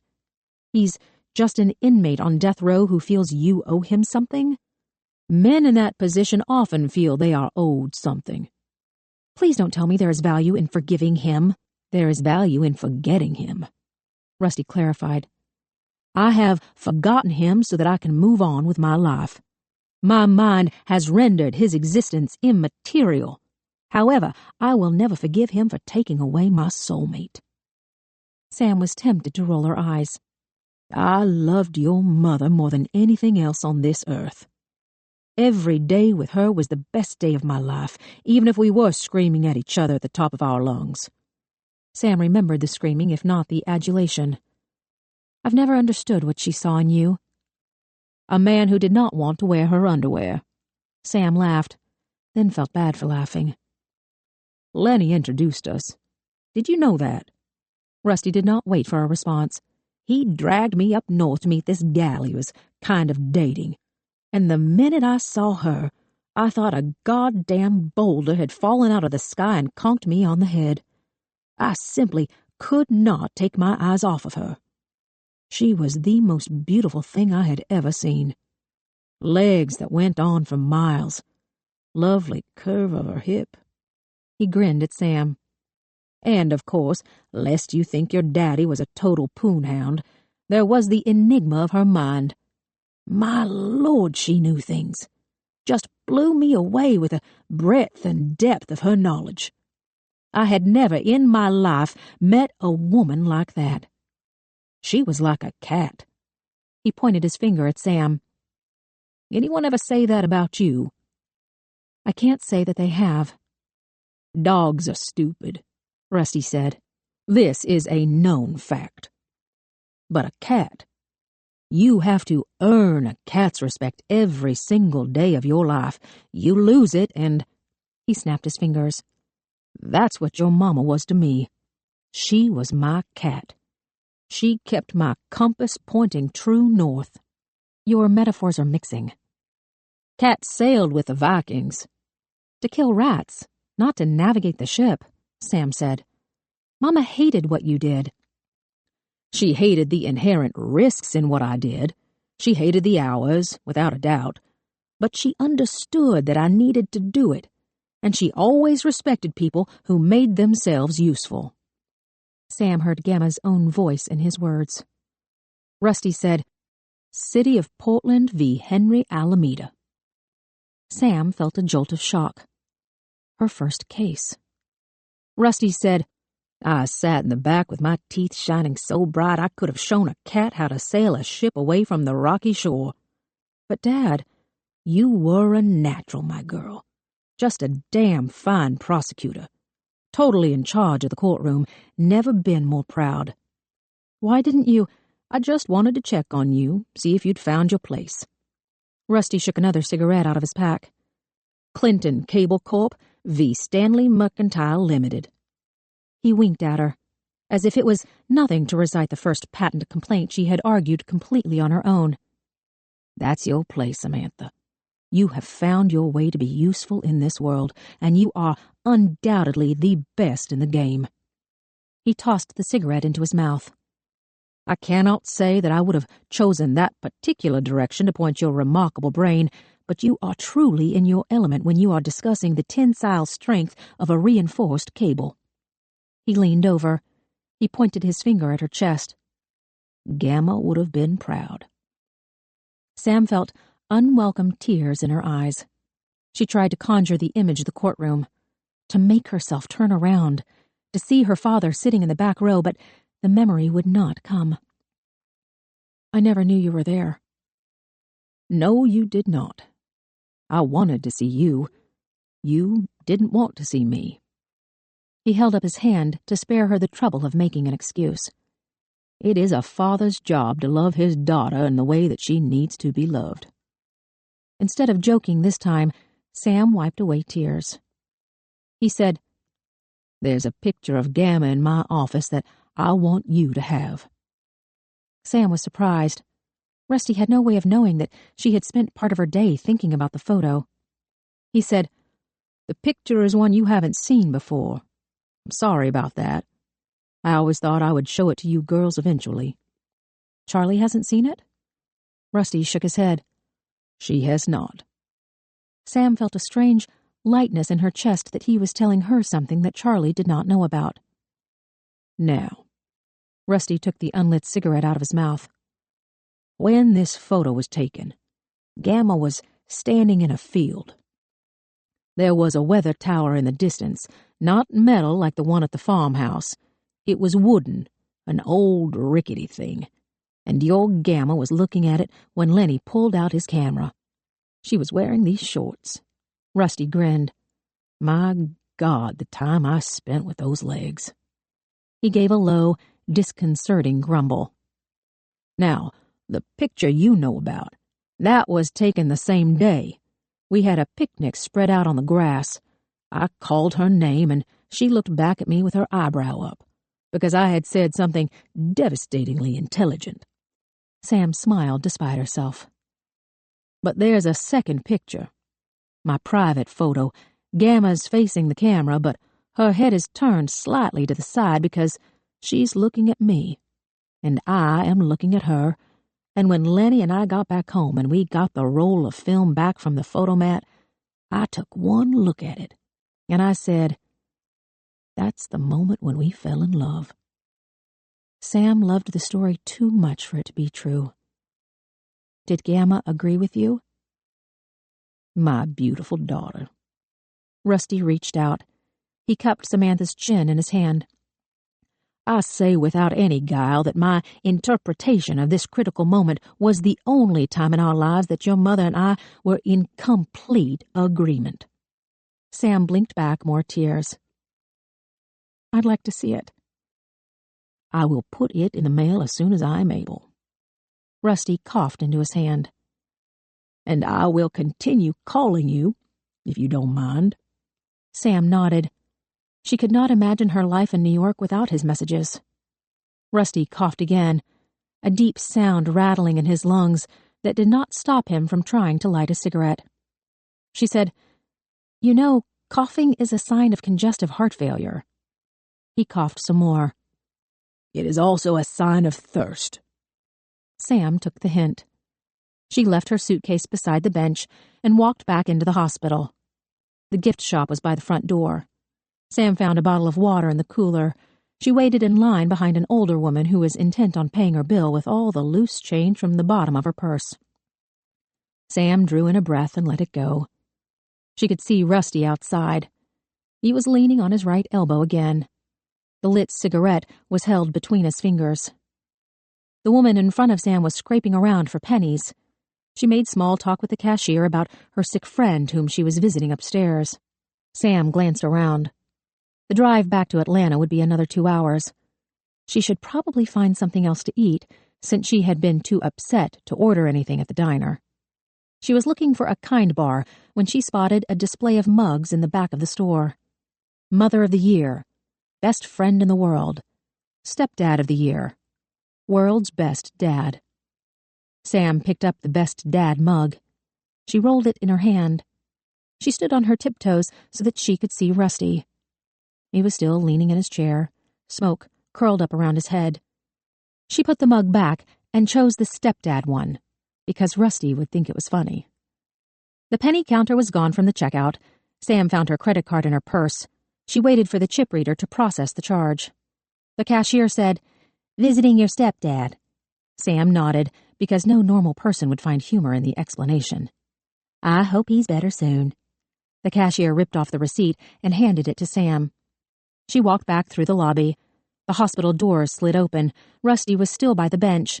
Sam held up the mug. "Look what I got." Rusty did not turn to look. Sam asked, "Dad?" Rusty wasn't just leaning in his chair. He was listing to the side. His hand had dropped down. His lit cigarette had fallen to the ground. Sam stepped closer. She looked into her father's face. Rusty's lips were parted. His eyes stared blankly into the bright lights of the parking lot. His skin looked waxy, almost white. Sam put her fingers to his wrist, to his neck. She pressed her ear to his chest.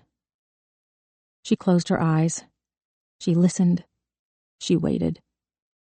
She prayed. Sam pulled herself away. She sat down on the bench. Her eyes blurred with tears. Her father was gone. Chapter 14. Sam woke up on Charlie's couch. She stared up at the white ceiling. Her head had not stopped aching since she had left New York. Last night, she had been unable to navigate the stairs to the guest bedroom. She had barely been capable of making it up the 2 steps into the house. Her body had started shutting down. Her brain, unwilling or incapable of fighting off the stress and the exhaustion and the unexpected despondency after finding Rusty dead in his wheelchair. Normally, at the end of particularly bad days, Sam negotiated with herself about whether or not to add more pharmaceuticals to her daily cocktail of Celebrex for joint pain, Neurontin to ward off seizures, paroxetine to treat chronic pain, and cyclobenzaprine for muscle spasms. Did she really need another anti-inflammatory? Could she sleep without another muscle relaxer?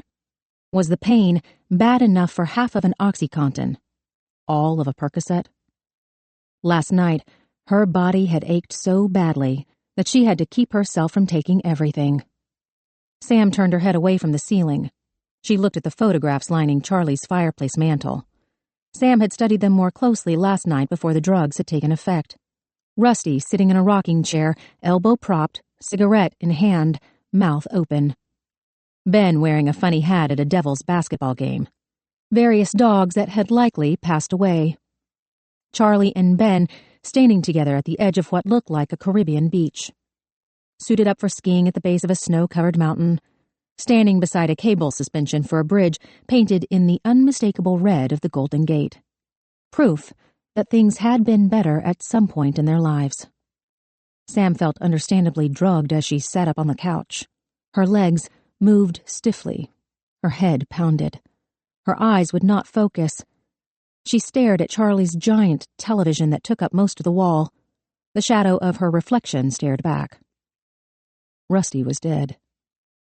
Sam had always assumed she would get the news while she was in a meeting, or when she landed in a different city, in a different world. She had assumed his death would elicit a sense of sadness, but a temporary one, the same way she had felt when Charlie had told her Peter Alexander, her old high school boyfriend, had been killed by a car. Sam had not thought that she would find Rusty herself, that she would be the one required to deliver the news to her sister, that she would find herself so paralyzed by grief that she sat on the bench beside Rusty for half an hour before she could alert the hospital staff. She had cried for the father she had lost. She had cried for the father she had never known. Sam found her glasses on the coffee table. She stretched her legs, starting with her ankles, moving into her calves, then her quads. Her back arched. She pushed her hands out in front of her, raised her arms over her head. When she was ready, she stood up. She performed more stretches until her muscles warmed and her limbs moved with only a modicum of discomfort. There was no rug on the hardwood floor. Sam doubted Charlie had a yoga mat. She sat cross-legged beside the couch. She stared out at the backyard. The sliding door was cracked open to let in the morning breeze. The rabbit hutch, Charlie's long-ago brownie project, was still standing. Sam had been too overwhelmed with grief to comment on it last night, but she was glad to see that Charlie and Ben had built their home on the old lot where the red brick house had been. Not that Ben had stayed here last night. He'd gone upstairs for only a few minutes. Sam had heard the floorboards squeak as he walked into Charlie's room. There was no screaming. There was no crying. Ben had sneaked down the stairs and left the house without telling Sam goodbye. Sam straightened her spine. She rested the backs of her hands on her knees. Before she could close her eyes, she spotted Charlie pushing a wheelbarrow through the yard. Sam watched her sister spread hay in the rabbit hutch while stray cats mewed at her feet. Bags of food were in the wheelbarrow. Kibble, birdseed, peanuts. Judging by the way Sam's eyes were watering, a dog had at some point lived in the house. So this was how Charlie spent her time, feeding a menagerie. Sam tried to push her sister's problems from her conscience. She was not here to fix Charlie. And, even if she was, there was no way that Charlie would let her. She closed her eyes. She pinched together her fingers. She considered the broken parts of her mind, the delicate folds of gray matter, the electrical current of synapses. Rusty slumped in his wheelchair. Sam could not clear her mind of the image. the way the left corner of his mouth had curved down. The total absence of his spirit, his spark, that had always been there. The sadness she had felt when Sam had realized that he was gone. The need for comfort. The need for Charlie. Sam did not have her sister's phone number. She was too ashamed to admit this to the hospital staff. Instead, she had emailed Ben, then waited for him to email back. Again, the task of delivering bad news to Charlie had fallen on his shoulders. Her sister had not driven to the hospital, as Sam had expected. Charlie had sent Ben to pick up Sam. She had not come down the stairs when Sam arrived at her home. Sam might as well have been a stranger, though Charlie would never be so rude to someone who was not family. "Are you having a stroke?" Charlie stood in the open doorway. Her eyes were swollen from crying. The bruises under her eyes had gone completely black. Sam said, "I was trying to meditate. I tried that once. Irritated the shit out of me." She pushed off her boots. Hay was in her hair. She smelled of cat. Sam recognized the logo on her t-shirt from Math Club, the symbol pi with a snake curling around it. The Pikeville Pythons. Sam adjusted her glasses. They had not been right since the judge had handled them in the courtroom. She stood up with less difficulty than she expected. She told Charlie, "A possum stared at me through the door all night." "That's Bill." Charlie turned on the giant television. "He's my lover." Sam leaned against the arm of the couch. This was exactly the kind of shocking thing Charlie used to say when she was 10. Possums can transmit leptospirosis, E. coli, salmonella. Their scat can carry a bacteria that causes flesh-eating ulcers. "We're not into that kinky stuff." Charlie flipped through the channels. Sam said, "That's quite a television. Ben calls her Eleanor Roosevelt because she's big and ugly, but we still adore her." Charlie found CNN. She muted the sound. Caption scrolled up. Sam saw her eyes quickly scan the words. "Why are you watching that?" "I want to see if there are any stories about Dad." Sam watched Charlie watch the news. There was nothing they could tell her sister that Sam could not provide. Without doubt, she knew more than the reporters. What their father had said, what he was likely thinking. That the police had been called, that Rusty's body had been left in the chair for over an hour. Because he had been stabbed, because his injuries had likely contributed to his death, the Bridge Gap Police Department had been called. Fortunately, Sam had managed to remove her Kelly Wilson list from her father's robe pocket before the police had arrived. Otherwise, the girl's secrets would have been at Ken Coyne's fingertips. Shit. Charlie unmuted the sound. A voiceover was saying, "Exclusive interview with Adam Humphrey, a former student who attended Pikeville High School with Kelly Renee Wilson." Sam watched a plump, pimply young man standing in front of a beat-up old Camaro. His arms were crossed. He was dressed as if for church, a white button-up shirt, skinny black tie, and black pants. A smattering of hair suggested a goatee on his chin. His glasses had visible fingerprints. Adam said, "Kelly was all right, I guess. There were things people said about her that weren't nice, but she was okay. She was slow, all right? Up here." He tapped the side of his head. "But that's okay, you know? Not everybody can be on the honor roll or whatever. She was just a nice girl. Not real bright, but she tried." The reporter came into the shot, microphone under his chin. "Can you tell me how you met her?" "Ain't no telling. Maybe going back to elementary? Most of us know each other. This is a real small town, like you can't walk down the street without seeing people you know." "Were you friends with Kelly Renee Wilson in middle school?" The reporter had the look of an animal that had smelled fresh meat. "There have been rumors about indiscretions during that time. I wondered if you—" "No, man, I ain't gonna get into that." He tightened his crossed arms. "See, people are wanting to say bad things like she was bullied or whatever, and maybe there were some people who were mean to her, but that's life. Life in school, at least. Kelly knows that. She knew it back then, too. She's not stupid. People are saying she's stupid. Okay, she's not bright. I already said that, but she's not an idiot. It's just how things are when you're a kid. Kids are mean. Sometimes they get mean and stay mean, and sometimes it stops when they graduate, but you roll with it. Kelly rolled with it. So I don't know what set her off, but it ain't that. Not what you're saying. That's a falsehood. The reporter said, But with Kelly Renee Wilson, did you? Don't be trying to John Wayne Gacy her, okay? It's just Kelly Wilson. And what she did was a hateful thing. I don't know why she did it. I can't speculate or nothing. Nobody can, and nobody should. And if they try to, then they're a bunch of liars. What happened is just what happened. And nobody but Kelly knows why. But you people on the TV, y'all gotta remember, it's just Kelly. Folks that went to school with her, too. It's just Kelly. Adam Humphrey walked off. The reporter did not let the absence of an interview subject slow him down. He told the anchor back in the studio, Ron, as I said before, the typical profile of a shooter is male, a loner, generally bullied, isolated, and with an axe to grind. With Kelly Renee Wilson, we are presented with a different possibility, that of a young girl who was ostracized for her sexual promiscuity, who, according to sources close to the Wilson family, terminated an unplanned pregnancy, which, in a small town, Charlie muted the set. Unplanned pregnancy. She was in middle school. It's not like she kept a fucking fertility calendar. Sam said, Adam Humphrey would be a good character witness. He clearly didn't want to denigrate her like some of her other friends have. Friends don't denigrate you, Charlie said. I bet you could get Mindy Zawada on TV and she'd talk about love and forgiveness. But you read the shit she's posting on Facebook, and you'd think she was 2 seconds away from grabbing a pitchfork and a burning torch and heading to the jail to pull some kind of Frankenstein shit. People understandably feel that she's a monster. She murdered. I know who she murdered.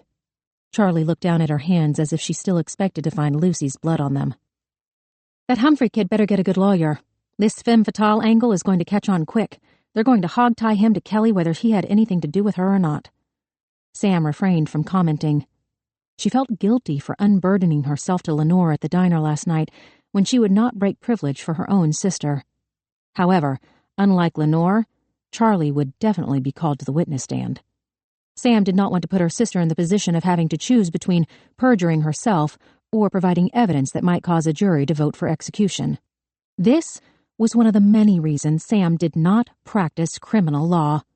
She did not want to have her words lead to the literal difference between life and death. Sam changed the subject, asking Charlie, What now? I assume we have to make arrangements for Dad.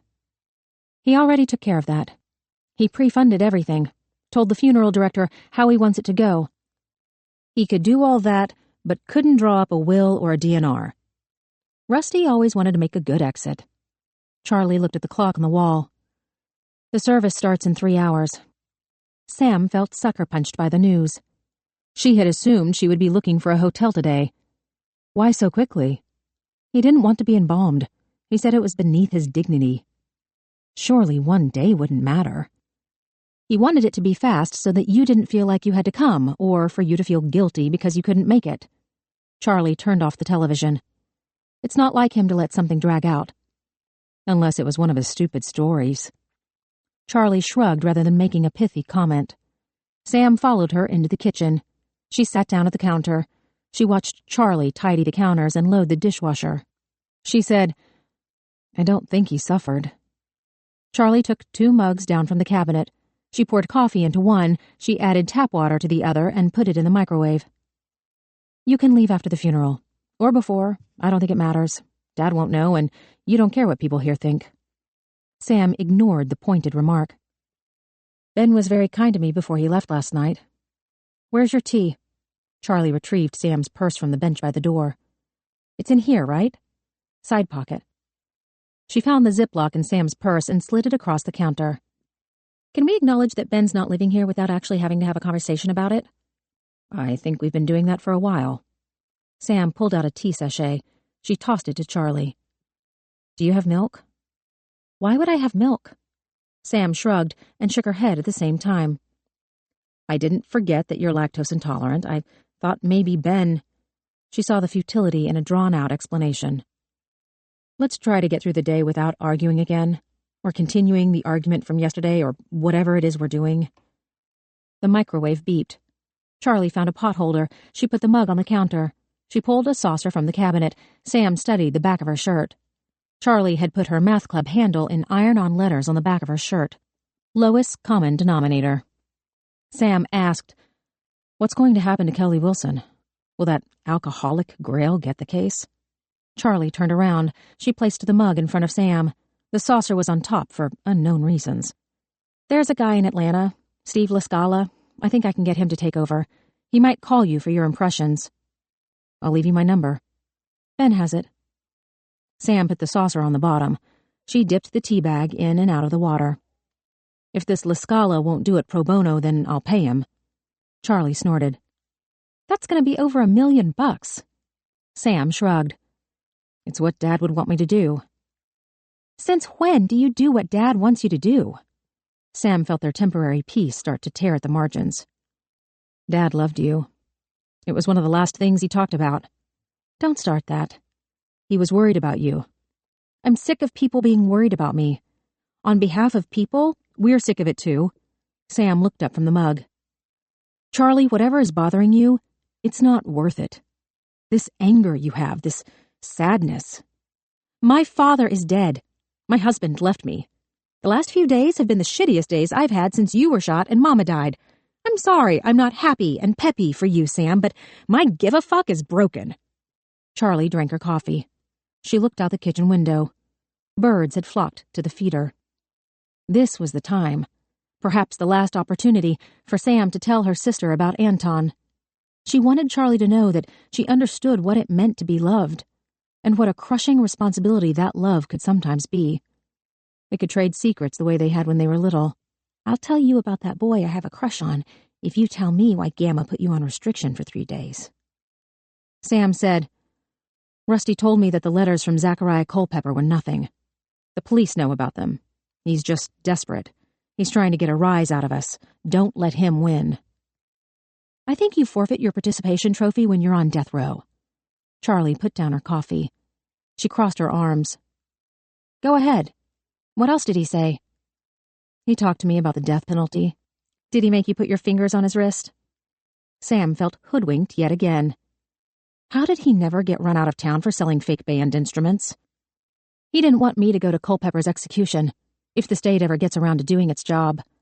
Charlie shook her head, as if the death of a man was a mild inconvenience.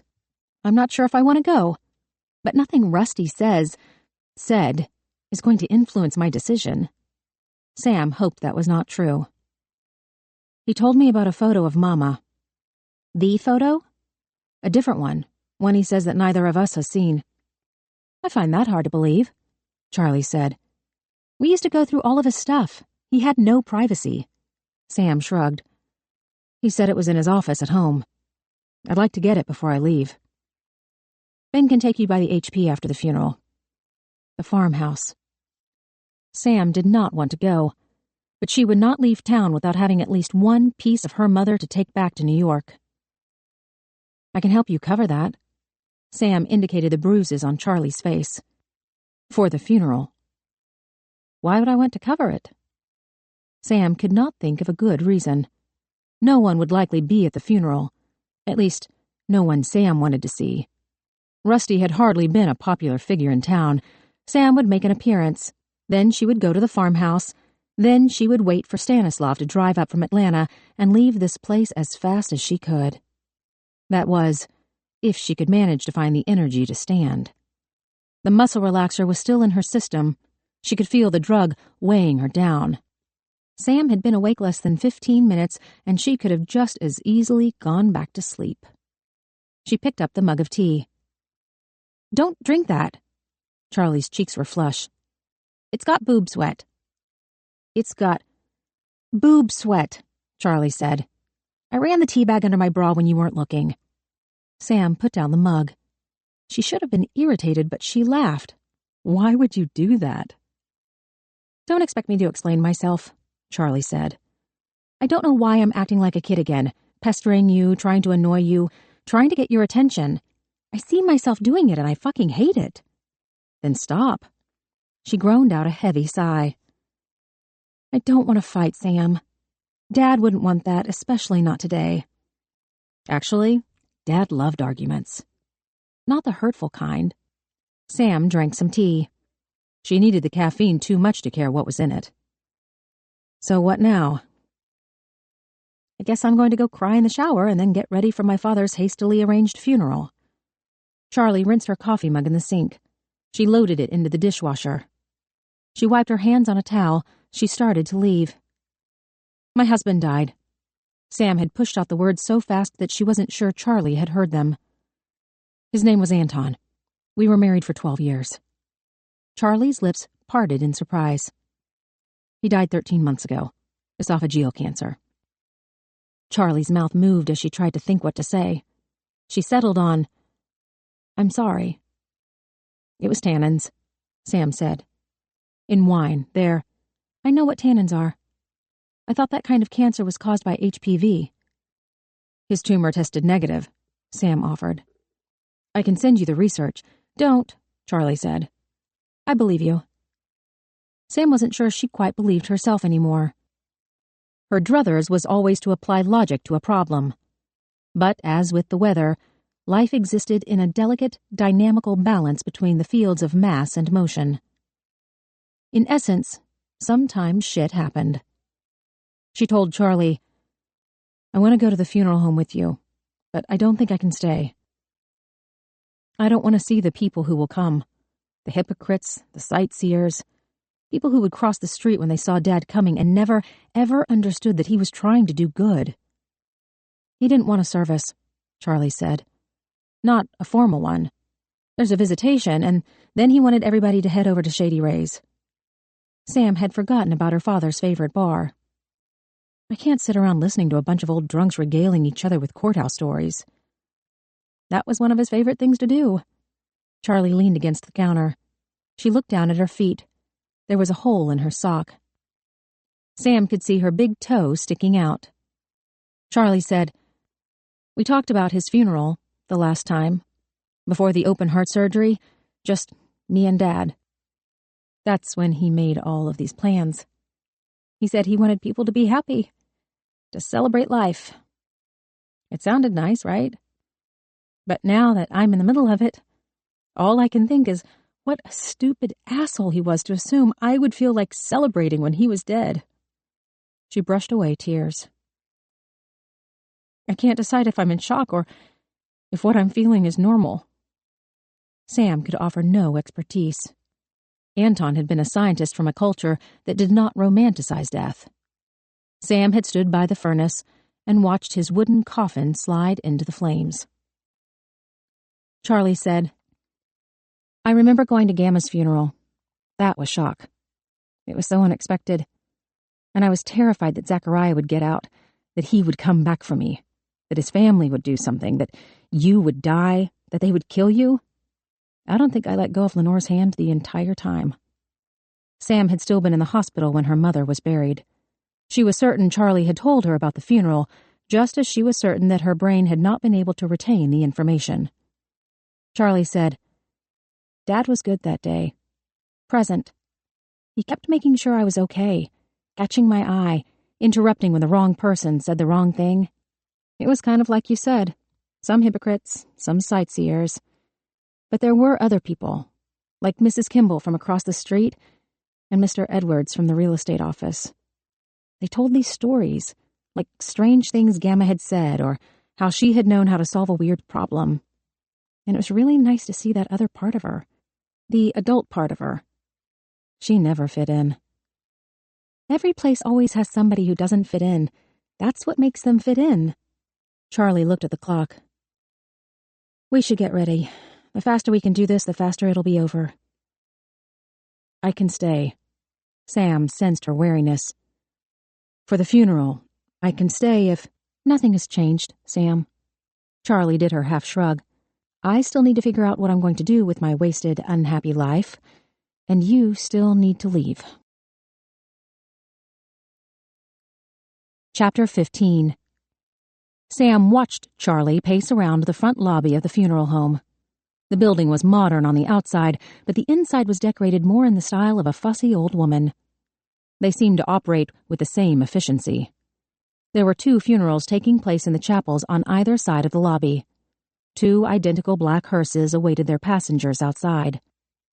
Sam recalled the funeral home's logo from a billboard she had passed on the way into Pikeville. The ad showed a happy-go-lucky-looking teen beside the ominous words, "Slow down. We don't need the business." Charlie passed by Sam, arm swinging, mouth set. She was wearing a black dress and heels. Her hair was pulled back. She had worn no makeup, done nothing to cover her grief. She mumbled under her breath. Who ever heard of waiting in line at a damn funeral home? Sam knew that her sister was not looking for an answer. They had been asked to wait less than 10 minutes ago. Competing music came from behind closed doors on opposite sides. One service seemed to be winding down while the other started. They would soon be overcome with mourners. Unbelievable, Charlie muttered, pacing past her again. Sam felt her phone buzz. She looked down at the screen. Before leaving Charlie's, she had texted Stanislav, asking him to meet her at the farmhouse. The driver had been well compensated for each trip, but she still read a curt tone in his reply. "Will return ASAP." The ASAP threw her. Sam was suddenly possessed by the desire to tell him to take his time. She had arrived in Dickerson County wanting nothing more than to leave. But now that she was here, she found herself overcome by inertia. Or perhaps obstinance was a better choice of word. The more Charlie told her to leave, the more rooted Sam felt to this cursed place. A side door opened. Sam had assumed the room was a closet, but the older gentleman in a suit and tie came out drying his hands on a paper towel. He leaned back in and threw the towel in the trash. "Edgar Graham." He shook Sam's hand first, then Charlie's. "I'm sorry that we kept you waiting." Charlie said, "We've been here almost 20 minutes. "Again, my apologies." Edgar indicated the hall. "Ladies, this way, please." Sam took the lead. Her leg was cooperating today, just a tinge of pain reminding her that the detente was likely temporary. She heard Charlie muttering behind her, but the words were too low to make out. Edgar said, "Your husband dropped by with the requested attire this morning." "Ben?" Charlie sounded surprised. "Through here." Edgar stepped ahead of them so that he could hold open the door. The sign said, "Bereavement Counseling." There were 4 club chairs, a coffee table, and boxes of Kleenex discreetly placed behind potted plants around the room. Charlie glared at the sign on the door. Sam could feel a flinty heat coming off of her sister. Usually they fed off each other, whatever emotion Charlie was feeling becoming amplified inside of Sam. Now, Charlie's panic, her anger, served to make Sam calmer. This was what she was here for. She could not solve Charlie's problems, but right now, in this moment, she could give her sister what she needed. Edgar said, "You can make yourself comfortable in here. We've got a full house today. I'm sorry we weren't expecting you." Charlie asked, "You weren't expecting us for our father's funeral?" "Charlie," Sam said, trying to rein her in. "We came unannounced. The funeral doesn't start for another 2 hours." Edgar offered, "We generally open visitation an hour before the service." "We're not having a service," Charlie asked. "Whose funeral's in the other chapel? Is it Mr. Pinkman?" "No, ma'am." Edgar had stopped smiling, but he appeared unruffled. "Douglas Pinkman's service is scheduled for tomorrow. We have Lucy Alexander the following day." Sam felt unexpectedly relieved. She had been so focused on Rusty that she had not remembered that there were 2 more bodies that would require burial. Edgar indicated a chair to Sam, but she did not sit. He said, "Currently your father is downstairs. When the service in our memory chapel is completed, we'll bring him upstairs and place him on the podium at the front of the room. I want to assure you that—" "I want to see him now," Charlie said. "He's not prepared." "Did he forget to study for a test?" Sam rested her hand on Charlie's shoulder. Edgar said, "I apologize that my meaning was unclear." He kept his hands on the back of the chair, his preternatural coolness intact. He explained, "Your father has been placed in the casket that he chose, but we need to move him to the podium, set up the flowers, prepare the room. You want the first time to see him to be—" "That's not necessary." Sam squeezed Charlie's shoulder to keep her silent. She knew what her sister was thinking. "Don't tell me what I want." She said, "I'm sure you've got something lovely planned, but We'd like to see him now." Edgar gave a smooth nod. "Of course, ladies. Of course. Please allow me a moment." Charlie didn't wait for the door to close behind him. "What a condescending prick." "Charlie, the worst thing you could say right now is that I sound like Mother. Jesus." She pulled at the neck of her dress. "It feels like it's 100 degrees in here." "Charlie, this is grief. You want to control things because you feel out of control." Sam worked to take the lecture out of her tone. "You need to learn how to deal with this because what you are feeling is not going to stop after today." "You need," Charlie repeated. She took a tissue from the box beside the chair. She mopped sweat from her brow. "You'd think with all of these dead people they'd keep the air down low." She paced the small room. She kept moving her hands, shaking her head, as if she was having some kind of private conversation with herself. Sam sat in the chair. This was her chickens coming home to roost, watching her sister's manic, frantic energy manifest itself in rage. Charlie was right that she sounded like their mother. Gamma had always struck out when she felt threatened, the same way that Sam had, the same way that Charlie was doing now. Sam offered, "I have some Valium in my purse." "You should take it." Sam tried again. "Where's Lenore?" "So she can calm me down?" Charlie walked over to the window. She bent open the metal blinds to look out at the parking lot. "She won't come to this. She'd want to kill everybody here. What do you use on your neck?"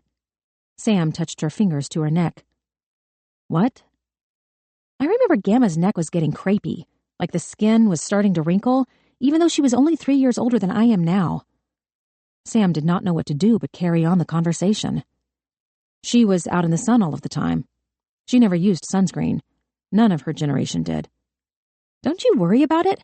I mean, you're fine now, but—" Charlie looked in the mirror by the window. She pulled at the skin of her neck. "I put lotion on it every night, but I think I need to get a cream."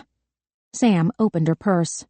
The first thing she saw was the note she had given Rusty. The odor of cigarette smoke lingered on the paper. Sam resisted doing something melodramatic like holding the note to her face so she could remember what her father smelled like. She found her hand cream beside Ben's USB drive. "Here." Charlie looked at the label. "What's this?" "It's what I use." "But it says 4 hands." "We can Google something." Sam reached for her phone. "What do you think?" "I think—" Charlie took a short breath. "I think I'm losing my shit." "It's more likely you're having a panic attack." "I'm not panicking," Charlie said, but the tremble in her voice indicated otherwise. "I feel dizzy, shaky. I might throw up. Is that a panic attack?" "Yes." Sam helped her sit down in the chair. "Take some deep breaths." "Jesus." She put her head down between her knees. "Oh, Jesus." Sam rubbed her sister's back. She tried to think of something that would take away the pain, but grief defied logic. "I didn't believe he would die." Charlie grabbed her hair in her hands. "I mean, I knew it would happen, but I didn't think it would. Like the opposite of when you buy a lottery ticket, you're saying, of course I'm not going to win, but then you actually do think you might win, because why else would you buy the damn ticket?" Sam kept rubbing her back. "I know I still have Lenore, but Dad was—" Charlie sat up. She took a jittery breath. "I always knew that no matter what, if I had a problem, I could take it to him and he wouldn't judge me, and he would make a joke about it so it didn't hurt so much, and then we would figure out how to solve it together." She covered her face with her hands. "I hate him for not taking care of himself, and I love him for living his life on his own terms." Sam was familiar with both sensations. "I didn't know that Ben brought his clothes." She turned to Sam, alarmed. "What if he asked to be dressed up like a clown?" "Charlie, don't be silly. You know he would have chosen something from the Renaissance." The door opened. Charlie stood up. Edgar said, "Our memory chapel is clearing out. If you would give me another moment, I could place your father in a more natural setting." "He's dead," Charlie said. "None of this is natural." "Very well." Edgar tucked down his chin. "We've temporarily placed him in our showroom. I've put out 2 chairs for your comfort and reflection." "Thank you."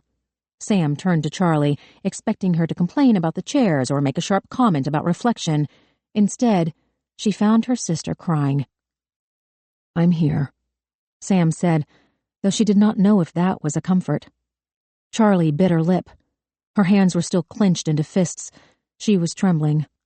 Sam peeled open Charlie's fingers and held on to her hand. She nodded to Edgar. He walked to the other side of the small room. Sam had not noticed a discreet door built into the wood paneling.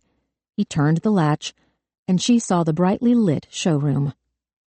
Charlie would not move on her own, so Sam gently led her toward the door. Though Edgar had called this the showroom, Sam had not been expecting to find an actual showroom. Shiny caskets painted in dark earth tones lined the walls. They were tilted at a 15-degree angle. Their lids opened to display the silk liners. Spotlights illuminated silver and gold handles. An assortment of pillows was in a spinning rack. Sam wondered if mourners checked the softness before making their decision. Charlie was unsteady on her high heels. "Is this what it was like when you're—" "No," Sam said. "Anton was cremated. They put him in a pine box."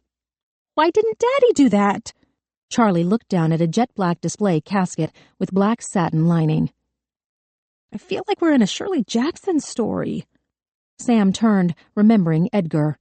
She mouthed the words, "Thank you." He bowed out of the room, closing the door behind him. Sam looked back at Charlie. She had come to a standstill. All of her bluster was gone. She was staring at the front of the room. 2 folding chairs draped in pastel blue satin covers. A white casket with gold handles on a stainless steel cart with big, black wheels. The lid was open. Rusty's head was tilted up on a pillow. Sam could see the peppered gray of his hair, the tip of his nose, and a flash of bright blue from his suit. Charlie said, "That's Dad." Sam reached for her sister's hand again, but Charlie was already moving toward their father. Her deliberate stride tapered off quickly. She stuttered to a stop, her hand went to her mouth, her shoulders began to shake. She told Sam, "It's not him." Sam understood what she meant. This was clearly their father, but just as clearly it was not. Rusty's cheeks were too red. His wild eyebrows had been tamed.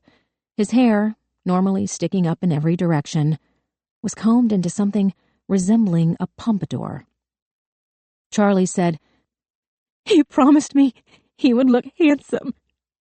Sam wrapped her arm around Charlie's waist. "When we talked about it, I told him I didn't want an open casket, and he promised me that he would look handsome, that I would want to see how good he looked." She told Sam. "He doesn't look good." "No," Sam said. "He doesn't look like himself." They stared down at their father. Sam could not remember a time that she had not seen Rusty in motion. Lighting a cigarette, throwing out a dramatic hand, tapping his toes, snapping his fingers, nodding his head as he hummed or clicked his tongue or whistled a tune that she did not recognize, yet could not get out of her brain. Charlie said, "I don't want anyone to see him like this." She reached up to close the lid. Sam gave a hushed, "Charlie." She pulled on the lid. The lid did not move. "Help me close it." "We can get—" "I don't want that creepy asshole back in here." Charlie pulled with both hands. The lid moved perhaps 5 degrees before it stopped. "Help me." "I'm not going to help you." "What was your list? You can't see, you can't run, you can't process? I don't recall you saying your useless body couldn't help close the fucking lid on your own father's coffin." "It's a casket. Coffins are tapered at the head and the foot." "For fuck's sake!" Charlie dropped her purse on the floor. She kicked off her shoes. She used both hands to pull down on the lid, practically hanging from it. There was a creak of protest, but the casket remained open. Sam said, "It won't simply close. That would be a safety hazard." "You mean it could kill him if the lid slammed shut?" "I mean it could hit you in the head or break your fingers." She leaned over Rusty to examine the brass barrel hinges. A cloth-covered strap and loop assembly kept the lid from over-opening. but no apparent mechanism controlled the closing. There must be some kind of release. Jesus Christ! Charlie hung from the lid again. Can't you just help me? I am trying. I'll do it myself. Charlie walked around to the back of the casket. She pushed from behind. The table moved. One of the front wheels was unlocked. Charlie pushed harder. The table moved again. Hold on. Sam checked the exterior of the casket for some kind of lever or button. You're going to... Charlie jumped up, pushing down on the lid with all of her weight. Sam said, You're going to knock it off the table. Good. Charlie pushed again. Nothing moved. She banged her palm against the lid. Fuck! She banged it again, this time with her closed fist. Fuck, fuck, fuck!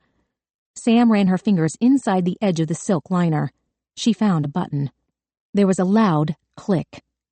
The pneumatic pump hissed as the lid slowly closed. Shit! Charlie was breathless. She leaned her hands on the closed casket. She closed her eyes.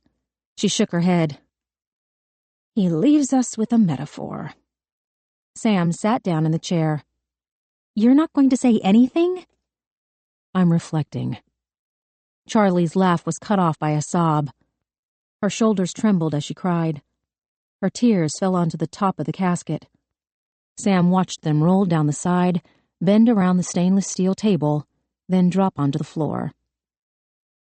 Shit, Charlie said, using the back of her hand to wipe her nose. She found a box of tissues behind the handle display. She blew her nose. She dried her eyes. She sat down heavily in the chair beside Sam. They both looked at the casket. The gaudy gold handles and filigree corner guards. The bright white paint had a sparkling finish, as if glitter had been mixed into the clear coat.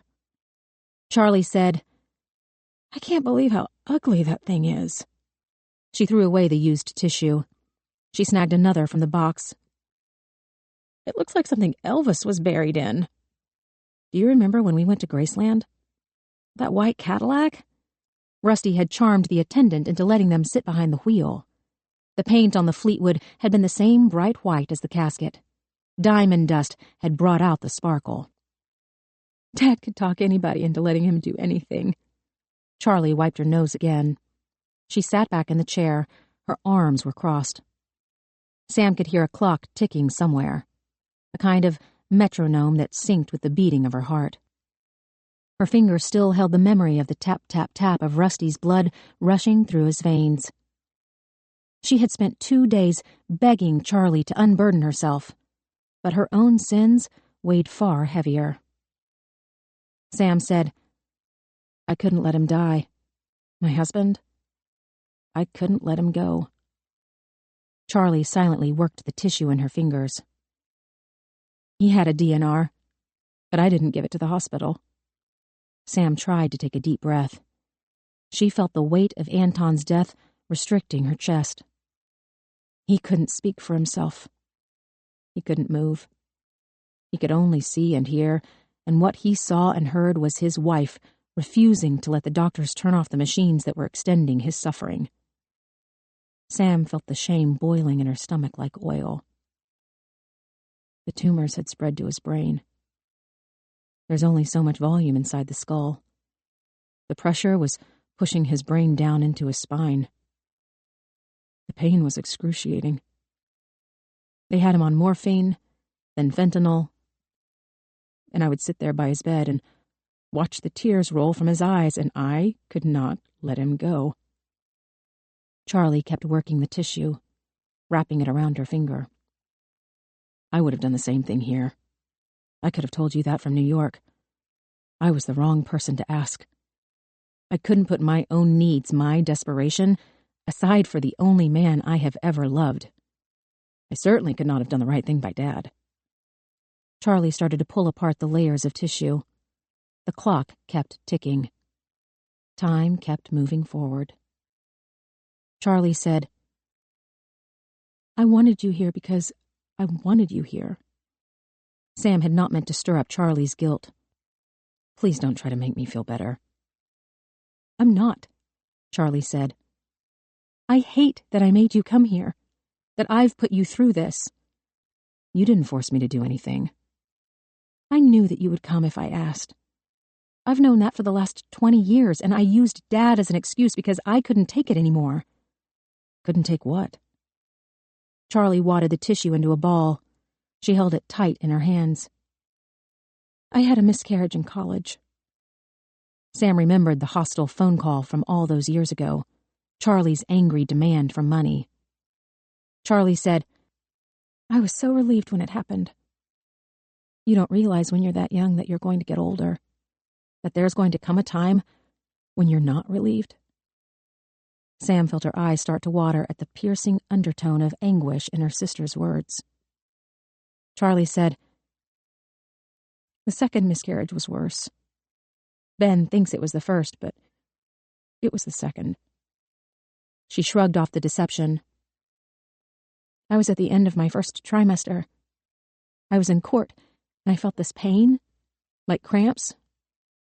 I had to wait another hour for the judge to call a recess.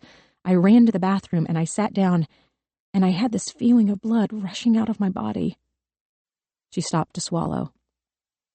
I looked in the toilet, and it was nothing. It didn't look like anything. A really bad period, a glob of something. But it didn't feel right to flush it. I couldn't leave it. I crawled out from under the stall so I could leave the door locked. I called Ben. I was crying so hard he couldn't understand what I was saying. Charlie, Sam whispered. Charlie shook her head, because there was more. The third time, which Ben thinks was the second time, was worse. I was at 18 weeks. We were outside raking leaves in the yard. We had already started to put together the nursery, you know? Painted the walls. Looked at cribs. I felt the same kind of cramping. I told Ben I was going to get some water, but I barely made it to the bathroom. It just came out of me, like my body couldn't wait to get rid of it. She used the tips of her fingers to brush away tears. I told myself it was never going to happen again, that I wasn't going to risk it. But then it happened again. Sam reached over. She held tight to her sister's hand. This was 3 years ago. I stopped taking my birth control. It was stupid. I didn't tell Ben, which made it worse because I was tricking him. I was pregnant in a month. And then another month passed, and then I hit the 3-month mark. And then it was 6 months, 7. And we were so fucking excited. Dad was walking on air. Lenore kept giving hints about names. Charlie pressed her fingers to her eyelids. Tears streamed down. There's this thing called Dandy Walker syndrome. It sounds so stupid, like an old-timey dance. But basically it's a group of congenital brain malformations. Sam felt an ache inside her heart. They told us late on a Friday. Ben and I spent the whole weekend reading about it on the internet. There'd be this one great story about a kid who was smiling, living his life, blowing out the candles on his birthday cake. And we'd say, okay, well, that's fantastic. That's a gift. We can do that. And then there'd be another story about a baby who was blind and deaf and had open heart surgery and brain surgery and died before his first birthday. And we just hold each other and cry. Sam squeezed Charlie's hand. We decided that we couldn't give up. It's our baby, right? So we went to see a specialist at Vanderbilt. He did some scans, and then he took us into this room. There weren't any pictures on the wall. That's what I remember. The rest of the place had babies everywhere, photos of families, but not in this room. Charlie stopped to dry her eyes again. Sam waited. Charlie said, the doctor told us that there was nothing we could do. The cerebrospinal fluid was leaking. The baby didn't have organs. She took a shaky breath. My blood pressure was high. They were worried about sepsis. The doctor gave us 5 days, maybe a week, before the baby died. Or I died. And I couldn't wait. I couldn't go to work and eat dinner and watch TV knowing that... She clasped Sam's hand. So we decided to go to Colorado. That's the only place we could find where it's legal. Sam knew she was talking about abortion. It's $25,000, plus flights, plus the hotel room, plus taking off work. We didn't have time to take out a loan, and we didn't want anyone to know what we were using it for. We sold Ben's car. Dad and Lenore gave us money. We put the rest on credit cards. Sam felt a crushing sense of shame. She should have been there. She could have given them the money, flown with Charlie on the plane. The night before we were supposed to leave, I took a sleeping pill because what did it matter, right? But I woke up with this burning pain. It wasn't like before with the cramps. I felt like I was being ripped apart. I went downstairs so I wouldn't wake up Ben. I started throwing up. I couldn't make it to the bathroom. There was so much blood. It looked like a crime scene. And there were pieces I could see. Pieces of... Charlie shook her head, unable to say the rest. Ben called an ambulance. I've got a scar, like a C-section, and no baby to show for it. And when I finally came home, the rug was gone. Ben had cleaned up everything. It was like it had never happened. Sam thought about the bare floor in Charlie's living room. They had not replaced the rug in 3 years. She asked, "Did you talk to Ben about it?" "Yeah, we talked about it. We went to therapy. We got past it." Sam could not believe that was true. Charlie said, "It was my fault. I never told Ben, but every time, it was my fault." You can't believe that. She used the back of her hand to rub her eyes. "I saw Dad do this closing argument once. He talked about how people always obsess about lies. Damn lies. But no one really understands that the real danger is the truth." She looked up at the white casket. The truth can rot you from the inside. It doesn't leave room for anything else. Sam tried. There's no truth in blaming yourself. Nature has its own design. That's not the truth I'm talking about. Then tell me, Charlie, what's the truth? Charlie leaned over. She put her head in her hands. "Please," Sam pleaded. She couldn't stand her own uselessness. "Tell me." Charlie inhaled deeply, drawing air between the gap in her hands. "Everybody thinks I blame myself for running away. Don't you?" "No," she said. "I blame myself for not running faster." What really happened to Charlie? "Run!" Sam shoved her away. "Charlie, go!" Charlie fell back onto the ground. She saw the bright flash of the gun firing, heard the sudden explosion of the bullet leaving the barrel. Sam spun through the air, almost somersaulting into the gaping mouth of the grave. "Shit," Daniel said. "Christ! Jesus Christ!" Charlie scrambled away, crab-like on her hands and knees, until her back hit a tree. She pushed herself up, her knees shook, her hands shook, her whole body was shaking. "It's okay, sweet pea," Zach told Charlie. "Stay right there for me." Charlie stared at the grave. Maybe Sam was hiding, waiting to spring up and run. But she wasn't springing up. She wasn't moving, or talking, or shouting, or bossing everybody around. Zach told Daniel, "You cover this bitch up. Let me take the little one off for a minute." If Sam could talk right now, she would be yelling, furious at Charlie for just standing there, for blowing this chance, for not doing what Sam always told her to do. "Don't look back. Trust me to be there. Keep your head down," and Charlie ran.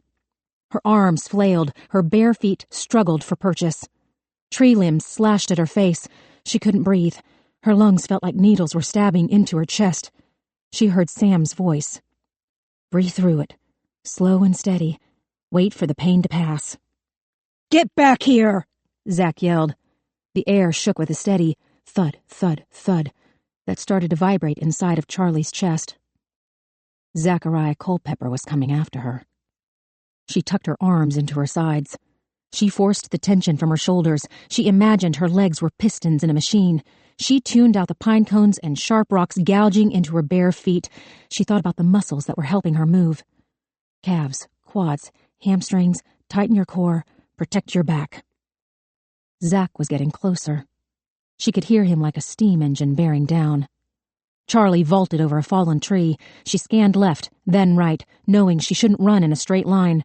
She needed to locate the weather tower to make sure she was heading in the right direction, but she knew if she looked back she would see Zach, and that seeing him would make her panic even more, and if she panicked even more, she would stumble, and if she stumbled, she would fall, and then he would rape her. Charlie veered right, her toes gripping the dirt as she altered direction. At the last minute, she saw another fallen tree. She flung herself over it, landing awkwardly. Her foot twisted. She felt her ankle bone touch earth. Pain sliced up her leg. She kept running. Her feet were sticky with blood. Sweat dripped down her body. She scanned ahead for light, any indication of safety. How much longer could he keep running? How much farther could she go? Sam's voice came back to her. Picture the finish line in your head. You have to want it more than the person behind you. Zachariah wanted something. Charlie wanted something more, to get away, to get help for her sister, to find Rusty so he could figure out a way to make it all better. Suddenly, Charlie's head jerked back. Her feet flew out in front of her, her back slammed into the ground. She saw her breath huff out of her mouth like it was a real thing. Zach was on top of her. His hands were everywhere, grabbing her breasts, pulling her shorts. His teeth clashed against her closed mouth. Charlie scratched at his eyes. She tried to bring up her knee into his crotch, but she couldn't bend her leg. Zachariah sat up, straddling her. He worked his belt back through the buckle. His weight was too much. He was pushing the air out of her. Charlie's mouth opened. She had no breath left to scream. She was dizzy. Vomit burned up her throat. Her shorts were wrenched down. He flipped her over like she was nothing. She tried again to scream, but he shoved her face into the ground. Dirt filled her mouth. He grabbed her hair in his fist. She felt a tearing deep inside her body as he ripped into her. His teeth bit down on her shoulder. He grunted like a pig as he raped her behind. She smelled rot from the earth, from his mouth, from what he was pushing inside of her. Charlie squeezed her eyes shut. I am not here. I am not here. I am not here. Every time she convinced herself that this wasn't happening, that she was in the kitchen at the red brick house doing her homework, that she was running the track at school, that she was hiding in Sam's closet listening to her talk on the phone to Peter Alexander, Zachariah did something new and the pain wrenched her back into reality. He was not finished. Charlotte's arms flopped uselessly as he turned her over. He shoved inside of her from the front. She was finally numb. Her mind went blank. She was aware of things, but as if from a remove, her body shifting up and down as he started to thrust, her mouth hanging open, his tongue jamming down her throat, his fingers digging into her breasts like he was trying to rip them away from her body. She looked up, past his ugly, contorted face, past the bowed trees, their crooked limbs, the night sky. The moon was blue against the dark expanse. Stars were scattered, indistinct pinholes. Charlie closed her eyes. She wanted darkness. But she saw Sam twisting through the air. She could hear the thump of her sister's body hitting the grave like it was happening all over again. And then she saw Gamma on the kitchen floor, back to the cabinet. Bright white bone, pieces of heart and lung, cords of tendon and arteries and veins, and life spilling out of her gaping wounds. Gamma had told her to run. Sam had ordered her to get away. They would not want this. They had sacrificed their lives for Charlotte, but not for this. No! Charlotte screamed, her hands turning into fists. She pounded into Zach's chest, swung so hard at his jaw that his head whipped around. Blood sprayed out of his mouth, big globs of it, not like the tiny dots from Gamma. "Fucking bitch!" He reared back his hand to punch her.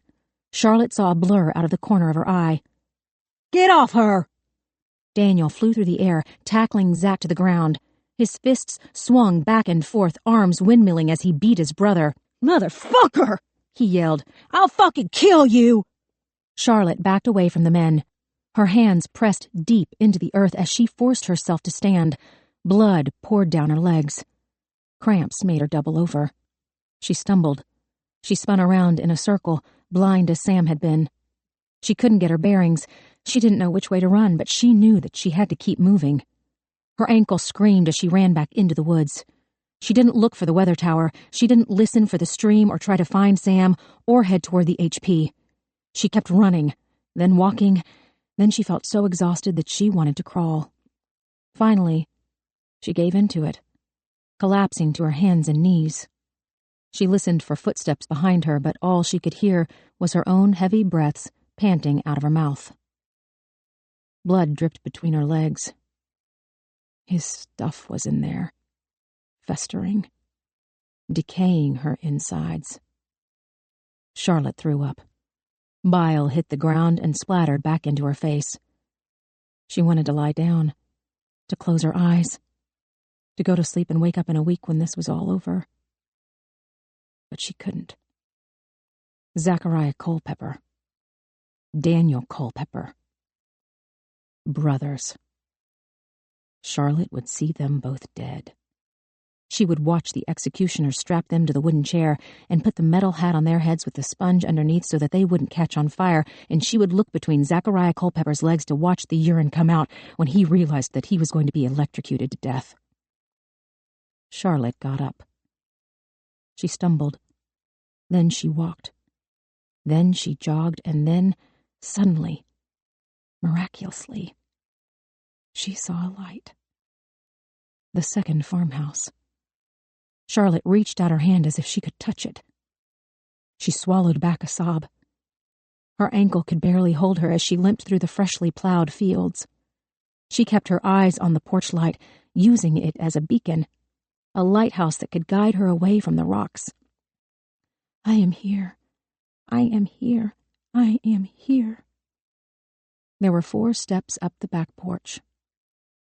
Charlotte stared at them, trying not to think of the steps at the HP. The way she had run up them 2 at a time just a few hours ago, kicked off her shoes, peeled off her socks, and found Gamma cursing in the kitchen. "Fudge," Charlie whispered. "Fudge."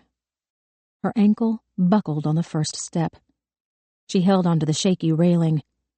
She blinked at the porch light, which was bright white, like a flame. Blood had dripped into her eyes. Charlotte used her fists to rub it away.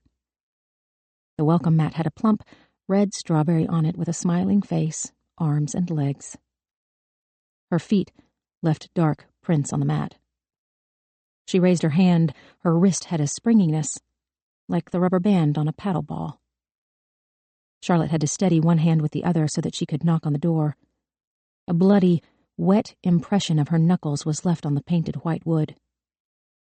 In the house, she heard a chair scrape back. Light footsteps across the floor. A woman's chipper voice asked, "Who could that be knocking so late?" Charlotte did not answer. There were no locks that clicked, no chain that slid back. The door opened. A blonde woman stood in the kitchen. Her hair was pinned back in a loose ponytail. She was older than Charlotte, pretty. Her eyes went wide. Her mouth opened. Her hand fluttered to her chest, as if she had been hit by an arrow. "Oh," the woman said. "My God. My God. Daddy!" She reached for Charlotte, but she didn't seem to know where to touch her. "Come in. Come in." Charlotte took one step, then another. Then she was standing inside the kitchen. She shivered, though the space was warm. Everything was so clean, so brightly lit. The wallpaper was yellow with red strawberries. A matching border rimmed the tops of the walls.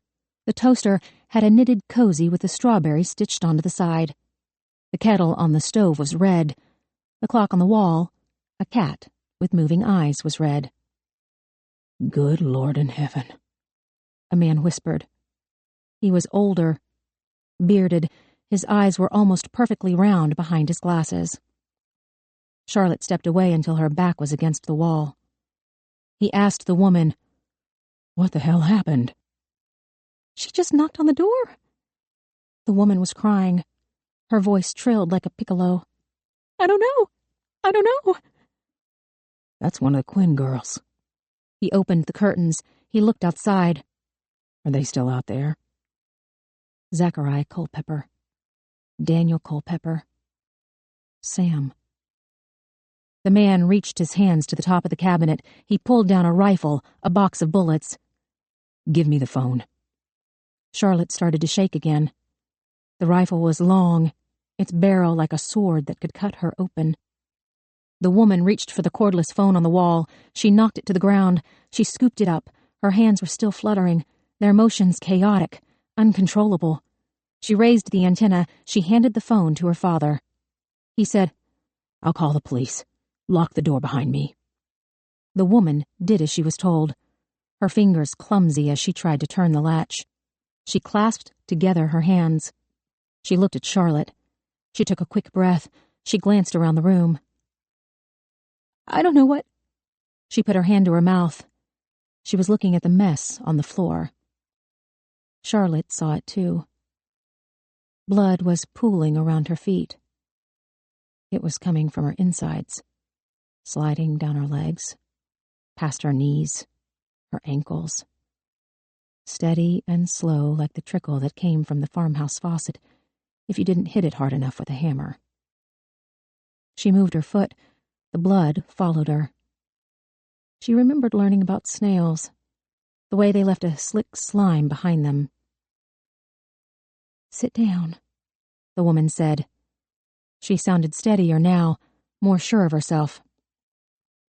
"It's okay, sweetheart. You can sit down." She gently pressed her fingers to Charlotte's shoulder, guided her to the chair. "The police will come," she said. "You're safe now." Charlotte did not sit down. The woman did not look like she felt safe. "I'm Miss Heller." She knelt down in front of Charlotte. She brushed back her hair. "You're Charlotte. Is that right?" Charlotte nodded. "Oh, Angel."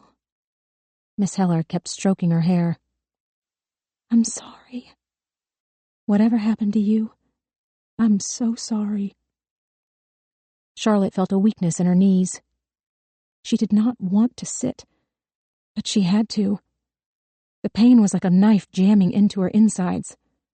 Her bottom ached.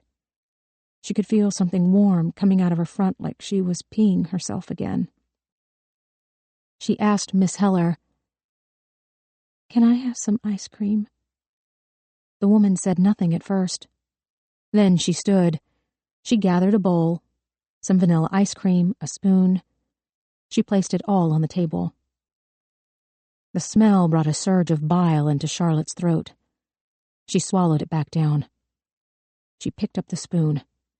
She ate the ice cream, shoving it into her mouth as fast as she could. "Slow down," Miss Heller said. "You'll make yourself sick." Charlotte wanted to be sick. She wanted him out of her. She wanted to cleanse herself. She wanted to kill herself. "Mama, what would happen if I ate 2 bowls of ice cream? Really big ones." "Your intestines would burst and you would die." Charlotte devoured a second bowl of ice cream. She used her hands because the spoon was not big enough. She reached for the container, but Miss Heller stopped her. She looked aghast. She asked Charlotte, "What happened to you?" Charlotte was winded from eating so fast. She could hear her breath whistling through her nose. Her shorts were wet with blood.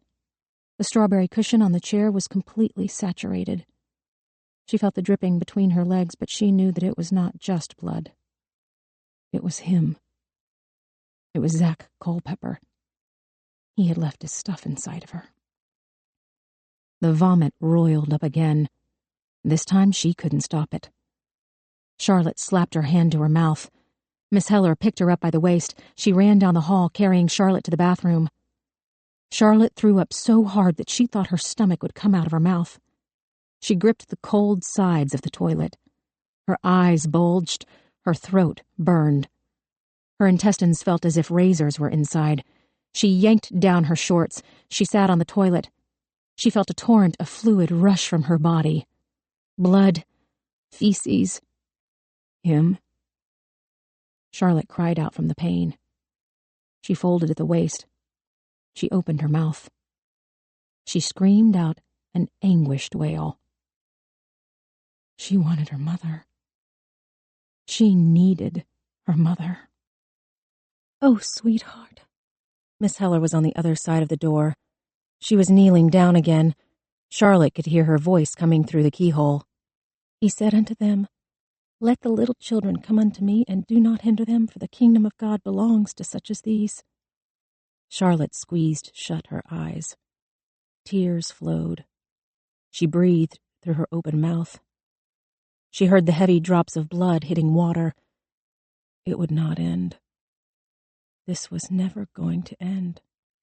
Sweet baby, Miss Heller said. Let God carry this burden. Charlotte shook her head. Her blood-soaked hair slapped at her face. She kept her eyes closed. She saw Sam spinning, somersaulting through the air. The mist as the bullet entered her brain. The heavy spray of blood as Gamma's chest exploded. My sister, Charlotte whispered. She's dead. What's that, baby? Miss Heller had cracked open the door. What did you say? My sister. Charlotte's teeth were chattering. She's dead. My mother's dead. Miss Heller held onto the doorknob as she sunk to the floor. She said nothing. Charlotte looked down at the white tiles at her feet. She could see black spots in her vision. Blood dripped from her open mouth. She rolled off some toilet paper. She held it to her nose. The bone felt broken. Miss Heller came into the room. She turned on the sink faucet. Charlotte tried to wipe herself. She could feel strips of flesh hanging down between her legs. The blood would not stop. It was never going to stop. She pulled up her shorts, but a wave of dizziness kept her from standing. She sat back down on the toilet. She stared at the framed picture of a strawberry patch on the wall. It's all right. Miss Heller wiped Charlotte's face with a wet cloth. Her hands trembled along with her voice. But unto you that fear my name shall the Son of Righteousness arise with healing in his wings, and ye shall go forth and grow up as... A loud knock shook the back door. Banging, screaming. Miss Heller's hand went to Charlotte's chest, keeping her still. Judith! The old man yelled. Judith! The back door splintered open. Miss Heller grabbed Charlotte again, picking her up by the middle. Charlie felt her feet leave the ground. She braced her hands against the woman's shoulders. Her ribs felt crushed as Miss Heller ran down the hall. Charlotte! The word was pained, like the sound you would hear from a dying animal. Miss Heller skidded to a stop. She turned around. Her grip around Charlotte's waist slowly released. Rusty was standing at the end of the hallway. He leaned heavily against the wall. His chest was heaving. He gripped a handkerchief in his hand. Charlotte felt her feet touch the ground. Her knees folded, unable to support her weight. Rusty staggered down the hallway. His shoulder bumped the wall, then the other wall. Then he was on his knees, and then he was holding Charlotte. My baby, he cried, enveloping her body in his. My treasure. Charlotte felt the slow release of her muscles. Her father was like a drug. She became a rag doll in his arms. My baby, he said. Gamma, I know, Rusty wailed. She felt his chest shake as he struggled to control his sorrow. I know, sweetheart, I know. Charlotte began to sob, not from the pain, but from fear, because she had never seen her father cry. I've got you. He rocked her. Daddy's here. I've got you. Charlotte was crying so hard that she couldn't open her eyes. Sam! I know, he said. We'll find her. They buried her. Rusty let out a howl of despair. It was the Culpeppers, Charlotte said. Knowing their names, telling them to Rusty, was the only thing that had kept her moving. Zach and his brother. It doesn't matter. He pressed his lips to the top of her head. We got an ambulance coming. They're going to take care of you. Daddy? Charlotte lifted her head. She put her mouth close to his ear. She whispered, Zach put his thing inside of me. Rusty's arms slowly fell away. It was like the air had been let out of him. His mouth dropped open. He crumbled to the floor. His eyes scanned back and forth as he looked at Charlotte's face. His throat worked again. He tried to speak, but all that came out was a whimper. Daddy, she whispered again. Rusty put his fingers to her mouth. He bit his lip like he didn't want to speak, but he had to. He asked, He raped you? Charlotte nodded. Rusty's hand dropped like a stone. He looked away. He shook his head. His tears had turned into 2 rivers running down the sides of his face. Charlotte felt the shame of his silence. Her father knew the things that men like Zachariah Culpepper did. He could not even look at her. I'm sorry, Charlotte said. I didn't run fast enough. Rusty's eyes went to Miss Heller, then finally, slowly back to Charlotte. It's not your fault. He cleared his throat. He said it again. It's not your fault, baby. Do you hear me? Charlotte heard him, but she did not believe him. What happened to you? Rusty said, sounding strident. It's not your fault, but we can't tell anybody else, okay? Charlotte could only stare. You didn't have to lie if something wasn't your fault. Rusty said, It's a private thing, and we're not going to tell anybody, okay? He looked up at Judith Heller again. I know what lawyers do to girls who are raped. I'm not going to put my daughter through that hell. I won't let people treat her like she's damaged. He wiped his eyes with the back of his hand. His voice became stronger. They'll hang for this. Those 2 boys are murderers, and they'll die for it, but please don't let them take my daughter with them.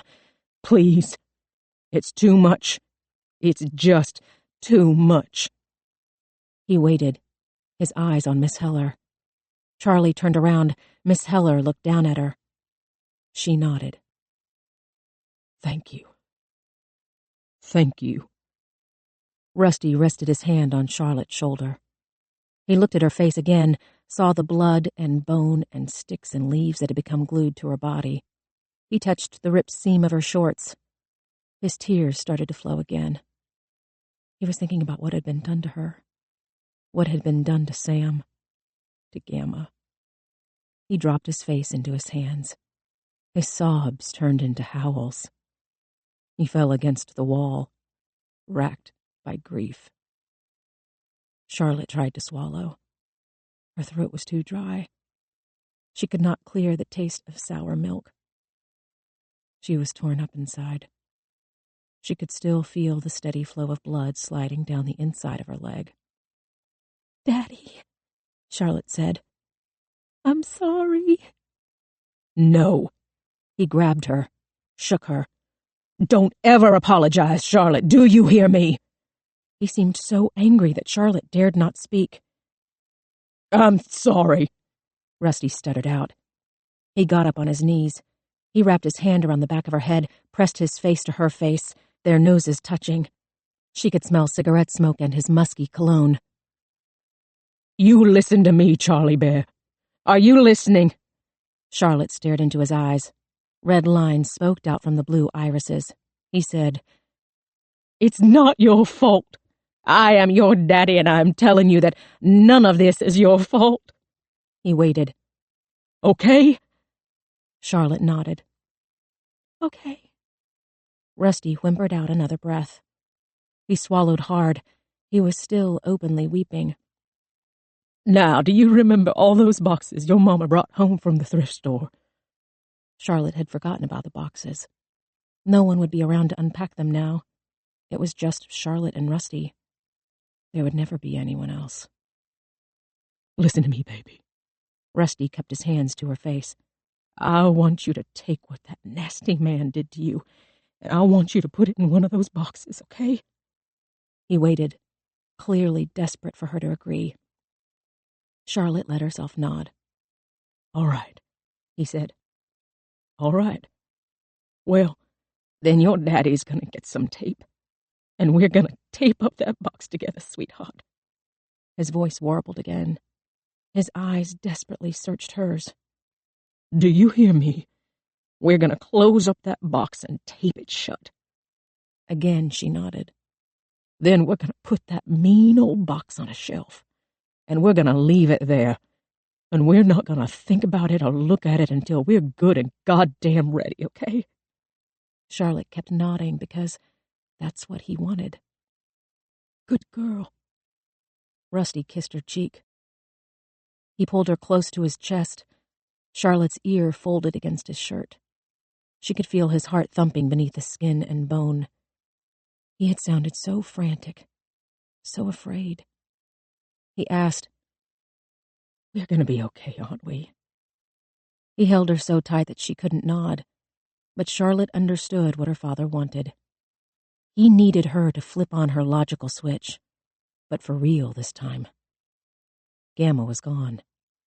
Sam was gone. Charlotte had to be strong. She had to be the good daughter who took care of her father. "Okay, Charlie Bear." Rusty kissed the top of her head. "Can we do that?"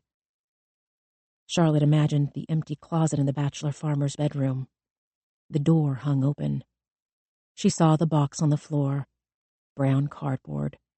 Packing tape sealed it closed. She saw the label. Top secret. She watched Rusty hefting the box onto his shoulder, sliding it onto the top shelf, pushing it back until shadows placed it in darkness. "Can we do that, baby?" He begged. "Can we just close that box?" Charlie imagined herself shutting the closet door. She said, Yes, Daddy. She would never open the box again. Chapter 16. Charlie could not look at Sam. She kept her head buried in her hands. She stayed bent over in the chair. She had not thought about her promise to Rusty in decades. She had been the good daughter, the obedient daughter, putting her secret on a shelf, letting the dark shadows of time obscure the memories. Their devil's pact had never felt like a part of the story that mattered, but she could see now that it mattered almost more than anything else. She told Sam, I guess the moral of the story is that bad things happen to me in hallways. Charlie felt Sam's hand on her back. All that she wanted in the world right now was to lean into her sister, to put her head in Sam's lap and let Sam hold her while she cried. Instead, she stood up. She found her shoes. She rested her hip against Rusty's casket as she put them on. It was Mary Lynn. I thought Lynn was her last name, not Huckabee. She felt nauseated when she recalled Huck's cold reaction when he learned that Charlie was Rusty Quinn's daughter. Do you remember the pictures of her in the barn? Sam nodded. Her neck was stretched at least a foot. That's what I remember. But she looked like a giraffe almost. And the expression on her face. Charlie wondered if she'd had the same agonized expression when Rusty had found her in the hallway. We thought you were dead. We knew Mama was dead. He didn't say, but I know that he was afraid that I would hang myself or find some way to kill myself like Mary Lynn. Charlie shrugged. He was probably right. It was just too much. Sam kept silent for a moment. She had never been given to fidgeting, but she smoothed out the leg of her pants. Did the doctors believe that was the cause of your miscarriages? Charlie almost laughed. Sam always wanted the scientific explanation. She told her sister, "After the second one, which was really the third, I went to a fertility expert in Atlanta. Ben thought I was at a conference. I told the doctor what happened, what really happened. I laid it out for her. Things that even Dad didn't know. That he'd used his hands, his fists, his knife." Sam cleared her throat. Her expression, as always, was obscured by her dark glasses. And she ran tests and did scans, and then she said something about the thinness of this wall or scarring on that tube, and she drew this diagram on a sheet of paper, but I said, "Give it to me straight." And she did. "I have an inhospitable womb." Charlie laughed bitterly at the phrase, which sounded like something you'd read on a travel review site. "My uterine environment is not suitable for hosting a fetus." The doctor was amazed I'd managed to get so far into my second trimester. Sam asked, "Did she say it was because of what happened?" Charlie shrugged. "She said it could be, but that there was no way to know for sure. I don't know. A guy jams the handle of a knife up your twat. It makes sense that you can't have babies." "The last time," Sam said, always zeroing in on the deductive fallacy. "You said Dandy Walker is a syndrome, not resultant of a uterine malformation. Is there a genetic component?" Charlie couldn't go down this road again. "You're right. That was my last time. I'm too old now. Any pregnancy would be considered too high risk. The clock has ticked down." Sam took off her glasses. She rubbed her eyes. "I should have been here for you. And I should have never asked you to come." She smiled, remembering something Rusty had said 2 days ago. Our familiar impasse. "You need to tell Ben." "There's that 'you need' again." Charlie blew her nose. She had not missed Sam's bossy older sisterness over the years. "I think it's too late for me and Ben." The words sounded flippant, but after her disastrous attempts at seduction, she had to stop denying the possibility that her husband would not come back. Charlie couldn't even work up the courage to ask him to stay last night because she was too afraid he would tell her no again. She said, "Ben was a saint when it happened. Every time. I really mean that. I just don't understand where all that goodness comes from. Not his mother, not his sisters. God, they were all awful. They wanted to know every detail like it was gossip. They practically set up their own hotline. And you don't know what it's like to be pregnant and buying baby furniture and planning your maternity leave and being as big as a Mack truck. Then, a week later, you go to the grocery store and everybody who was smiling at you before can't even look you in the eye," Charlie asked. "I'm assuming you don't know what it's like." Sam shook her head. Charlie was not surprised. She could not see her sister risking the physical toll a child would take on her body. Charlie said, "I turned into such a bitch. I would hear myself. I can hear myself now, 10 minutes ago, yesterday, every fucking day before that, and think, shut up. Let it go. But I don't. I can't." "And adoption?" Charlie tried not to bristle at the question. Her baby had died. It wasn't like a dog, where you could get a new one a few months later to take away the loss. "I kept waiting for Ben to bring it up. But he kept saying he was happy with me, that we were a team, that he loved the idea of the two of us growing old together." She shrugged. "Maybe he was waiting for me to bring it up, like the gift of the Magi, but with a toxic uterus." Sam put on her glasses. "You say that it's already over with Ben. What do you lose if you tell him what happened?" "It's what I gain," Charlie said. "I don't want his pity. I don't want him to stay with me because he feels an obligation." She leaned her hand on the closed casket. She was talking to Rusty as much as Sam. "Ben would be happier with someone else." "Utter bullshit," Sam said, her tone clipped. "You have no right to decide on his behalf." Charlie felt like Ben had already decided. She could not blame him. She was hard-pressed to believe any 41-year-old man would be unhappy with a limber 26-year-old. He's so great with kids. He loves them so much. So do you. But he's not the one keeping me from having children. What if he was? Charlie shook her head. It didn't work like that. Do you want a minute alone? She indicated the casket. To say goodbye? Sam frowned. To whom would I be speaking? Charlie crossed her arms. Can I have a minute? Sam's eyebrow arched up, but she managed for once to withhold her opinion. I'll be outside. Charlie watched her sister leave the room. Sam wasn't limping as much today.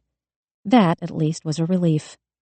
Charlie could not stand seeing her back in Pikeville, so out of her element, so unprotected. Sam could not turn a corner. She could not walk down the street without everyone knowing exactly what had happened. Except for Judge Stanley Lyman. If there had been a way for Charlie to run up to the bench and slap the bastard across the face for humiliating her sister, Charlie would have risked being arrested. Sam had always worked so hard to hide the things that were wrong with her. But you did not have to do more than study her for a few minutes to notice the peculiarities. Her posture, always too stiff. The way she walked with her arms tight to her sides rather than letting them swing freely. The way she held her head at an angle, always wary of her blind side. Then there was her precise, maddeningly didactic way of speaking. Sam's tone had always been sharp, but after being shot, it was as if every word was folded around the corner of a straight edge. Sometimes you could hear a hesitation as if she searched for the correct word. More rarely, you heard the sound of her breath as she pushed out sound, using her diaphragm the way the speech pathologist had trained her. The doctors, the pathologists, the therapists, there had been a whole team surrounding Sam. They all had opinions, recommendations, warnings, and none of them understood that Sam would defy them all. She was not a normal person. She had not been that way before being shot, and she certainly was not that way during her recovery. Charlie could remember one of the doctors telling Rusty that the damage to Sam's brain could shave off as many as 10 IQ points. Charlie had almost laughed. 10 points would be devastating for any normal human being. For Sam, it meant that she went from being a genius-level prodigy to just really, really fucking smart. Sam was 17 years old, 2 years on from the gunshot, when she was offered a full scholarship to Stanford. Was she happy? Charlie could hear Rusty's question echoing in her head. She turned around to face her father's hideous casket. She rested her hand on the lid. The paint had chipped in the corner, which she supposed was what happened when you hung on it like a demented, foul-mouthed monkey. Sam did not seem happy, but she seemed content. In retrospect, Charlie should have told her father that contentedness was the more laudable goal. Sam was thriving in her legal practice. Her temper, once a roiling tempest, finally seemed to be under control. The anger she had carried around like a brick in her chest was clearly gone. Of course, she was still pedantic and annoying, but that came with being their mother's child. Charlie tapped her fingers on the casket. The irony was not lost on Charlie that both she and her sister had failed miserably in matters of life and death. Sam had not been able to ease her husband's suffering. Charlie had not been able to provide a place of safety for her growing child. And here they come again, Charlie mumbled as tears filled her eyes. She was sick of crying. She didn't want to do it anymore. She didn't want to be a bitch anymore. She didn't want to feel sad anymore. She didn't want to be without her husband anymore. As hard as it was to hold on to things, it was even harder to let them go. She pulled over one of the reflecting chairs. She yanked off the baby blue satin cover because this was not a teenage girl's Sweet 16 party. Charlie sat down on the hard plastic. She had told Sam her secret. She had opened the box. Why did she not feel different? Why had things not miraculously changed? Years ago, Rusty had dragged Charlie to a therapist. She was 16. Sam was living in California. Charlie had started acting out in school, dating the wrong boys, screwing the wrong boys, slicing the tires on the cars that the wrong boys drove. Rusty had probably assumed that Charlie would tell the truth about what had happened, just as Charlie had assumed that Rusty would expect her to leave that part out. Hello, familiar impasse. The therapist, an earnest man in a sweater vest, had tried to take Charlie back to that day, to the kitchen in the farmhouse, to that damp room where Gamma had left a pot of water on the stove to boil while she had gone down the hallway in search of Sam. The man had told Charlie to close her eyes and picture herself at the kitchen table, her hands working the folds of the paper plate as she tried to turn it into an airplane. Instead of hearing a car in the driveway, he told her to imagine Jesus walking through the door. He was a Christian therapist. Well-meaning, undoubtedly sincere, but he thought that Jesus was the answer to a lot of things. Keep your eyes closed, he had told Charlie. Picture Jesus lifting you up. Instead of Gamma grabbing the shotgun. Instead of Sam being shot. Instead of Charlie running through the woods to Miss Heller's house. Charlie had kept her eyes closed as instructed. She had sat on her hands to keep them still. She could remember swinging her legs, pretending to play along, but she saw Lindsay Wagner, not Jesus Christ, coming to her rescue. The bionic woman used her super strength to punch Daniel Culpepper in the face. She karate kicked Zachariah in the balls. She moved in slow motion, her long hair swinging as the ch-ch-ch-ch bionic sound played in the background. Charlie had never been particularly good at following instructions, though she seethed with humiliation to think that the frumpy licensed social worker with a bad haircut that Ben had dragged her to had been right about at least one thing. Something horrible that had happened to Charlie almost 3 decades ago was screwing up her life now. Had screwed it up, because her husband was gone. Her sister was flying back to New York in a few hours, and Charlie was going to go home to an empty house. It wasn't even her week to take care of the dog. Charlie stared at her father's casket. She didn't want to think about Rusty lying inside the cold metal box. She wanted to remember him smiling, winking at her, tapping his feet, beating out a staccato on the nearest table, telling one of his bullshit stories that he had told thousands of times before. She should have taken more pictures of him. She should have recorded his voice so she wouldn't forget the inflections, the annoying way he would stress the wrong words. There had been times in her life that Charlie had prayed that Rusty would just, please, for the love of God, shut the fuck up, but now all she wanted in the world was to hear his voice, to listen to one of his yarns, to recognize one of his obscure quotes, to feel that moment of clarity when she realized that the story, the odd line, the seemingly innocuous observation, was actually advice, and that the advice was usually, aggravatingly, worth taking. Charlie reached out to her father. She placed her palm flat to the side of the casket. She felt stupid for doing this, but she had to ask.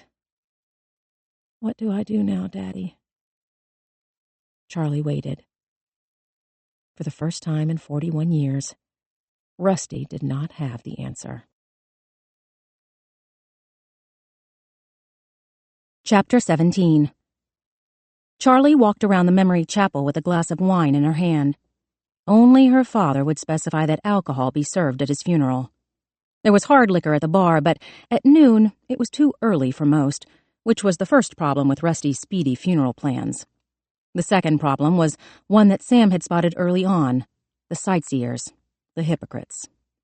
Charlie felt bad for painting some of her former friends with this same brush. She couldn't blame them for choosing Ben over her. She would have chosen Ben, too. In a week or a month or maybe next year, their silent presence, their kind nods and smiles, would mean something. But right now, all she could concentrate on was the assholes. The townsfolk who had reviled Rusty for his liberal do-gooder ways were out in force. Judy Willard, who had called Rusty a murderer for representing an abortion facility. Abner Coleman, who had called him a bastard for representing a murderer. Whit Fieldman, who had called him a traitor for representing a bastard. The list could go on, but Charlie was too disgusted to go through it. The worst offender was Ken Coyne. The pustulent cocksucker stood at the center of a group of minions from the district attorney's office. Kaylee Collins was front and center. The young woman, who was probably cheating with Charlie's husband, didn't seem to get that she might not be wanted here. Then again, the entire legal community was treating this as a social occasion.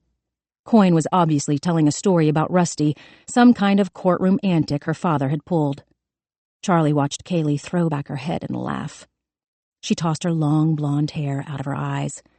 She did that intimate thing that women do where they reach out and touch a man's arm in a way that only the man's wife could tell was inappropriate.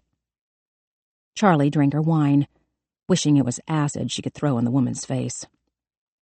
Her phone started to ring. She walked toward an empty corner, answering it right before a voicemail picked up. "It's me," Mason Huckabee said. Charlie turned her back to the room, guilt manifesting itself in shame. "I told you not to call me."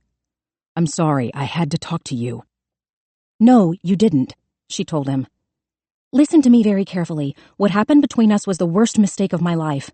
I love my husband. I am not interested in you. I don't want to talk to you. I don't want anything to do with you, and if you call me again, I will slap you with a restraining order and make sure the State Board of Education knows that you've got a record against you for harassing a woman. Is that what you want?" "No, Christ, dial it back, okay? Please." He sounded desperate. "Charlotte, I need to talk to you face to face. This is really important, bigger than both of us, bigger than what we did." "That's where you're wrong," she assured him.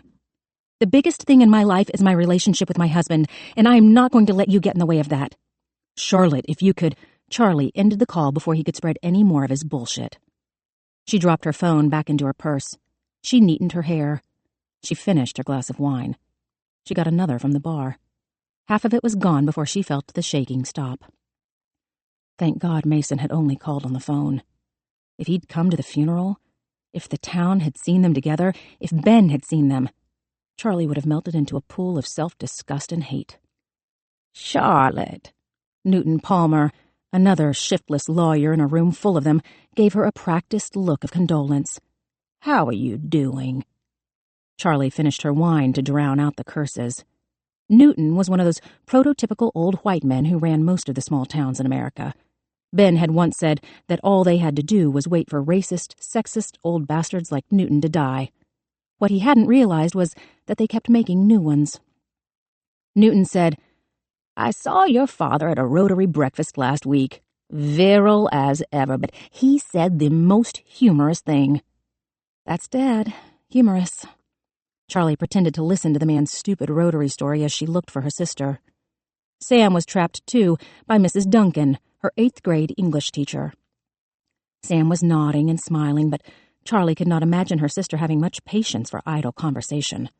Sam's sense of otherness was more pronounced in the crowd, not because of her disabilities, but because she was clearly not of this place, or maybe not even of this time. The dark glasses, the regal tilt to her head. The way Sam dressed did not exactly help her blend in, even at a funeral. She was dressed in all black, but the wrong black, the kind of black that was only available to the 1%. Standing next to her ancient teacher, Sam looked like a silk bag of money by the proverbial sow's ear. "It's like watching your mother." Lenore was wearing a tight black dress and heels that were higher than Charlie's. She smiled at Newton. "Mr. Palmer." Newton blanched. "Charlotte, if you'll excuse me." Lenore ignored him, so Charlie did too. She pressed her shoulder into Lenore's as they both watched Sam. Mrs. Duncan was still talking her ear off. Lenore said, "Harriet wanted so badly to connect with people, but she never quite solved the equation." "She connected with Dad." "Your father was an aberration. They were two singular people who functioned best when they were together." Charlie leaned closer into her arm. "I didn't think you'd come." "I couldn't resist taunting these hateful bastards one last time. Listen." Lenore took a deep breath, as if preparing herself for something difficult. "I think I'm going to retire to Florida. Be among my people, bitter old white women living on fixed incomes." Charlie smoothed together her lips. She couldn't cry again. She couldn't make Lenore feel guilty for doing what she needed to do. "Oh, sweetheart." Lenore wrapped her arm around Charlie's waist. She put her mouth to Charlie's ear. "I am never going to leave you. I'm just going to be somewhere else, and you can come visit me. I'll make a special bedroom for you with pictures of horses on the walls and kittens and possums." Charlie laughed. Lenore said, "It's time for me to move on. I've fought the good fight long enough." "Dad loved you." "Of course he did. And I love you. Lenore kissed the side of her head. Speaking of love. Ben was making his way through the crowd. He held up his hands as he darted around an old man who looked like he had a story to tell. Ben said a few hellos to people he knew, constantly moving forward, easily detaching himself from hangers-on. People always smiled when they saw Ben. Charlie felt herself smiling too. Hey. He smoothed down his tie. Is this a girls-only thing? Lenore said, I was just about to antagonize your boss.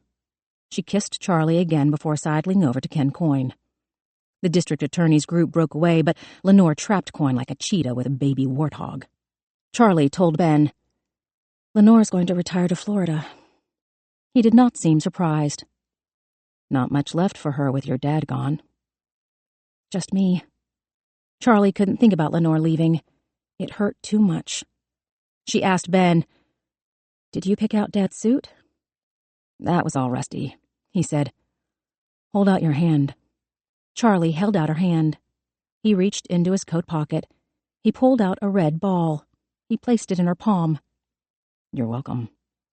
Charlie looked down at the red clown nose and smiled. Ben said, Come outside. Why?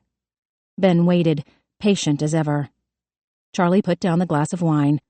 She tucked the clown nose into her purse as she followed him outside. The first thing she noticed was the thick smog of cigarette smoke.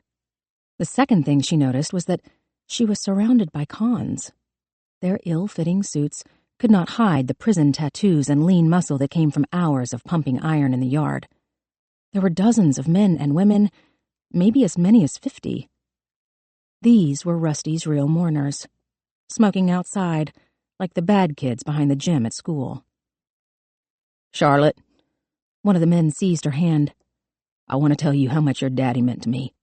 Helped me get my kid back. Charlie felt herself smile as she shook the man's rough hand. Helped me find a job, another man said. His front teeth were rotted, but the fine comb marks in his oily hair showed that he had made an effort for Rusty. He was all right. A woman flicked a cigarette toward the overflowing ashtray by the door. Made my dickhead ex-husband pay child support. Come on, another guy said, likely the dickhead ex-husband. Ben winked at Charlie before going back inside. An assistant district attorney wasn't popular with this crowd. Charlie shook more hands. She tried not to cough from all the smoke. She listened to stories about Rusty helping people when no one else seemed inclined to do so. She wanted to go back inside and get Sam, because her sister would want to hear what these people had to say about their complicated, irascible father. Or maybe Sam wouldn't want to. Maybe she would need to. Sam had always been so starkly drawn to black and white. The gray areas, the ones that Rusty seemed to thrive in, had always mystified her. Charlie laughed to herself. The paradox was not lost on her that after unburdening to Sam her deepest, darkest sins, Charlie felt that the most important thing Sam could take back home with her was the knowledge that their father had been a good man. Charlotte? Jimmy Jack Little blended in well with the cons. He had more tattoos than most of them, including a sleeve that he'd gotten during a prison stint for bank robbery. His black fedora put him in another place and time. He seemed perpetually angry, like it was to his utter disappointment that he was not one of the good guys being corrupted by a bad doll in a 1940s noir novel. Thanks for coming. Charlie hugged his neck, something she had never done before and probably would never do again. Dad would have been happy you were here. Yeah, well. He seemed overcome by the physical contact. He took his time lighting a cigarette, restoring his sense of macho toughery. Sorry about the old shit. I expected him to go down in a blaze of bullets. I'm glad he didn't, Charlie said, because her father had been stabbed 2 days ago. Being shot to death was too close a possibility for her to joke about. This Adam Humphrey punk. Jimmy Jack picked some tobacco off his lip. Not sure I got a bead on him. Could be he was buttering her biscuit, but kids today, girls and boys, they can be friends without the boom chicka wow wow. He shrugged away the inexplicableness the way he would shrug off self-driving cars and TiVo. Now, Frank Alexander, him I know from a couple years back. Guy had a DUI that Rusty helped disappear. Dad worked with the Alexander family? Charlie realized her voice was too loud. She whispered, What happened? Pay as you go as far as old Russ was concerned. Nothing unusual about their interaction. What happened was Frank was burping his worm in the wrong mole hole. Got a little sauced with the gal at the no-tell motel, then came home to the wifey stinking of another chick's perfume. Or tried to go home. Cop slapped him with a DUI less safe. Charlie knew this meant Frank Alexander's breathalyzer had been below the legal limit, but he was still charged with the DUI because the officer deemed his driving was impaired. She asked, "The girlfriend, was she a student?" A real estate agent, a lot older than the wife, which doesn't make a hell of a lot of sense because why? I mean, she's got money, sure, but chicks ain't classics like cars. You want the soap at the end of your rope to be fresh, am I right? Charlie did not want to open up a discussion on the finer points of cheating. So, what happened to Frank Alexander? He did some community service, went to DUI school. The judge rolled the charge off his record so he could keep his teaching license. I've got some sources saying that the real problems were back home. Wife wasn't too happy about the old girlfriend. I mean, shit, why go older? Charlie asked, "Was there talk of divorce?" Jimmy Jack shrugged. Maybe they didn't have a choice. DUIs are a rich man's game. The legal bills, the cash money for the drunk classes, the fines, the fees. You know that shit sets you back 8-9 grand easy.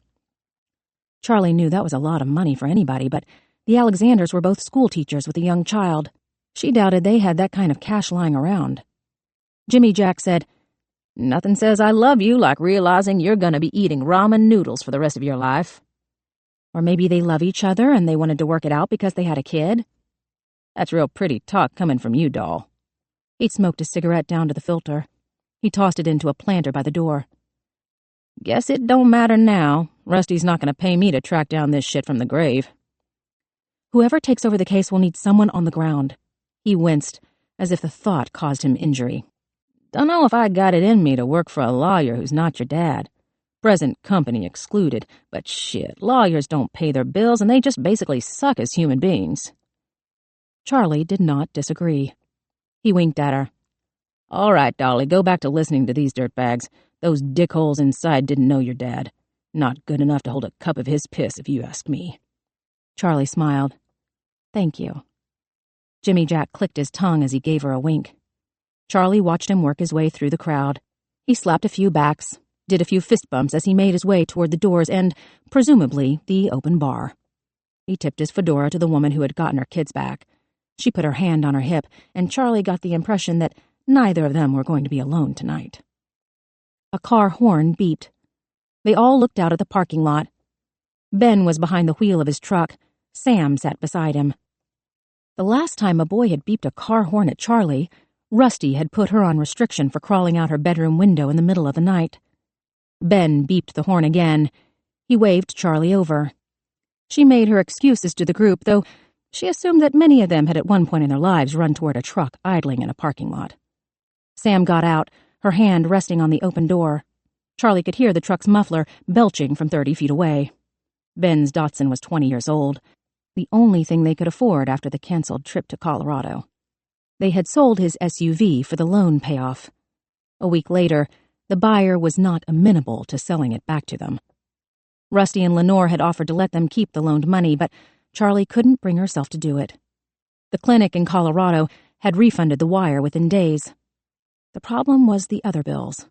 The flight and hotel cancellations, surcharges on their credit cards for cash advances, then the post-miscarriage hospital bills, surgical bills, specialist bills, anesthesiology bills, radiology bills, doctor's bills, pharmacy bills, and a ton of co-pays and an avalanche of no-pays. At the time, the debt was so crushing that they'd been lucky they could afford to pay cash for the piece-of-shit truck. They had spent an entire weekend scraping the giant Confederate flag decal off the back window.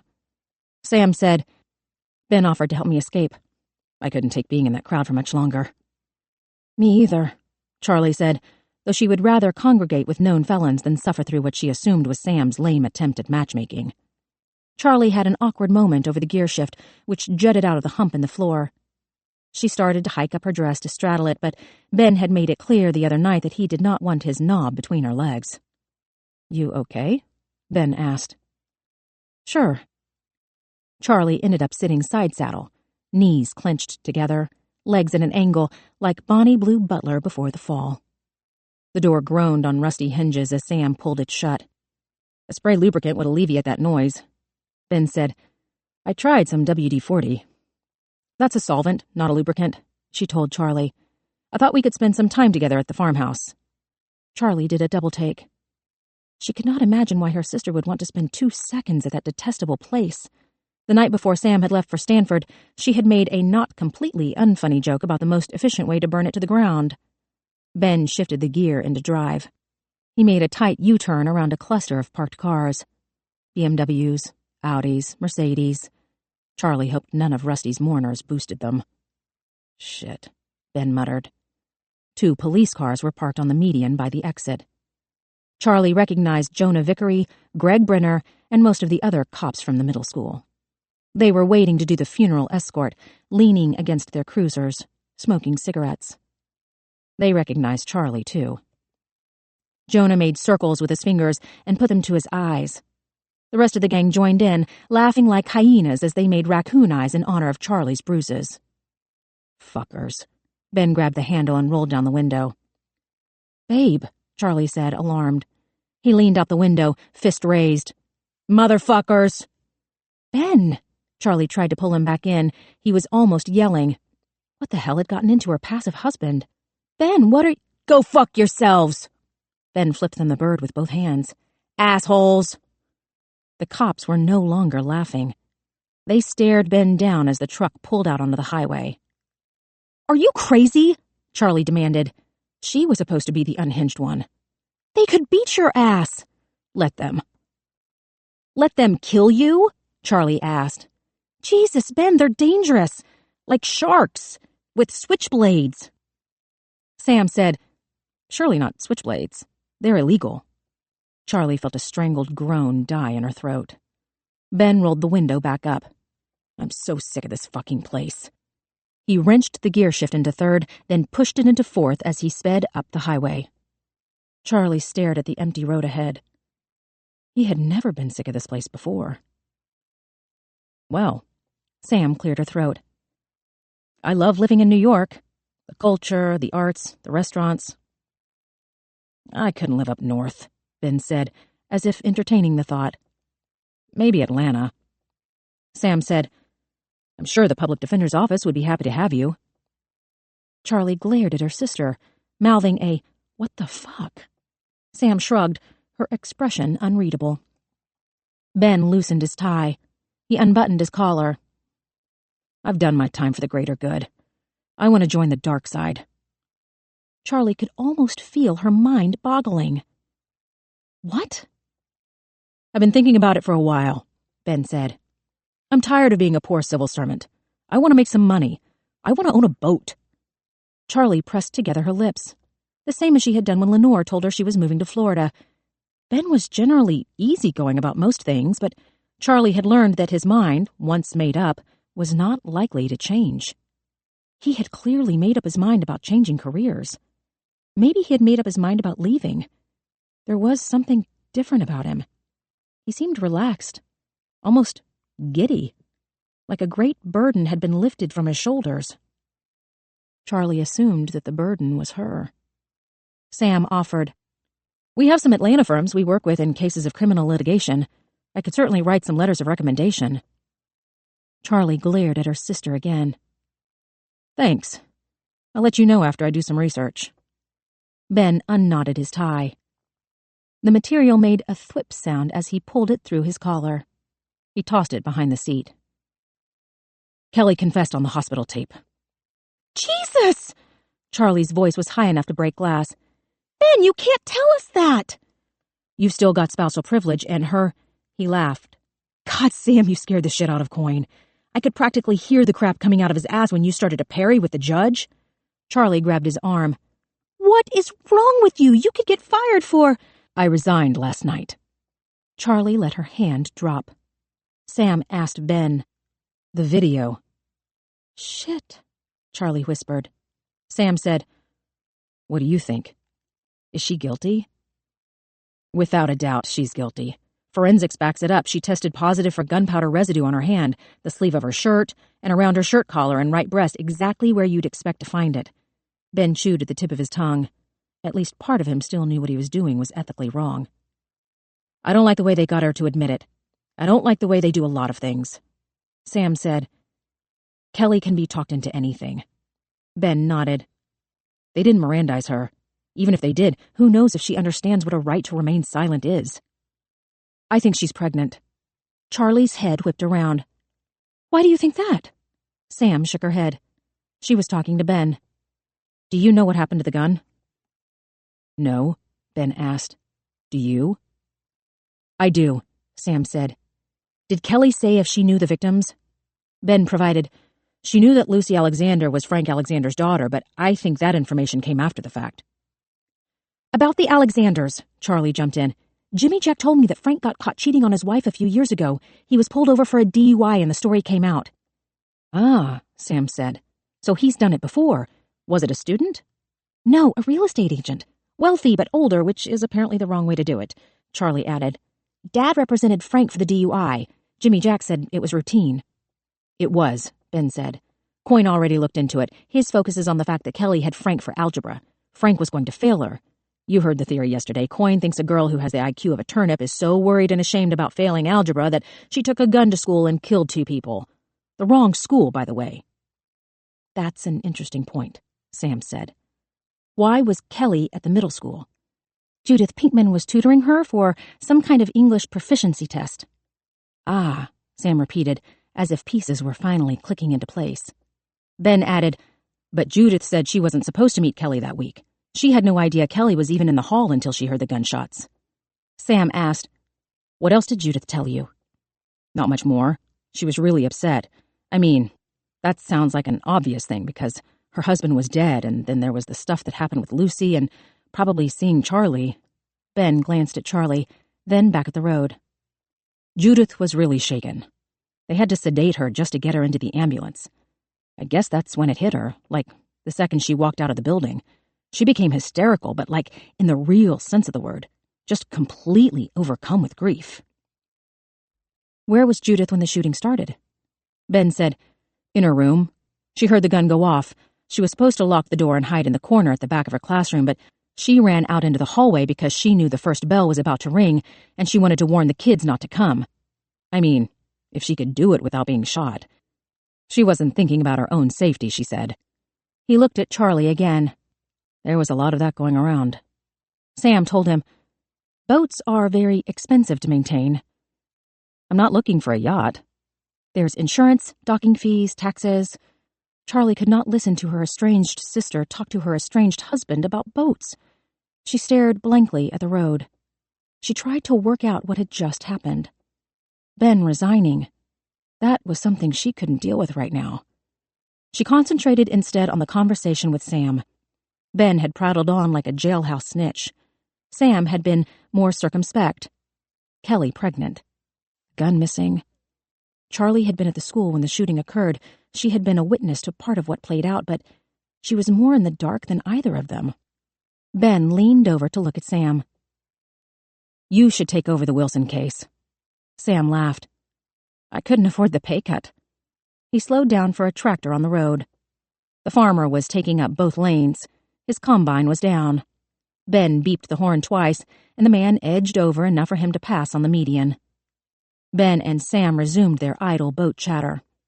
Charlie found herself going back to Sam's questions, trying to see where they led. Sam had always been faster at solving puzzles. Faster at most things, to be honest. She was certainly better in the courtroom. Charlie had been in awe yesterday, and she had also called it right the first time. Sam had looked like the quintessential Victorian Dracula, from her stylish clothes to her air of entitlement, to the way she had unhinged her jaw and swallowed Ken Coyne like a plump rat. Sam asked, how many bullets were fired? Charlie waited for Ben to answer, but then she realized Sam was talking to her. 4, 5, 6, I don't know. I'm a really bad witness. Ben said, there's 5 on the tape, 1 in the wall, 3 in Pinkman, 1 in Lucy. She leaned back over to look at Ben. How about near Mrs. Pinkman's room? Anything near her door? I have no idea, he admitted. The case is only 2 days old. They're still doing the forensics, but there's another witness. He said that he counted 6 shots total. He's been in combat. He's pretty reliable. Mason Huckabee. Charlie looked down at her hands. What about the audio? There's a really shaky cell phone call from the front office, but that was made after the shooting stopped. The audio you want came from an open mic on the cop in the hallway. That's where Coyne got the thing about the baby. Ben added, None of the gunshots were captured. We, at least I, don't have the coroner's report. There could be one more bullet inside the bodies. Sam said, I think I want to look at that video again. I can't access it. I was kind of frank in my resignation letter, Ben said. I'm pretty sure I won't get a referral. Charlie wanted to crawl under the covers in her bed and go to sleep. They had a mortgage. They had a car payment, health insurance premiums, car insurance, property taxes, all the bills from 3 years ago. I'll be your referral. Sam had her hand deep in her purse, a leather bag that would likely pay for all of their bills. She pulled out Ben's Enterprise USB. Does Dad have a computer? He's got a great TV, Ben said. They had bought Rusty the same model that they had at home. This had been 4 years ago, before Colorado, before the boat. Ben slowed the truck. They were at the HP, but he didn't turn into the driveway. Blood had stained the red clay an oily black. This was where their father had fallen the night he'd walked to the end of the driveway to get the mail. Ben said, They think the uncle stabbed Rusty. Faber? Sam asked. Rick Fahey. Charlie remembered Lucy Alexander's uncle from the press conference. Why do they think it's him? Ben shook his head. I'm way out of the loop on that one. I heard some gossip at the office. Then Kaylee was complaining about getting called out late the night Rusty was stabbed.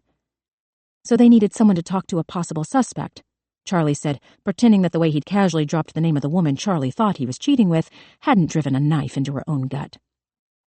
I think Dad saw whoever did it. I do too, Sam said. He spun a yarn to me about how there is value in forgiveness. Can you imagine? Charlie said. If Dad had lived, he probably would have offered to represent Fahey. No one laughed because they all knew that it was possible. Ben put the gear in first. He made the turn into the driveway, driving slowly to avoid the ruts. The farmhouse came into view, paint chipping, wood rotting, windows crooked, but not otherwise altered since the Culpeppers had knocked on the kitchen door 28 years ago. Charlie felt Sam shift in her seat. She was steeling herself, strengthening her resolve. Charlie wanted to say something that would bring her comfort, but all she could do was hold on to Sam's hand. Sam asked, Why no security bars and gates here? The office is a fortress. Dad said that lightning doesn't strike twice. Charlie felt the lump come back into her throat. She knew that the overabundant security at the office was for her sake, not Rusty's. Of the handful of times she had been to the HP over the years, she had inevitably stayed out in her car, laying on her horn for Rusty to come out because she did not want to go inside. Maybe if she had visited more, her father would have taken better measures to keep the place secure. Ben said, I can't believe I was here last weekend, talking to him on the porch. Charlie longed to lean against him, to put her head on his shoulder. Brace yourselves, Ben said. The wheels bounced into a pothole, then hit a deep rut, before smoothing out. He started to pull to the parking pad by the barn. Go to the front door, Charlie said. She did not want to go through the kitchen. Goat fucker, Sam said, reading the graffiti. The suspect knew him. Charlie laughed. Sam did not. I never thought I would come back here. You don't have to, Charlie offered. I could go inside and look for the photo. The set to Sam's jaw said she was determined. I want us to find it together. Ben looped the truck around to the front porch. The grass was mostly weeds. A kid from down the street was supposed to keep it mowed, but Charlie was ankle-deep in dandelions when she stepped out of the truck. Sam held her hand again. They had not touched each other this much when they were children. Except for that day. Sam said, I remember that I was sad about losing the red brick house, but I also remember that it was a good day. She turned to Charlie. Do you remember that? Charlie nodded. Gamma had wafted in and out of irritations, but everything had felt like it was starting to smooth out. This could have been our home. Ben said, "That's all kids want, right? To have a safe place to live?" He seemed to remember himself. "I mean, safe before or—" "It's all right," Charlie told him. Ben tossed his suit jacket back into the truck. He grabbed his laptop from behind the seat. "I'll go inside and work on the TV." Sam placed the USB drive in his hands. She told him, "Make sure I get that back so I can have it destroyed." Ben gave her a salute. Charlie watched him bolt up the stairs. He reached above the edge of the doorframe for the key and let himself in. Even from the front yard, Charlie could smell the familiar odor of Rusty's unfiltered camels. Sam looked up at the farmhouse. Still higgledy-piggledy. "I guess we'll sell it." "Did Dad buy it?" The bachelor farmer was a bit of a peeping Tom and a foot fetishist, and he stole a lot of lingerie. Charlie laughed at Sam's expression. He had a lot of legal bills when he died. The family deeded the house to Rusty. Sam asked, "Why didn't Dad sell it years ago and rebuild the red brick house?" Charlie knew why. There had been a lot of bills from Sam's recovery. The doctors, the hospitals, the therapists, the rehab. Charlie was familiar with the crushing weight of an unexpected illness. Not much time or energy was left for rebuilding anything. She told Sam, "I think it was mostly inertia.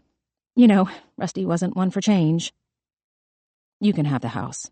I mean, not that you asked, but I don't need the money. I just want Mom's photo. Or a copy of it. Of course, I'll make one for you. Or for me. You can have the original if—" "We'll figure it out." Charlie tried to smile. Sam was never rattled, but she was clearly rattled now. "I can do this for you, you know." "Let's go." Sam nodded toward the house. Charlie helped her up the stairs, though Sam did not ask. Ben had left the door open. She could hear him opening more windows to help air the place out.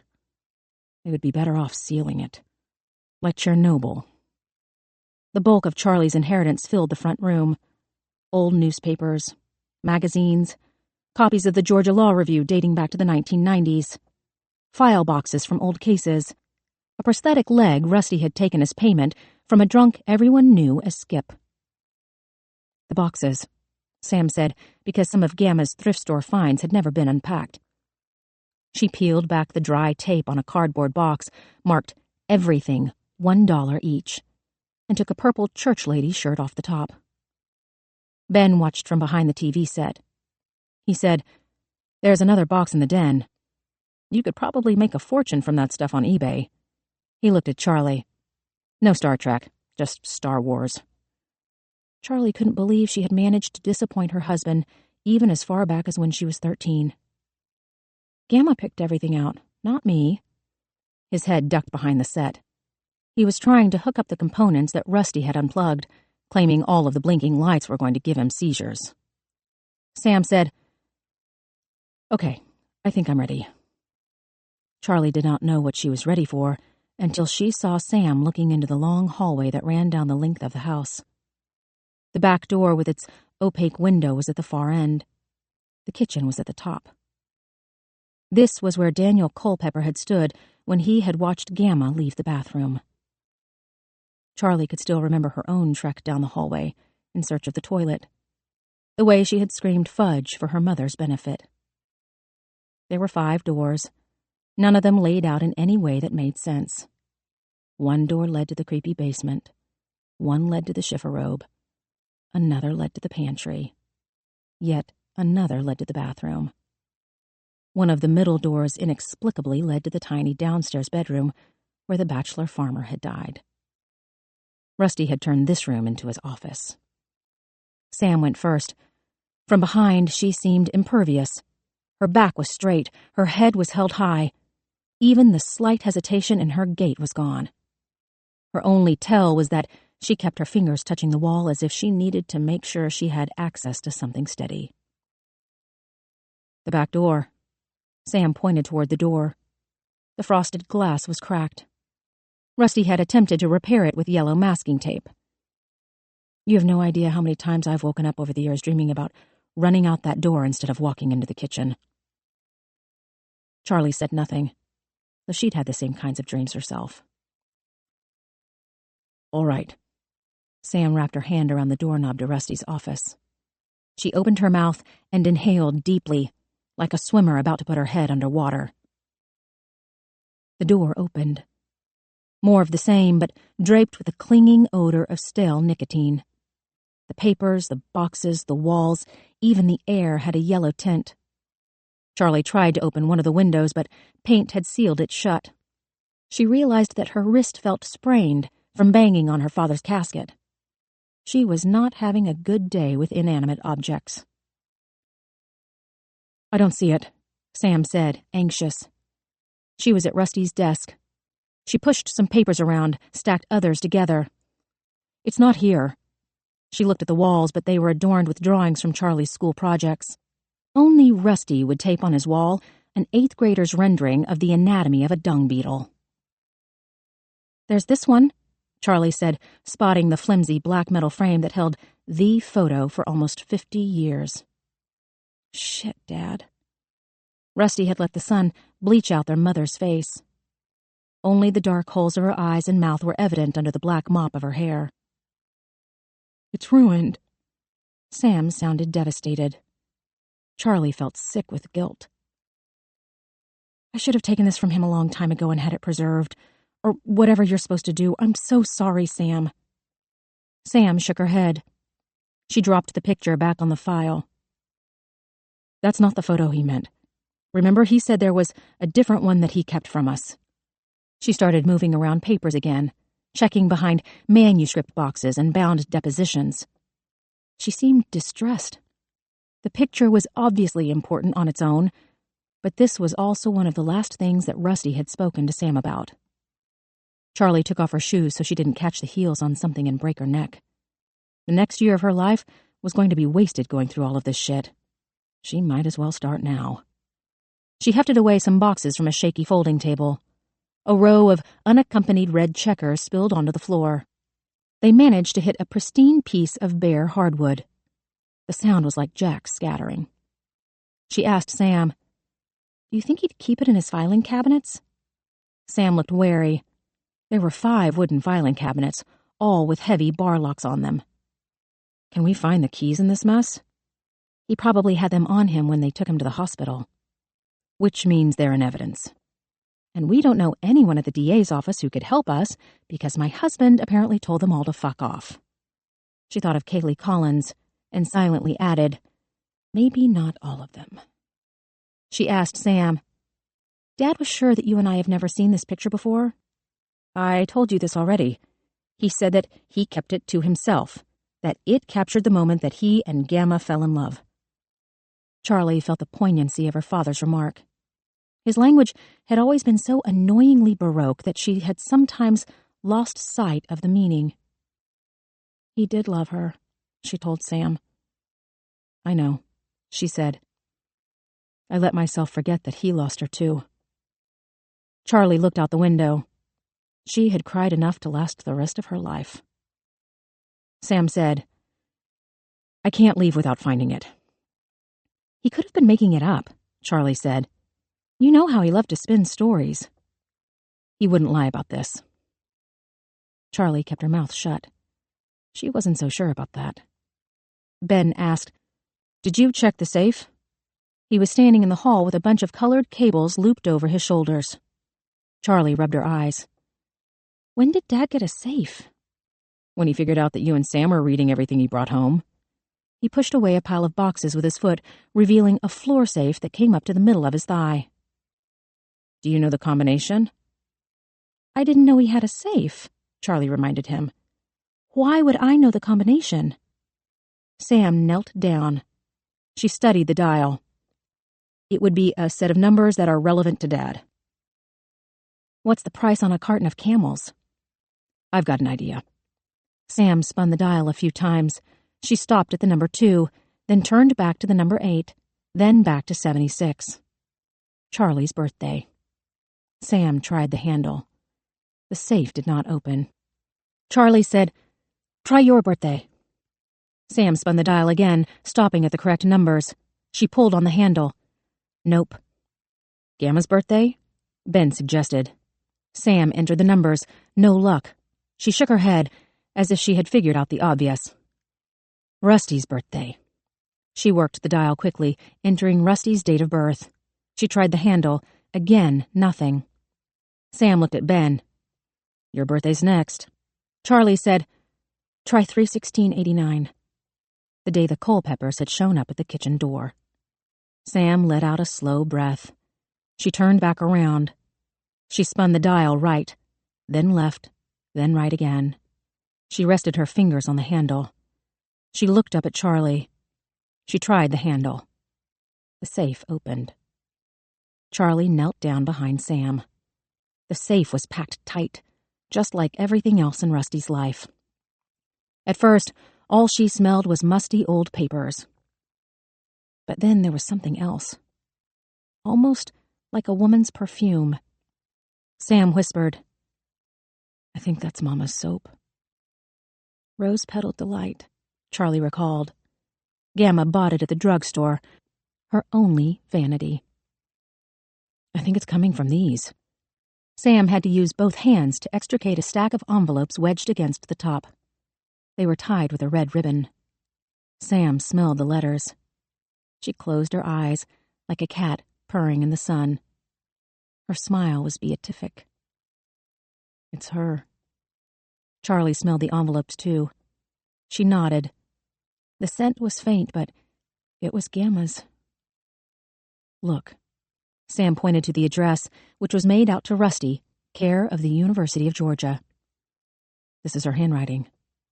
Sam ran her fingers over the perfect Palmer method print of their mother. The postmark is from Batavia, Illinois. That's where Fermilab is. These must be love letters. Oh, Ben said. Yeah, you maybe don't want to read those. Why ever not? Because they were really in love. Sam was beaming. But that's wonderful. Is it? Ben's voice went up to a register he probably hadn't used since puberty. I mean, do you really want to read a pack of scented letters your dad kept tied with a red string that are from way back when he and your mom just met and were probably... He fucked his fingers into his open fist. Think about it. Your dad could be a real horn dog.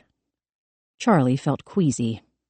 Sam said, let's put aside that decision for the moment. She placed the letters on top of the safe. She wedged her hand back inside and slid out a postcard. Sam showed Charlie the aerial photo of the Johnson Space Center. Gamma had worked with NASA before going to Fermilab. Sam turned over the card. Again, their mother's neat handwriting was unmistakable. Charlie read aloud the message to Rusty. If you can see things out of whack, then you can see how things can be in whack. Dr. Seuss.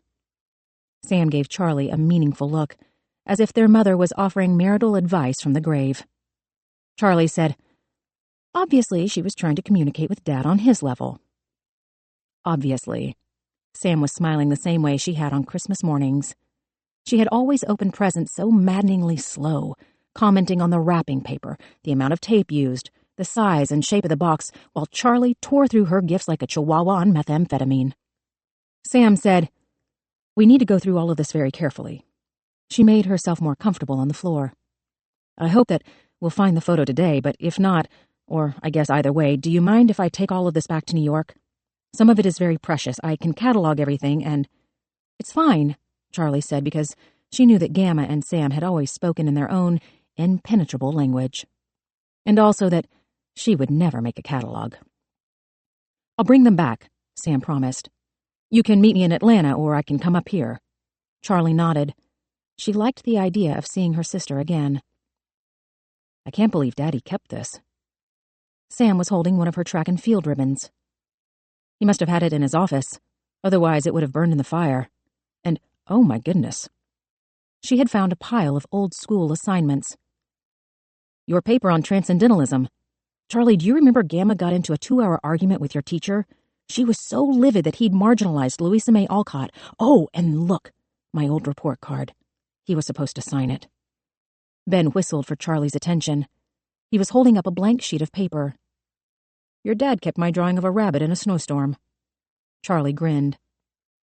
Oh, wait. He took a pen off the desk and drew a black dot in the center of the page. It's a polar bear's asshole. She laughed, and then she wanted to cry because she missed his humor so much. Charlie, Sam said, delighted. I think we hit the jackpot. Do you remember Mother's notebooks? She was reaching into the safe again. This time she brought out a large leather-bound journal. She opened the cover. Instead of diary pages filled with equations, there were blank checks. Charlie looked over Sam's shoulder again. Spiral-bound. 3 rows to a sheet, torn stubs where older checks had been written. The account was drawn on Bank of America, but she did not recognize the company name. Pikeville Holding Fund. Sam paged through the check stubs, but the usual information, the date, the amount, and the person to whom the check was made payable, were blank. She asked Charlie, why would Dad have a business checking account for a holding company? His escrow account is under Rusty Quinn, Esquire, Charlie said. Most litigators had non-interest-bearing holding accounts in which settlement funds were deposited. The lawyer took his cut, then paid out the rest to the client. But this doesn't make sense. Lenore does all of Dad's bookkeeping. She took over when he forgot to pay his electric bill and the power was cut off. Ben rifled through a pile of unopened mail on Rusty's desk. He found an envelope and held it up. Bank of America. Open it, Charlie said. Ben extracted the 1-page statement. Holy crap. Over $300,000. Dad never had a client who got that kind of payout. Ben said, there's only one withdrawal last month. Check number 0340 for $2,000. Sam said, normally the first check number in account starts with 0001, she asked. On what day was the last check written? It doesn't say, but it was cashed 4 weeks ago. The second Friday of every month. What? Charlie looked down at the checkbook. Did you find something? Sam shook her head. She closed the leather cover. Ben said, not to go all Scooby-Doo in the gang, but do you want to try the pencil trick? Rub the lead over the blank checks that were underneath the ones he wrote. Rusty was quite the bearer-downer when he had a pen in his hand. That's brilliant, babe. Charlie stood to look for a pencil on the desk. We'll need to get official copies, Sam said. A pencil rubbing won't tell us anything. It'll tell us who he wrote the checks to. Sam held the journal to her chest. I have several accounts with Bank of America. I can call them tomorrow and ask for copies. We'll need to get Dad's death certificate. Charlie, are you sure he doesn't have a will? We really should look for it. A lot of older people draw up wills, but they don't tell their children. Charlie froze. She felt sweat break out on the back of her neck. A car was making its way toward the house. The familiar bump when the front wheel hit the pothole. The crunching of rubber against packed red clay. Sam said, that's probably Stanislav, my driver. I told him to meet me here. She looked at the clock on Rusty's desk. He made good time. I should find a box to put all of this in.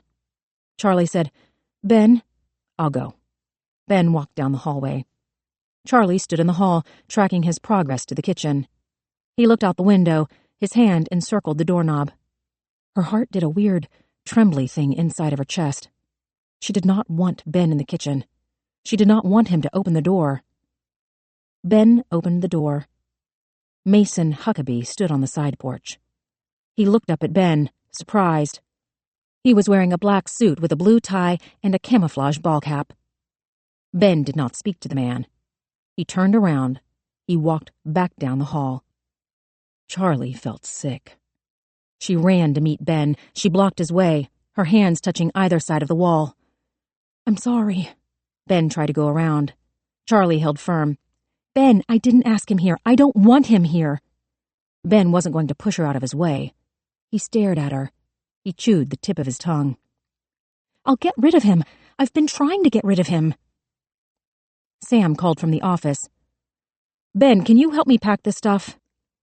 Charlie knew that Ben was too much of a gentleman to tell her no. She reluctantly let him pass. She ran toward the kitchen, practically galloping down the hallway. Mason waved to her because he had a clear line of sight to the back of the house. He had the sense not to smile as she got closer. He said, I'm sorry. You're going to be fucking sorry, Charlie whispered, her voice hoarse. I wasn't bullshitting you about that restraining order. It'll take me 2 minutes to blow up your entire fucking life. I know that, he said. Look, I'm sorry. I'm really sorry. I just want to talk to you and your sister. Charlie ignored the desperation in his tone. I don't care what you want. You need to leave. Sam said, Charlie, let him in. Charlie turned around. Sam stood in the hallway. She was touching the wall with her fingers again. "In here," she told Mason, then walked into the living room before Charlie could tell her no. Mason stepped into the kitchen without being invited. He stood inside the doorway. He took off his ball cap. He worked it between his hands. He looked around the room, clearly unimpressed. Rusty had not changed anything since the day they had moved in. The rickety chairs, the chipped table. The only thing missing was the air conditioner that had been in the window. There had been no way to get the pieces of gamma out of the fan. "This way." Charlie scanned the empty hallway for Ben. The door to Rusty's office was closed. Ben's truck hadn't left. He had not opened the back door. He must be in Rusty's office wondering why his wife was such a whore. "I'm sorry about your father," Mason said. Charlie spun around. "I know who you are." Mason looked alarmed.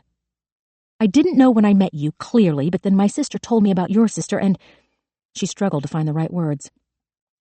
"I'm very sorry for what happened to her and to you and your family. But what you and I did, that was a one-time mistake, a huge mistake. I'm in love with my husband." "You said that before. I understand. I respect that." Mason nodded to Sam. She had made a space to sit on a straight-back chair. The footage from the school security camera was paused on the TV set beside her. Ben had figured out how to make it work. Mason stared at the massive screen. "Who's going to be Kelly's lawyer now?" Sam said, "We'll find someone from Atlanta." "I can pay," he said. "My family has money. My parents do. Did. They had a trucking company." Charlie remembered the signs from her childhood. Huckabee hauling. "Yeah." He looked at the paused footage again. "Is that from the other day?" Charlie did not want to open the conversation. "Why are you here?" "It's just—" He cut himself off. Instead of offering an explanation for his continued, unwanted presence, he said, "Kelly tried to kill herself. That shows remorse. I read about it on the internet. That remorse matters in death penalty cases. So you could use that during her trial to make the jury give her life, or maybe life with a chance of parole. They know that, right?" "Who knows that?" Sam asked. "The police. The prosecutor, you guys." Charlie told him, "They'll say it was a cry for help. She gave up the gun. She didn't pull the trigger." "She did," he said. 3 times. "What?" Sam stood up from the chair. Charlie said, "You can't lie about this. People were there." "I'm not lying. She put the gun to her chest. You were 20 feet away. You had to see it or at least hear it," he told Sam. "Kelly pressed the muzzle to her chest and she pulled the trigger 3 times. Charlie had absolutely no recollection of any of this. "I heard the clicks," he said. "I bet Judith Pinkman did too. I'm not making this up. She really tried to kill herself." Sam asked, "Then why didn't you just take away the gun?" "I didn't know if she'd reloaded. I'm a Marine. You always assume a weapon is hot unless you can clearly visualize the empty chamber." "Reloaded," Sam repeated, giving weight to the word. "When the shooting began, how many shots did you hear?" 6, he said. 1, then there was a pause, then there were 3 real quick ones in a row. Then there was a shorter pause, then another shot, then a quick pause, then another shot." He shrugged. 6. Sam sat back down. She reached into her purse. "You're sure about that?" "If you've been in close quarters combat as many times as I have, you learn really fast to count the bullets." She had her notepad in her lap. "And Kelly's revolver holds 6 shots?" "Yes, ma'am." Charlie asked, "Was it empty when you took it?" Mason glanced nervously at Sam. She said, "Now would be a good time to explain why you stuck it down the back of your pants." "Instinct." He shrugged, as if committing a felony was inconsequential. "The cop wouldn't take it, so I just stowed it, temporarily, like you said, in the waist of my pants. And then none of the cops asked me about it, or searched me for it, and then I was out the door and in my truck before I realized it was still there." Sam did not poke holes in the thin story. Instead, she asked, "What did you do with the gun?" "I took it apart and dropped it around the lake, the deepest parts." Again, she let him off the hook. "Is it possible to tell whether a gun is loaded just by looking at it?" "No," Mason said. "I mean, A 9mm, the slide will go back, but you can pop the catch and... Charlie interrupted. With a revolver, once the bullets are fired, the shells stay in the cylinder. They do, Mason confirmed. All 6 of them were left in the cylinder, so she hadn't reloaded. Charlie said, which means that she knew the gun was empty when she clicked the trigger 3 times. You don't know that, Mason insisted. Kelly probably thought. Verify the sequence for me, please. Sam slid the pen out of her notepad. She started writing as she spoke.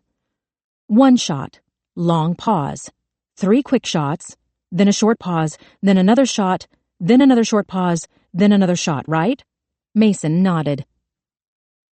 She said, there was another shot fired after Lucy Alexander was hit in the neck. Into the floor, Mason said. I mean, that's what I'm assuming. Sam arched her brow. He explained, I saw a bullet hole in the floor right around here. He pointed to the right side of the screen. It wouldn't be on the video because of the camera angle.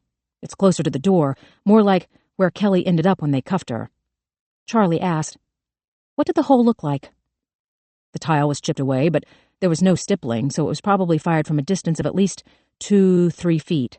It was oval, too, like a teardrop, so it was shot down and at an angle. He held out his hand, finger and thumb in the shape of a weapon. So, at her waist, maybe? She's shorter than I am, but the angle wasn't that steep. You'd have to string it. Mason shrugged. I'm not really an expert. I took a class as part of my continuing ed during my service. Sam said, she didn't want to kill Judith Pinkman, so she shot the last bullet into the floor. Mason shrugged again. Maybe, but she knew the Pinkmans from way back, and that didn't keep her from killing Doug. She knew them? Sam asked. Kelly was the water girl for the football team. That's when those rumors started about her and one of the players. I'm not 100% on what happened, but Kelly missed a couple of 3 weeks of school, and the kid left town, so... He shrugged off the rest.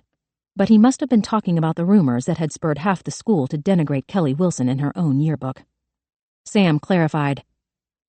Douglas Pinkman was the coach of the football team, so he would know Kelly Wilson from her stint as a water girl. Right, she did 2 seasons, I think, along with another girl from the special ed group. The county office sent down this edict that we were supposed to integrate the special kids into more extracurricular programs, marching band, cheerleading, basketball, football. It was a good idea. I think it really helped some of them. Obviously not Kelly, but... Thank you. Sam went back to her notes. She turned the pages slowly, making notations with her pen. She hadn't dismissed Mason so much as found something more interesting. Mason looked at Charlie for some kind of explanation. Charlie could shrug too. What did you want to talk to us about? Yeah. He worked his hat between his hands. Do you mind if I use your bathroom first? She couldn't believe he was dragging this out. It's back down the hall. He nodded before leaving, like they were in an English drawing room. Charlie turned to Sam, who was still focused on her notes. Why are you talking to him? We need to get him out of here. Can you look at this and tell me what you see? Sam pointed to the right side of the screen. I don't trust my eyes. Does this shadow look odd to you? Charlie heard Mason open the door to the bathroom, then close it. Thank God he hadn't accidentally found Rusty's office. Charlie told Sam, Please help me get rid of him. I will, Sam said. Just look at the video. Charlie stood in front of the giant set. She studied the paused footage. She could see that the camera was angled down, only capturing half of the hallway. The famous blind spot that Mason had told her about, the overhead lights were on, but a weird shadow came from the right-hand side of the hallway. Narrow, long, almost like a spider's leg. Wait, Charlie said, but not because of the video. How did he know where the bathroom is? What? He just walked right to it and opened the door. Charlie felt a prickling sensation in her spine. No one guesses the right door, Sam. There are 5 of them, and none of them make any sense. You know that. It's pretty much a joke that no one can figure them out. Charlie's heart started throbbing at the base of her throat. Do you think Mason knew Dad? That he's been here before? Like, a lot of times before, so he knows where the bathroom is without being told? Sam opened her mouth. She closed it. You know something, Charlie guessed. Did Dad tell you? Charlie, sit down. I don't know anything for certain at the moment, but I'm trying to work it out. Sam's calmness made her anxious. Why do you want me to sit down? Because you're hovering over me like a military drone. You couldn't say something delicate like a hummingbird? Hummingbirds are quite vicious, actually. Chuck! Ben yelled. Charlie felt her heart lurch. She had never heard him scream so loudly before. Chuck! Ben yelled again. His footsteps pounded up the hall. He overshot the living room. He doubled back, frantic. Are you okay? Ben looked over his shoulder, up and down the hall. Where is he? Charlie said, Ben, what? Where the fuck is he? Ben screamed so loudly that she put her hands to her ears. Mason! He slammed his fist into the wall. Mason Huckabee! The bathroom door creaked open. You fucker! Ben screamed, storming back down the hall. Charlie ran after him. She skidded to a stop as Ben tackled Mason to the floor. Ben's fists started to swing. Mason held up his arms, covering his face. Charlie was filled with horror as she watched her husband beat another man. Ben! She had to do something. Ben, stop! Sam grabbed Charlie by the waist, holding her back. I have to... Charlie stopped. She didn't know what to do. Mason would kill Ben. He was a trained soldier. Sam, we have to... He's not fighting back, Sam said, almost as if she was narrating a documentary. Look, Charlie, he's not fighting back. She was right. Mason lay on the floor, his hands covering his face as he absorbed every blow to his head, his neck, his chest. You coward! Ben screamed. Show me your fucking face! Mason took away his hands. Ben landed a solid blow across Mason's jaw. Charlie heard teeth crack. Blood spewed from Mason's mouth. He lay there, hands out to the side, and took the beating. Ben did not let up. He punched him again, then again, then again. No, Charlie whispered. Blood spattered the wall. Mason's eyebrow opened against the edge of Ben's wedding band. His lip was split. The skin of his cheek was rent. Mason still just lay there, taking it. Ben hit him again. Again. I'm sorry, Mason said, slurring the word. I'm sorry. You fucking... Ben reared back his elbow, his whole body twisting, then slammed his fist into Mason's jaw. Charlie watched the skin on Mason's cheek ripple like the wake behind a boat. She heard a sharp crack, a bat hitting a ball. Mason's head whipped to the side. His eyelids fluttered. Blood dribbled from his mouth, his nose. He blinked again, but he did not move. His gaze stayed on the wall. Blood dripped down the dusty baseboard and pooled onto the hardwood floor. Ben sat back on his heels. He was panting from exertion. I'm sorry, Mason said. I'm sorry. Fuck, you're sorry. Ben spat in his face. He fell to the side, his shoulder hitting the wall. His hands dropped to his sides. Blood dripped from his knuckles. He wasn't screaming anymore. He was crying. You. He tried again, his voice breaking. You let him rape my wife. Chapter 18. Charlie felt her vision blur. Panic gripped her throat. She could only hear the screaming inside her head. Ben knew. She asked Sam, "Did you tell him?" "No," Sam said. "Don't lie to me, Samantha. Just tell me." "Charlie," Sam said, "you're focusing on the wrong thing." There was only one wrong thing. Her husband knew what had happened to her. He had beat a man nearly senseless because of it. He had spat on him. He had told him, "You let him rape my wife." Let him. Charlie felt a rush of air leaving her lungs. Her hand slapped to her mouth as bile swirled up her throat. It was him, Ben said. Not Daniel. In the woods? Charlie asked, her vocal cords straining around the question. She saw Zachariah Culpepper's hideous face. She had punched him so hard that his head had whipped around. blood had come out of his mouth, and then Daniel Culpepper had tackled him to the ground and started beating him the way that Ben had just beaten Mason Huckabee. Except it had not been Daniel Culpepper in the woods. Charlie said, "You tackled Zachariah." She had to swallow before she could add, "You were too late." I know. Mason rolled over onto his back. He covered his eyes with his hand. In the house, in the woods, I was always too late. Charlie felt her knees turn rubbery. She leaned her shoulder into the wall. Why? Mason moved his head side to side. He was breathing hard. Blood bubbled out of his nose. Tell them, Ben said, fists clenched.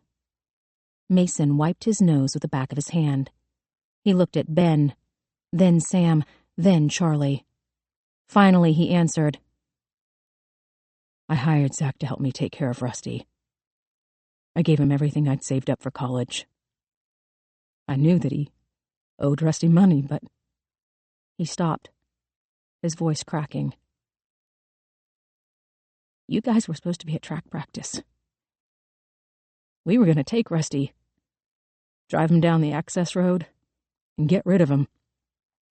Zach would get $3,000 on top of wiping away his legal bills. I would get my revenge. He looked at Sam again, then Charlie.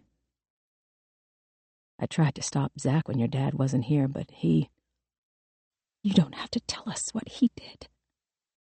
Sam's words were so strained that they were almost inaudible in the open space. Mason covered his face again. He started to cry. Charlie listened to his dry sobs and wanted to punch him in the throat. Mason said, I was going to take the fall for your mom. I said that out in the woods. 5 times at least. You both heard me. I never wanted any of it to happen. His voice cracked again. When your mom was shot, it was like I was numb, like I couldn't believe it. I just felt sick and shaky, and I wanted to do something, but I was scared of Zach. You know what it's like. We were all scared of him. Charlie felt rage pumping through every artery in her body. Don't you we any of this, you pathetic prick. There was no we in the kitchen except me and Sam. We were forced out of our house. We were led into the woods at gunpoint. We were terrified for our lives. You shot my sister in the head. You buried her alive. You let that monster chase me through the woods, rape me, beat me, take away everything from me. That was you, Mason. That was all you. I tried. Shut up! Charlie clenched her fists as she stood over him. You might tell yourself that you tried to stop it, but you didn't. You let it happen. You helped it happen. You pulled that trigger. She stopped, trying to catch her breath. Why? Why did you do it? What did we ever do to you? His sister, Sam said. Her voice had a deathly kind of calmness. That's what he meant about getting his revenge. Mason and Zachariah showed up the same day Kevin Mitchell walked on the rape charge. We assumed it was about Culpepper's legal bills when it was really about Mason Huckabee being mad enough to kill, but too scared to do it with his own hands. Charlie's tongue turned into lead. She had to lean against the wall to keep from falling down. Mason said, I was the one who found my sister. She was in the barn. Her neck was... He shook his head. She was tortured by what that bastard did to her. She couldn't get out of bed. She just cried all the time. You don't know what it's like to feel that useless, that helpless. I wanted someone to be punished. Someone had to be punished. So you came looking for my father. Charlie felt the now familiar vibration in her hands. It spread up her arms into her chest. You came here to kill my father, and you... I'm sorry. Mason started crying again. I'm sorry. Charlie wanted to kick him. Don't you fucking cry. You shot my sister in the head. It was an accident. It doesn't matter! Charlie yelled. You shot her! You buried her alive! Sam's arm went out. She blocked Charlie from standing over Mason, beating him the same way Ben had. Ben. Charlie looked at her husband. He was sitting on the floor, back to the wall. His glasses were blood-streaked, crooked on his face. He kept flexing his hands, opening the wounds, encouraging more blood to flow. Sam asked, why was Rusty writing checks to Zachariah Culpepper's son? Charlie was so shocked she could not make her mouth form a question. Sam explained. The check numbers. 12 checks a year for 28 years, 4 months, would be a total of 340 checks. That's the most recent check number, Charlie remembered. Right, Sam confirmed. And then there's the balance. You started at 1 million, correct? She was asking Mason. Slowly, reluctantly, Mason nodded. Sam said, if you start at 1 million and subtract $2,000 a month for 28 years and change, that leaves you with approximately $328,000. She told Mason. Everything began to click into place when you told us that your parents had money. Back in 1989, no one else in Pikeville had that kind of wealth, and especially that kind of reach. They traded your freedom for $1 million. That would have been a lot back then. More than Culpepper would ever see in his abbreviated lifetime. He bargained away his dead brother for his unborn son. Mason looked up at her. He slowly nodded. Sam asked, what was my father's part in this? Did he set up the deal between you and Culpepper? No. Then what? Sam demanded. Mason rolled to his side. He pushed himself up. He sat with his back toward the door. The masking tape Rusty had used on the window made a sort of lightning bolt above his head. I didn't know about any of it. Ben glowered at Mason. You're gonna rot in hell for dragging Rusty into your bullshit. It wasn't Rusty. Not at first. Mason winced as he touched his jaw. My parents set up the arrangement. The night it happened, I walked home. 6 miles. Zach took my shoes, my jeans, because they had his blood on them. I was half naked, covered in blood by the time I got home. I confessed to both of them. I wanted to go to the police. They wouldn't let me. I found out later they sent a lawyer to talk to Zach. Rusty, Ben said. No, someone from Atlanta. I don't know who. Mason worked his jaw. The joint popped. They left me out of it. I had no choice. Sam said, you were a 17-year-old man. I'm certain you had a car. You could have gone to the police on your own or waited until you turned 18. I wanted to, Mason insisted. They locked me in my room. 4 guys came. They drove me to a military academy up north. I joined the Marines as soon as I was old enough. He wiped blood out of his eye. I was in Afghanistan, Iraq, Somalia. I kept volunteering. I wanted to earn it, you know. I wanted to use my life to help other people. To redeem myself. Charlie bit her lip so hard that she felt the skin start to open. There was no redemption. No matter how many countries he had pinned on his stupid world map. Mason said, I put in my 20 years. I moved back home, I went to school. I thought it was important to give back here in this town to these people.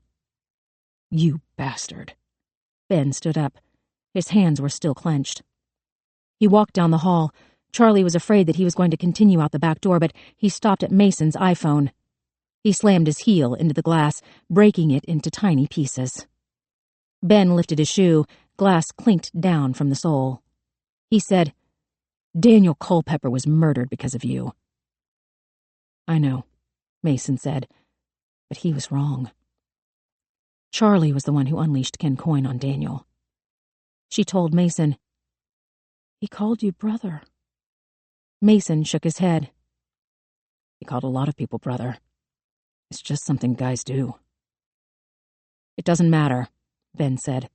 "Neither one of them should have been here in the first place. Whatever happened after that is on them." "It is," Mason agreed. "It's on me. All of it's on me." Sam asked, "How did your clothes and your gun end up at Daniel's trailer?" Again, Mason shook his head, but it wasn't hard to come up with the answer. Ken Coyne had planted the evidence. He had framed an innocent man and let a guilty one go free. Mason said, "My mom told me about the arrangement after my dad died. I was stationed in Turkey, trying to do right by people. I came home for the funeral. She was worried something would happen and Zach would renege on his part of the deal." Sam said, "To be clear, the deal was that Zach would keep silent about Daniel's innocence and your guilt in exchange for $2,000 a month to be paid by your parents to his son, Danny Culpepper?" Mason nodded. "I didn't know. Not until my mother told me. 8 years had gone by. Culpepper was still on death row. He kept getting out of his execution dates." Charlie clenched her jaw. 8 years after the murder. 8 years after Sam clawed out of her grave. 8 years after Charlie was ripped apart. Sam had been starting her master's at Northwestern. Charlie was applying to law school, praying that she could make a fresh start. Sam asked, "How did my father get roped into this?" "I went to him to confess," Mason said. "Here, in this house. We sat in the kitchen. I don't know why, but in a way it made it easier to sit at the table and unburden myself. Scene of the crime. I got sick just letting it all out. Every piece of the truth. I told him how I was torn up about Mary Lynn, how I paid Zach to help me get my revenge. When you're young like that, you see things so clearly. You don't understand how the world works, that there are consequences you can't predict, that bad choices, bad deeds, can corrupt you." Mason was nodding, as if to agree with himself. "I wanted to explain to Rusty what happened, why it happened, man to man." "You're not a man," Charlie told him, sickened by the thought of Mason and Rusty sitting in the kitchen where Gamma had died, that the setting had brought Mason absolution rather than pain. "You're an attempted murderer. You're an accomplice to rape, to the murder of my mother, to abduction, kidnapping, breaking, and fucking entering." She could not let herself think about all the girlfriends he'd had, the parties he'd attended, the birthdays, the New Year's Eve celebrations, while Sam got out of bed every morning praying that she could fucking walk. She told Mason, "Joining the Marines does not make you a good man. It makes you a coward for running away." Charlie's voice was so loud that she heard her words echo up the hallway. Ben said, "Rusty had him sign a confession." He looked at Sam, not Charlie. "I found it in the safe." Charlie looked up at the ceiling. She let her tears fall. She would never forgive herself for making Ben find out from a piece of paper. Mason said, "I wanted to sign the confession. I wanted to come forward. I was sick with it. The lies, the guilt." Sam held onto Charlie's arm as if to keep them both rooted in place. "Why didn't Dad turn you in?" "He didn't want another trial," Mason said.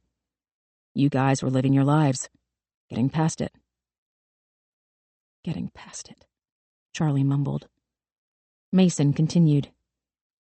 "Rusty didn't want it dredged up again, to make you come home, to make Charlie go on the stand. He didn't want her to have to lie."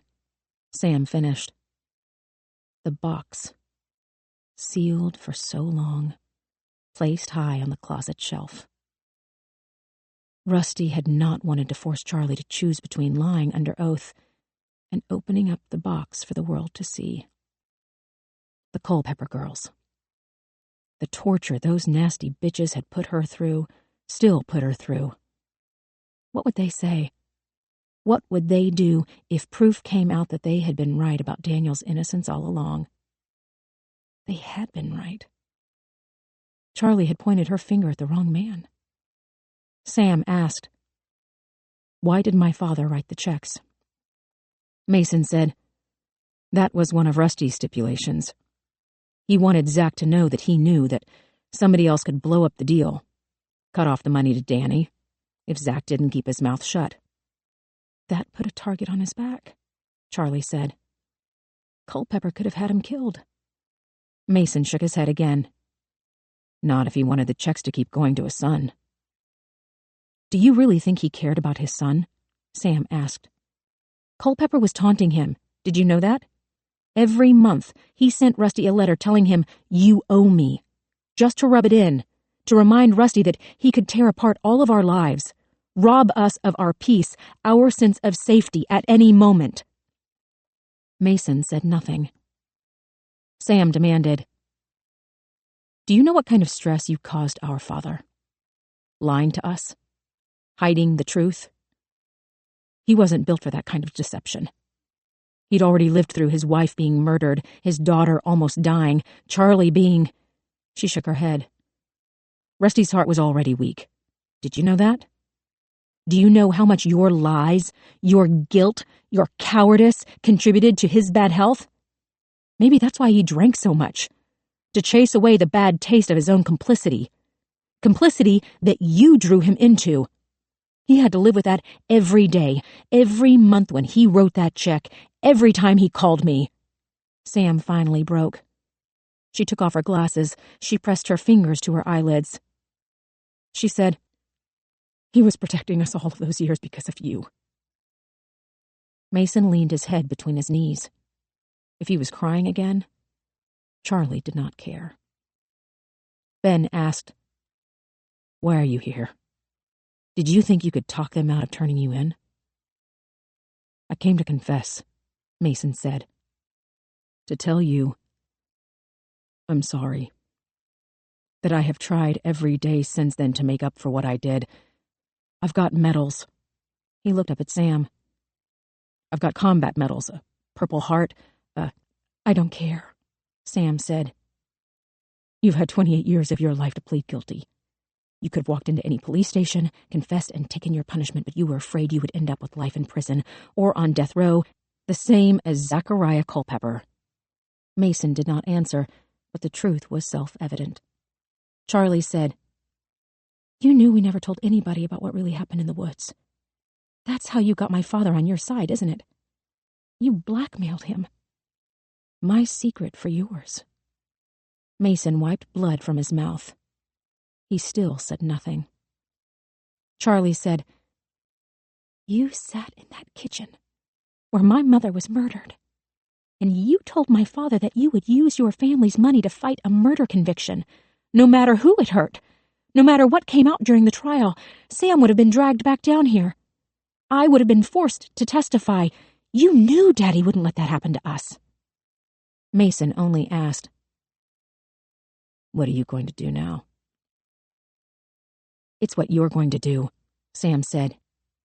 "You've got exactly 20 minutes to drive to the police station and confess, on the record, without a lawyer, to lying to the police and taking Kelly Wilson's gun from the scene of a double homicide, or so help me, I will take your written confession to attempted murder and conspiracy to commit murder straight to the chief of police. This town doesn't forget, Mason. Your excuse that you were just standing there, that it was an accident, still constitutes felony murder. If you don't do exactly as I say right now, you'll end up in a cell beside Zachariah Culpepper, where you should have been for the last 28 years. Mason wiped his hands on his pants. He reached for his broken phone. Ben kicked it away. He opened the back door. "Get out." Mason stood up. He did not speak.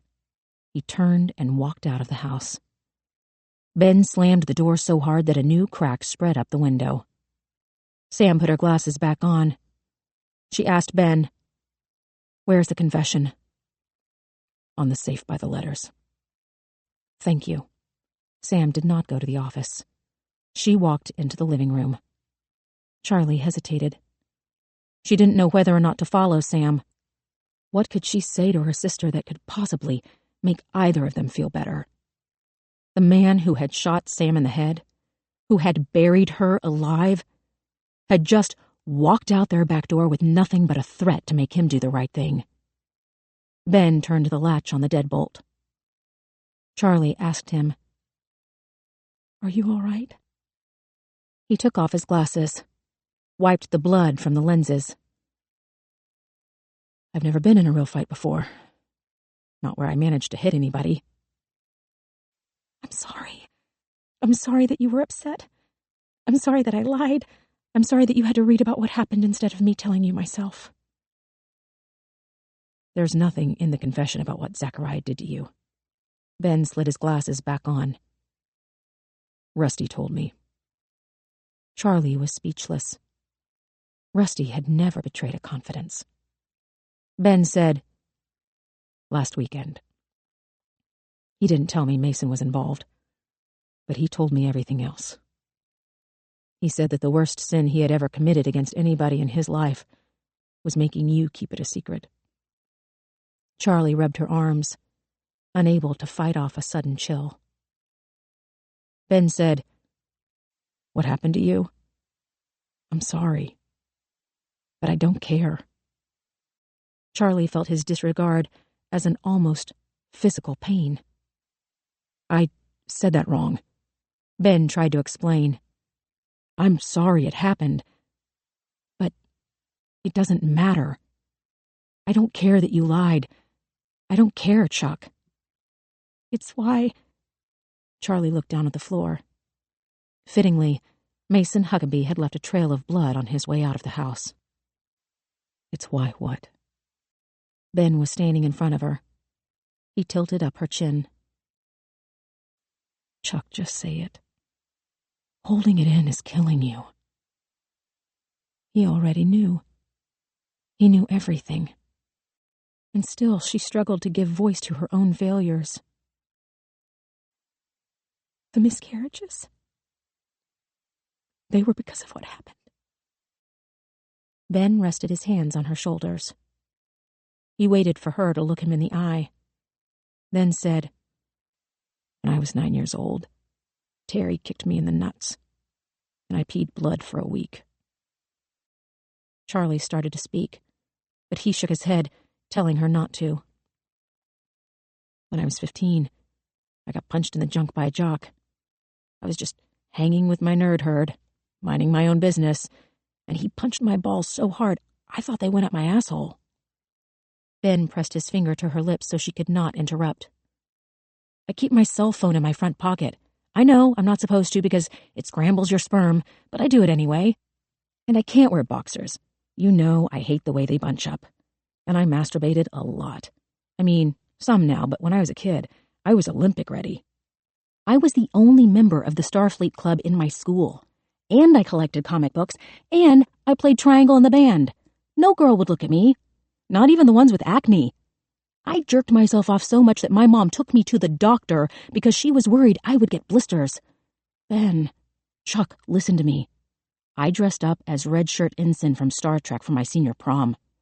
There wasn't a theme. I was the only guy who wasn't in a tux.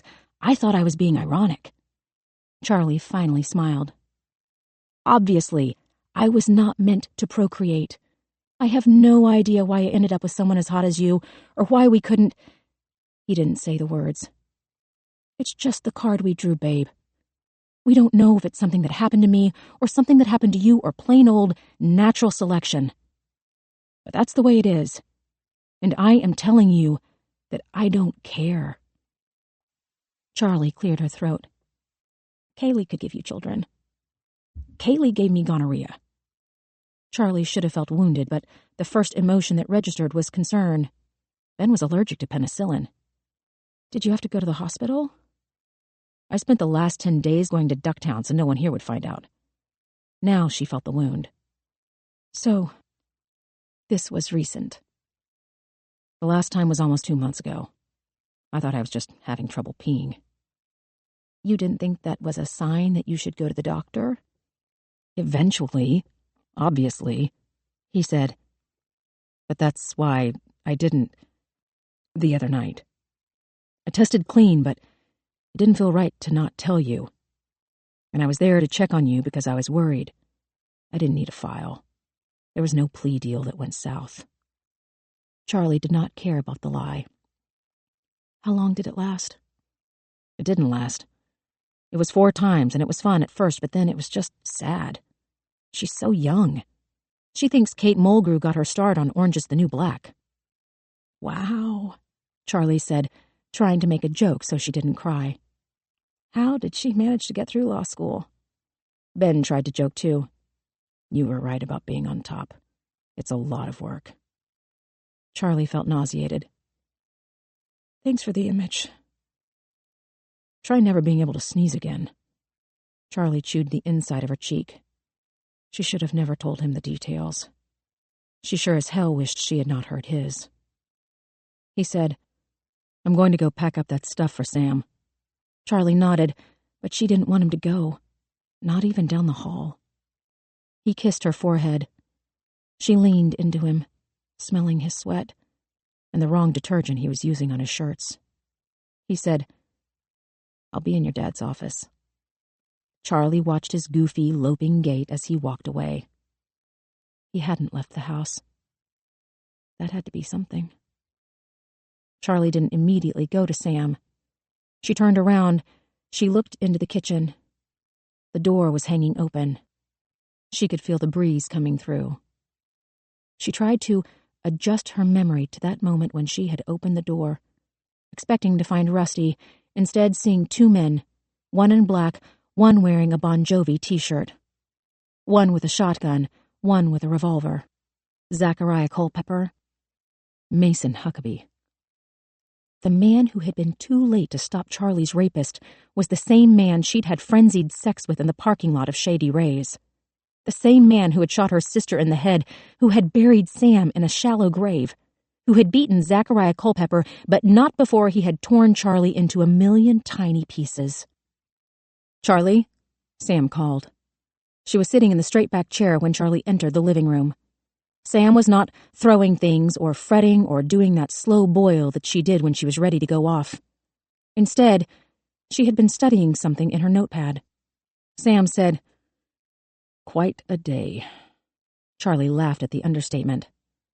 How did you figure it out so fast? I'm your big sister. I'm smarter than you are.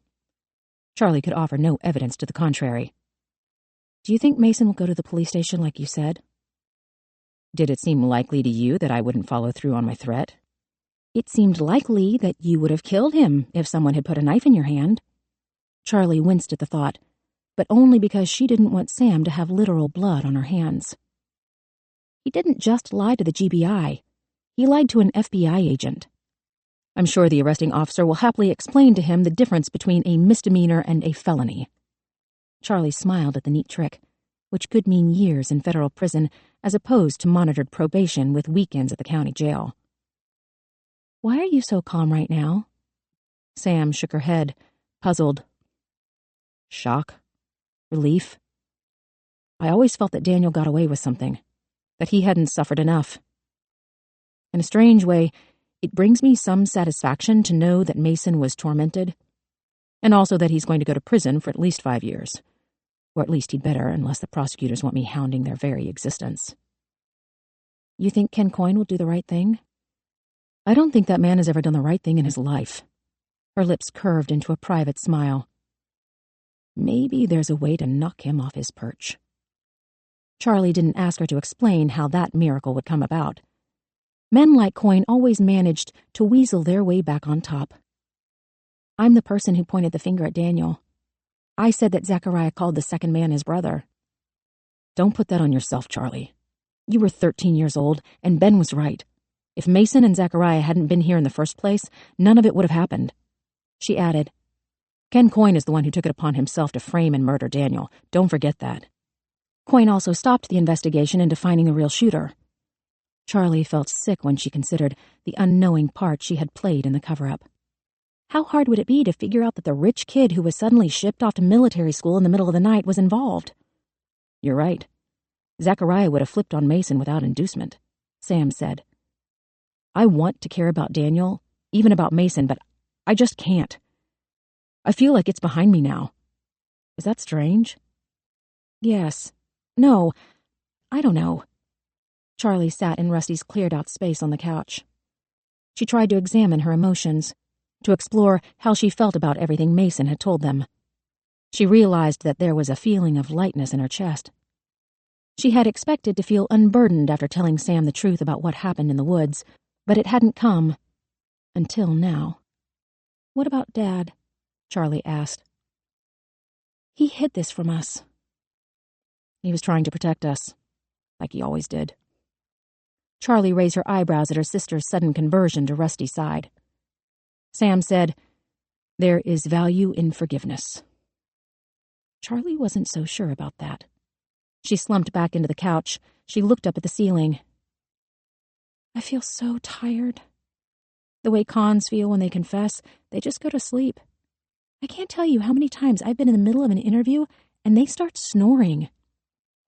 It's relief, Sam told her. Am I wrong for not feeling guilty that Daniel was a victim in this just as much as we were? If you're wrong, then so am I, Charlie admitted. I know Daniel didn't deserve to die like that. I can tell myself he's a Culpepper and he would have eventually ended up behind bars or 6 feet under, but he should have been allowed the luxury of making his own choices. Apparently Dad got past it, Sam said. He spent most of his life working to exonerate guilty men, but he never cleared Daniel's name. Nothing is more deceitful than the appearance of humility. Shakespeare? Mr. Darcy to Bingley. Of all people. If it wasn't his pride, it was his prejudice. Sam laughed, but then she turned serious. I'm glad Dad didn't tell us about Mason. I think I could handle it now, but back then? She shook her head. I know this sounds horrible because the decision obviously haunted Dad, but when I consider where my mind was 8 years after being shot, I think that making me come back here to testify would have killed me. How's that for hyperbole? Pretty accurate, if you include me. Charlie knew that a trial would have accelerated her own downward trajectory. She would not have gone to law school. She would not have met Ben. Neither she nor Sam would be here talking to each other. She asked, why do I feel like I can handle it better now? What's changed? That is a complicated question with an equally complicated answer. Charlie laughed. This was Rusty's real legacy. They were going to sit around quoting a dead man quoting dead people for the rest of their lives. Sam said, Dad must have known that we would find the confession in the safe. Charlie easily spotted one of Rusty's high-stakes gambles. I bet he thought he'd outlive Zachariah Culpepper's execution date. I bet he thought he'd figure out how to fix it on his own. Charlie thought they were probably both right. There was not a plate that Rusty would not try to spin. When I was little, I thought Dad was driven to help people because he had this burning sense of justice. And then I got older, and I thought it was because he loved the idea of himself as the scrappy asshole hero fighting the good fight. And now? I think he knew that bad people did bad things, but he still believed that they deserved a chance. That's a very romanticized way to look at the world. I was talking about Dad, not me. Charlie felt sad that they were talking about Rusty in the past tense. He was always searching for his unicorn. I'm glad you brought that up, Sam said. I think he found one. Chapter 19. Charlie stood with her nose a few inches from the television screen.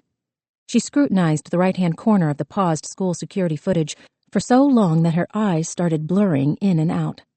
She took a step back. She blinked to clear her vision. She studied the entirety of the image, the long, empty hallway. The vivid blue lockers rendered navy by the ancient camera. The lens was angled down, capturing the hallway roughly to the middle point. Her eyes went back to the corner. There was a door, possibly closed, a millimeter out of frame, but clearly there. The light from the window cast a shadow onto something that was reaching into the hallway. Charlie asked, "Is it Kelly's shadow?" She pointed past the TV as if they were both standing in the hallway rather than Rusty's living room. She would have been standing here, right? Sam kept her own counsel. She had her head turned, using her good eye to view the image. "What do you see?" "This." Charlie pointed to the shadow, reaching into the hall. "It's a blurry, hairy line, like a spider's leg." "There's something strange about it." Sam narrowed her eyes, clearly seeing something that Charlie could not. "Don't you think there's something strange?" "I can try to make it bigger." Charlie went to Ben's laptop, but then remembered she had no idea what she was doing. She hit random keys. There had to be a way to do this. Sam said, "Let's get Ben to help." "I don't want Ben to help." Charlie leaned down to read the menu icons. "We left it in a really good—" "Ben!" Sam called. "Don't you have a flight to catch?" "The plane won't leave without me." Sam used her hands to frame the upper right section of the footage. "It's not right. The angle doesn't work." "What angle?" Ben asked. "This." Charlie pointed to the shadow. "It looks like a spider's leg to me, but Sherlock Holmes over here sees a hound in the Baskerville." "More like a study in scarlet," Sam said, but still did not explain herself. "Ben, can you make this upper right corner larger?" Ben performed some magic on the laptop, and the corner of the frame was isolated, then enlarged to fill the television. Because her husband was not a tech wizard in a Jason Bourne movie, the image did not sharpen, but became more blurred. "Oh, I see it." Ben pointed to the furry spider's leg. "I thought it was a shadow, but—" "There wouldn't be one," Sam said. "The lights are on in the hallway. They're on in the classroom. Absent a third light source, shadows would be cast backward from the door, not to the front." "Okay, yeah." Ben started to nod. "I thought it was coming out of the open door, but it looks like it's pointing in." "Correct," Sam said. She had always been good at puzzles. This time, she had apparently figured out the solution before Charlie even understood there was a puzzle to be solved. "I can't see anything," Charlie admitted. "Can't you just tell me?" Sam said, "I think it's better if you both independently validate my suspicion." Charlie wanted to throw her out the window like a sack of bullshit. "Do you really think this is the time for the Socratic method?" "Sherlock or Socrates, pick one and stay with it," Sam asked Ben. "Can you correct for color?" "I think so." Ben opened another program on his laptop, a purloined copy of Photoshop he'd used to insert Captain Kirk into their Christmas cards 2 years ago. "Let me see if I remember how to do this." Charlie crossed her arms, making sure Sam knew she was displeased, but Sam was watching Ben too closely to take notice. There was more tapping, more tracking, and then the colors on the screen were saturated, almost too much. The blacks were up so far that gray spots bubbled through the midnight fields. Charlie suggested, "Use the blue on the lockers as a color guide. They're close to the same blue as Dad's funeral suit." Ben opened the color chart. He clicked on random squares. "That's it," Charlie said. "That's the blue." "I can clean it up more." He sharpened the pixels, smoothed out the edges. Finally, he zoomed in as close as he could without distorting the image into nothing. "Holy shit," Charlie said. She finally got it. Not a leg, but an arm. Not one arm, but two. One black, one red. A sexual cannibal. A slash of red, a venomous bite. They had not found Rusty's unicorn. They had found a black widow. Charlie sat in Ben's truck, hands sweaty on the wheel. She looked at the time on the radio, 5:06 p.m. Rusty's funeral would be winding down by now. The drunks at Shady Ray's would be spent of their stories. The stragglers, the sightseers, the hypocrites would be whispering gossip into their phones, posting snipey tributes on Facebook. Rusty Quinn was a good lawyer, but... Charlie filled in the blank with the things that only the people who really knew Rusty understood. He had loved his daughters. He had adored his wife. He had tried to do the right thing. He had found his mythical creature. A harpy, Sam had said, referring to the half-woman, half-bird from Roman and Greek mythology. Charlie was sticking with her spider analogy because it better fit the situation. Kelly Wilson had gotten caught up in a carefully spun web. The heat in the truck was on, but Charlie felt herself shudder from the cold. She reached down for the keys. She turned off the engine. The truck shook as it came to a stop. She angled the rearview mirror to look at her face. Sam had helped her cover the bruises. She had done a good job. No one would guess that Charlie had been punched in the face 2 days ago. Sam had almost punched her again. She didn't want Charlie to do this. Ben certainly did not. Charlie was doing it anyway. She smoothed out her funeral dress as she got out of the truck. She put on her heels, balancing against the steering wheel. She found her cell phone on the dash. She closed the door quietly, listening for the click of the latch. She had parked away from the farmhouse, hiding the truck around a bend. Charlie walked carefully, avoiding the pocks in the red clay. The house came into view. Any similarities to the HP were slight. Colorful plants and evergreens filled the front yard. The clapboard was painted bright white, and the trim a stark black. The roof looked new. An American flag hung from a swiveling bracket by the front door. Charlie didn't go to the front. She rounded the side of the house. She could see the old back porch. The floor, freshly painted robin's egg blue. The kitchen curtains were closed. Not yellow with red strawberries anymore, but white damask. There were 4 steps up to the porch. Charlie stared at them, trying not to think of the steps at the HP, the way she had run up them 2 at a time all of those years ago, kicked off her shoes, peeled off her socks, and found Gamma cursing in the kitchen. Fudge. Her heel caught on a knotty hole in the first step. She held onto the sturdy railing. She blinked at the porch light, which even in the early dusk was bright white, like a flame. Sweat had dripped into her eyes. Charlie used her fingers to wipe it away. The welcome mat had a lattice design on it, rubber and coir fibers that reminded her of the grass that grew in the fields behind the farmhouse. A cursive P was in the center of the design. Charlie raised her hand. Her sprained wrist still felt tender. She rapped 3 times on the door. In the house, she heard a chair scrape back, light footsteps across the floor. A woman's voice asked, "Who is it?" Charlie did not answer. There were no locks that clicked, no chain that slid back. The door opened. An older woman stood in the kitchen, hair more white than blonde, pinned in a loose ponytail, still pretty. Her eyes went wide when she saw Charlie. Her mouth opened, her hand fluttered to her chest, as if she had been hit by an arrow. Charlie said, "I'm sorry I didn't call first." Judith Pinkman pressed together her chapped lips. Her lined face looked windburned from crying. Her eyes were swollen. She cleared her throat. "Come in," she told Charlie. "Come in." Charlie stepped into the kitchen. The room was cold, almost frigid. The strawberry theme was no more. Dark granite countertops, stainless steel appliances, eggshell white walls. No cheerful, dancing fruit bordering the ceiling. "Sit down," Judith said. "Please." There was a cell phone beside a glass of ice water on the table. Dark walnut, heavy, matching chairs. Charlie sat on the opposite side. She put her own phone on the table, face down. Judith asked, "Can I get you something?" Charlie shook her head. "I was going to have some tea." Her eyes darted to the glass of water on the table. Still, she asked, "Would you like some?" Charlie nodded.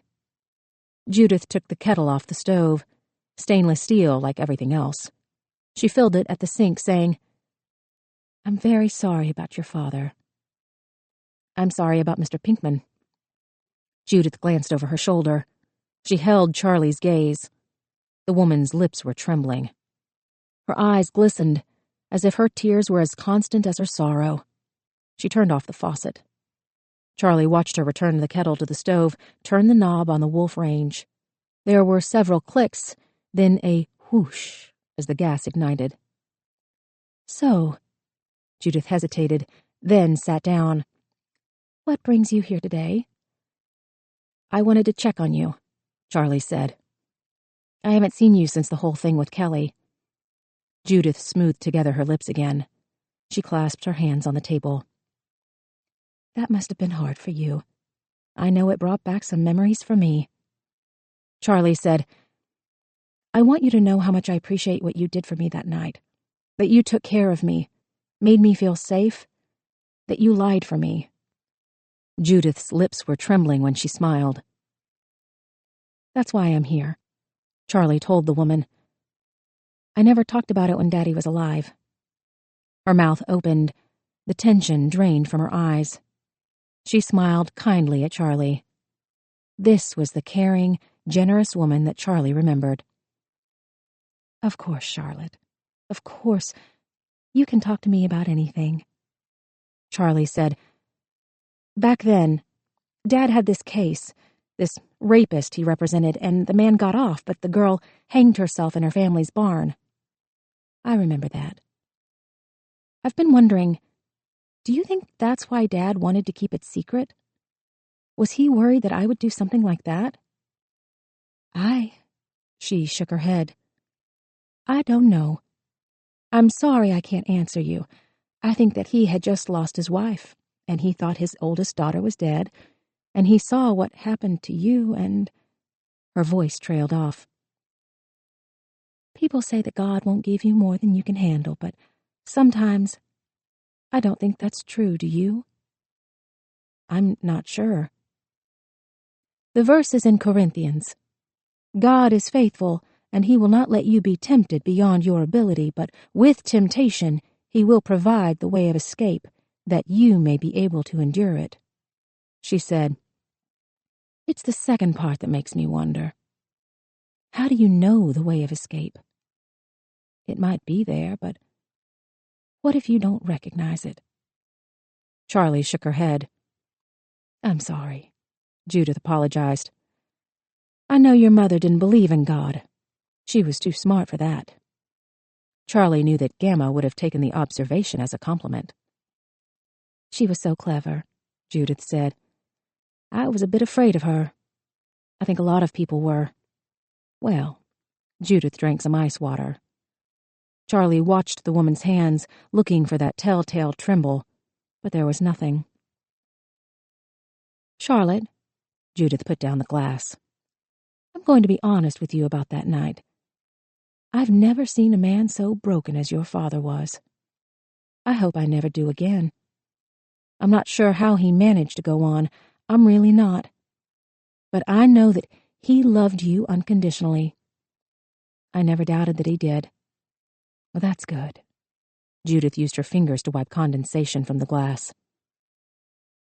"My father, Mr. Heller, he was devout and loving, and he provided for me, and he supported me, which, Lord knows, a first-year schoolteacher needs support." She chuckled quietly. "But after that night, I understood that my father did not cherish me the way that your father cherished you. I don't blame Mr. Heller for that. What you and Rusty had was something special. So, what I guess I'm telling you is that no matter what your father's motivations were for asking you to lie, it came from a place of deep and abiding love." Charlie expected to feel tears, but none came. She was finally cried out. Judith said, "I know that Rusty is gone, and that a parent's death makes you think about a lot of things, but you shouldn't be angry with your father for asking you to keep it secret. He did it with the best of intentions." Charlie nodded at what she knew was the truth. The kettle started to whistle. Judith stood. She turned off the stove. She went to a large cabinet that Charlie remembered from before. It was tall, almost floor to ceiling. Mr. Heller had kept his rifle on top, obscured by the crown molding. The white wood had been painted dark blue in the interim. Judith opened the doors. There were decorative mugs hanging from hooks beneath the shelves. Judith selected 2 mugs from either side of the rack. She closed the doors and went back to the stove. "I've got peppermint and chamomile." "Either is fine." Charlie looked at the closed cabinet doors. There was a sentence painted in script underneath the molding. Light blue, but not in enough of a contrast against the dark blue to make the words stand out. She read aloud, "He settles the childless woman in her home as the mother of happy children." At the counter, Judith's hands went still. "From the Psalms. 113 verse 9, but that's not the King James Version. She poured hot water into the mugs. Charlie asked, "What's the King James Version?" "He maketh the barren woman to keep house, and to be a joyful mother of children. Praise ye the Lord." She found 2 spoons in a drawer. "I'm not barren, though, so I like the other version." Charlie felt a cold sweat come over her. "I guess, in some ways, you're the mother of your kids at school." "You're exactly right." Judith sat down, passing one of the mugs to Charlie. "Doug and I spent more than half of our lives taking care of other people's children. Not that we don't enjoy it, but when we're home, we enjoy the quiet even more." Charlie turned the handle of the mug around, but she did not pick it up. "I'm barren," Charlie said, the word feeling like a rock in her throat. "I'm so sorry." Judith stood up from the table. She brought back a carton of milk from the fridge. "Do you want sugar?" Charlie shook her head. She wasn't going to drink the tea. "You never wanted children." "I love other people's children." Charlie said, "I heard that you were helping Kelly study for some kind of exam." Judith put the milk on the table. She sat back down. "You must have felt betrayed," Charlie said, "for her to do that." Judith watched the steam rise from the tea.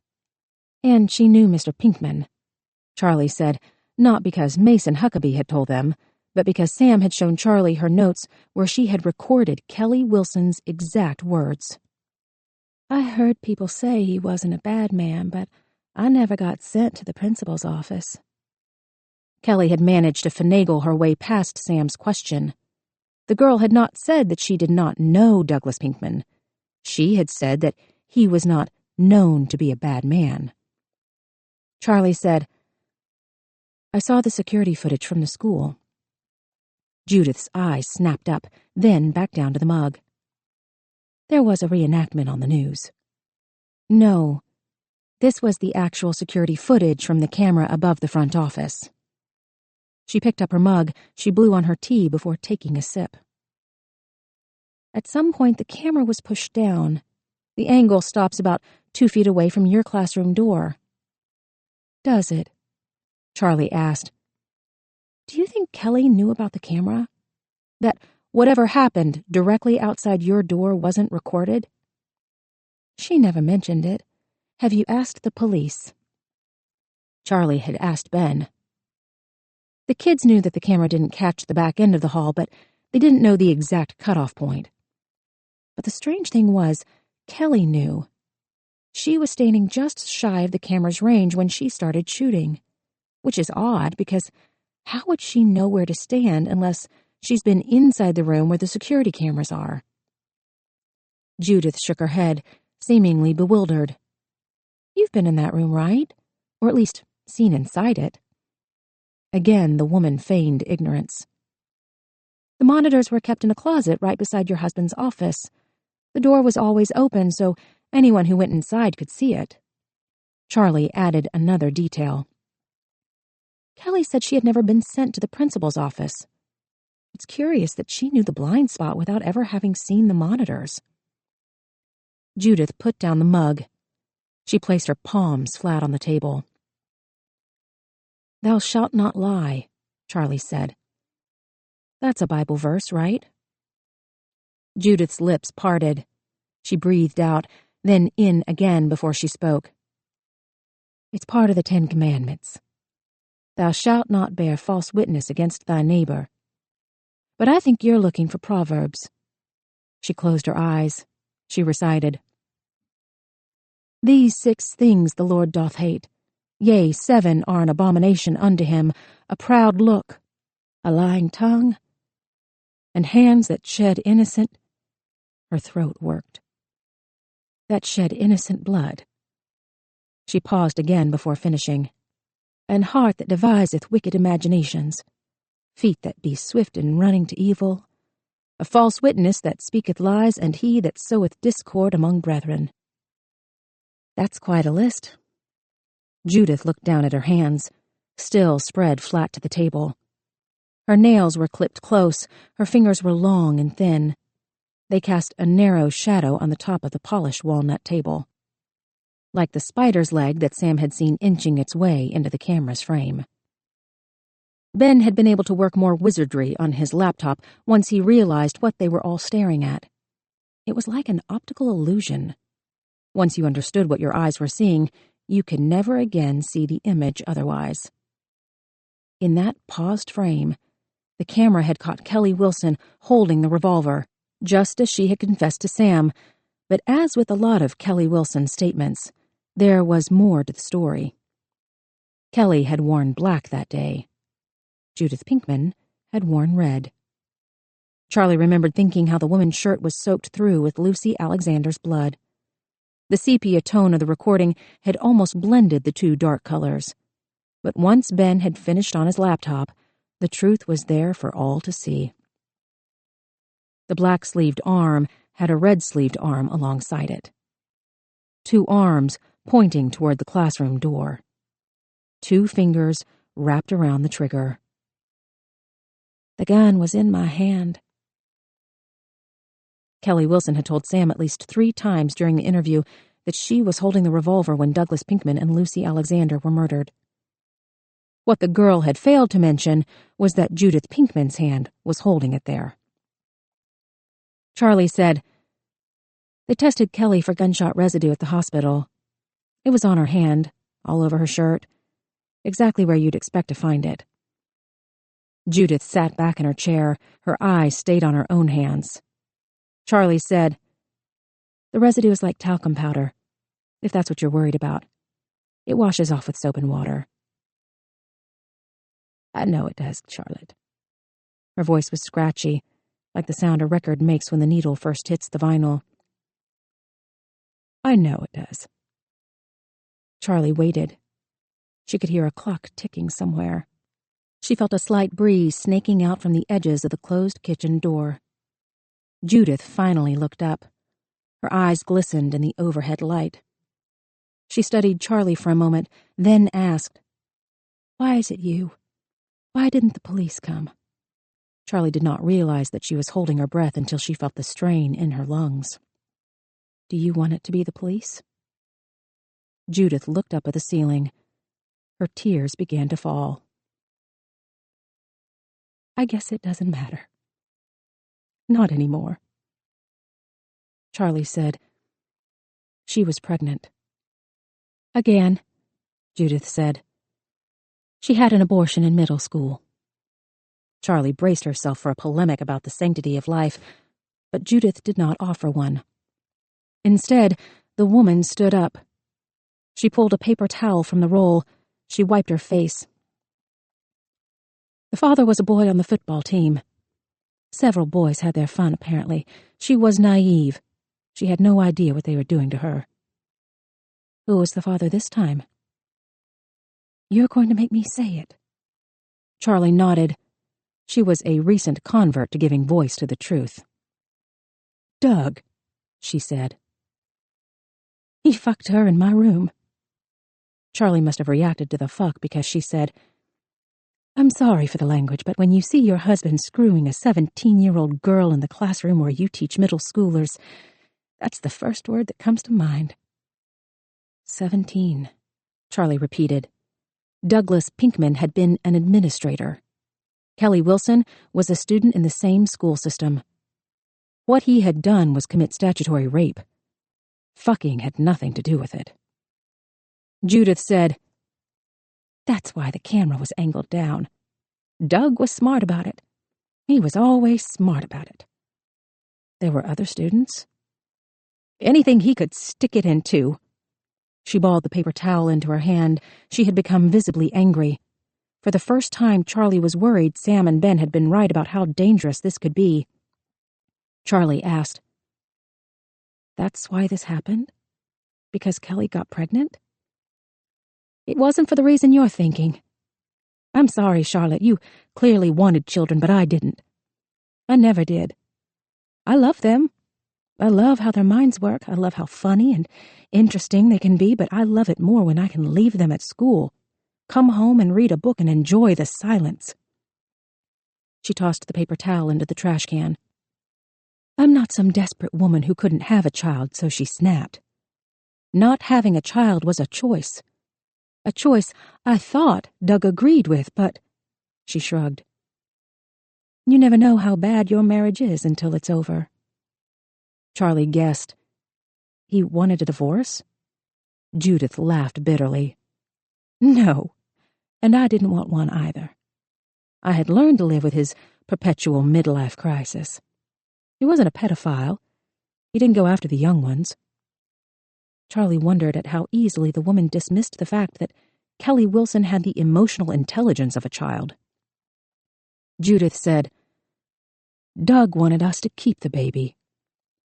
Kelly was going to drop out of school anyway. There was no way she could graduate.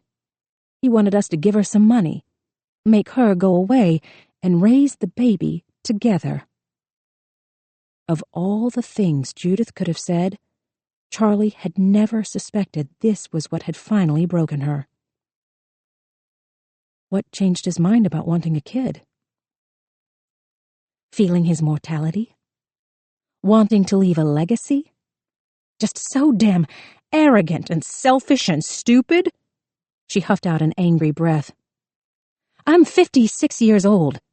Doug was about to turn 60.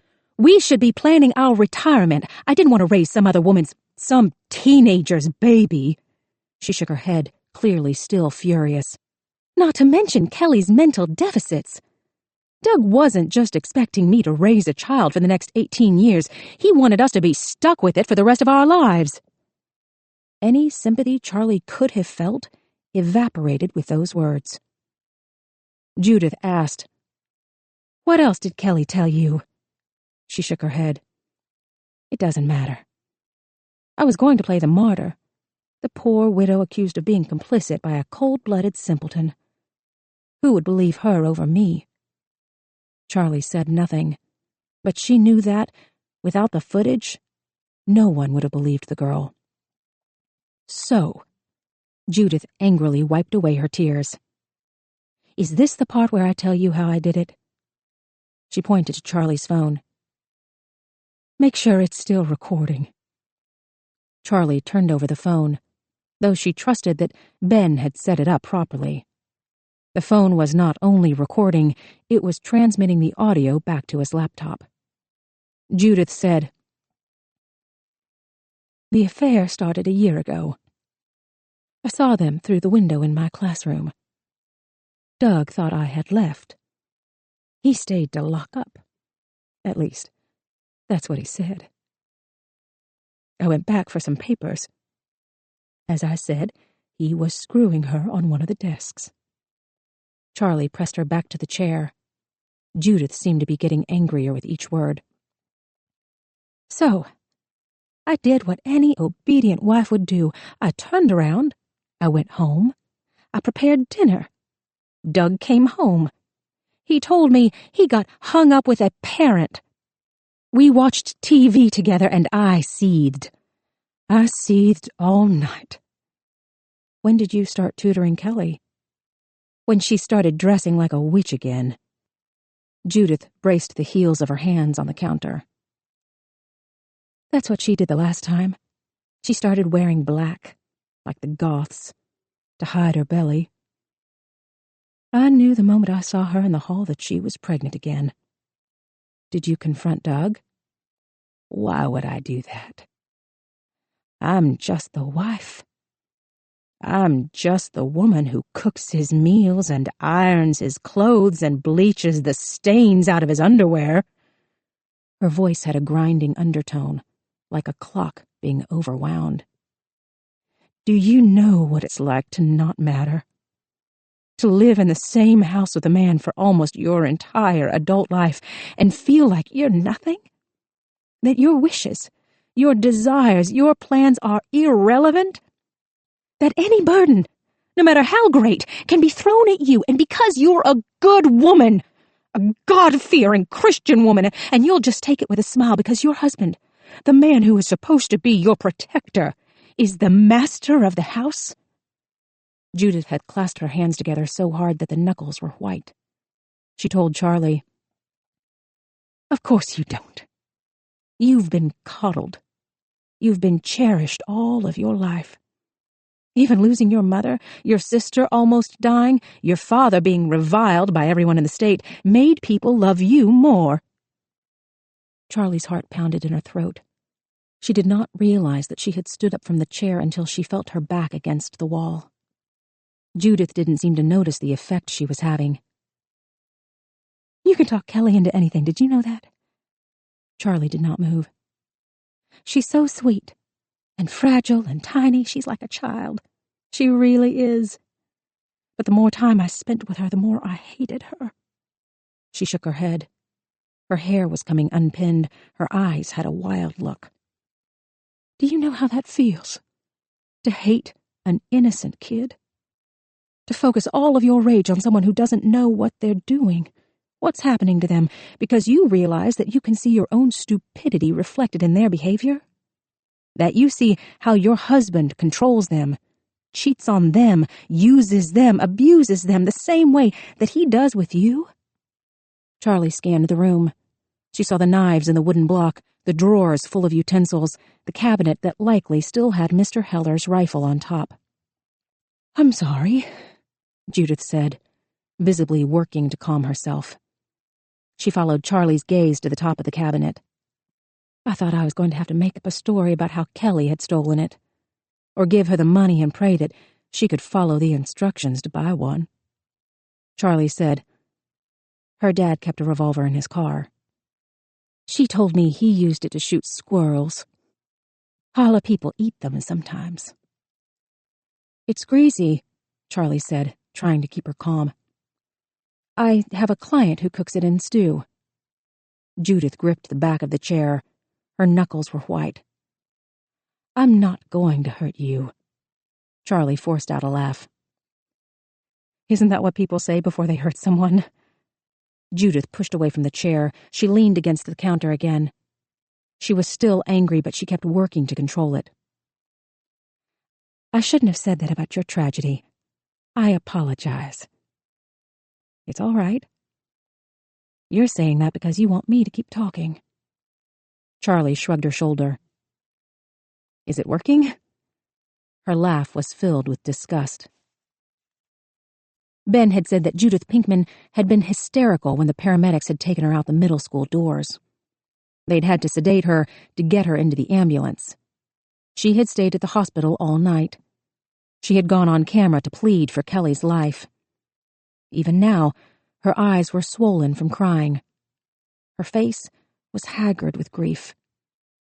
She was telling Charlie the truth, the brutal, unvarnished truth, though she knew that she was being recorded. She wasn't bargaining. She wasn't pleading. She wasn't trying to make some kind of trade. This was how a person behaved when they felt true remorse for their actions. Judith said, Kelly wouldn't pull the trigger on her own. She promised me that she would, but I knew that she wasn't like that. She was too kind, and she was too trusting, and she would have been a horrible shot. So I stood behind her in the hall, and I wrapped my hand around hers, and I fired a shot into the wall to get Doug's attention. She tapped her fingers to her mouth, as if to remind her voice to stay calm. He came running out, and I shot him 3 times, and then... Charlie waited.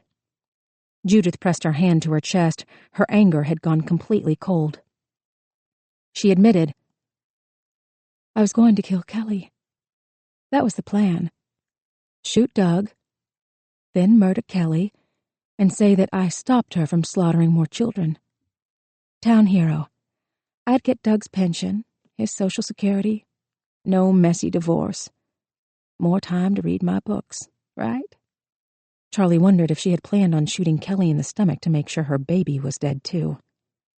Judith said, I managed to hit Doug in all the right places. The coroner told me that any one of the 3 shots was fatal. I guess he thought that would be a comfort. Her eyes glistened again. She swallowed, her throat making an audible sound. But Kelly wouldn't let go of the gun. I don't think she knew the rest of the plan, that I was going to kill her. I think she panicked when she saw that Doug was dead. We struggled. The trigger was pulled. I don't know if it was me or her, but the bullet ricocheted into the floor. Judith breathed through her mouth. Her voice was raspy. She continued, "We were both shocked that the gun had gone off. And Kelly turned, and I don't know. I don't know what happened. I panicked. I saw movement out of the corner of my eye, and I pulled the trigger again, and—" She was cut off by a whimper. Her lips had turned white. She was trembling. I saw her while my finger pulled the trigger. It happened so slowly, and my brain recognized it. I remember thinking, Judith, you're shooting a child. But I couldn't stop it. My finger kept pulling back, and... She could not say the words, so Charlie did. Lucy Alexander was shot. Judith's tears flowed like water. A team teach with her mother. I used to see Lucy at meetings, dancing around in the back of the room. She would sing to herself. She had such a sweet voice. I don't know. Maybe it would have been different if I hadn't known her, but I knew her. Charlie could not help but think that the woman had known Kelly Wilson, too.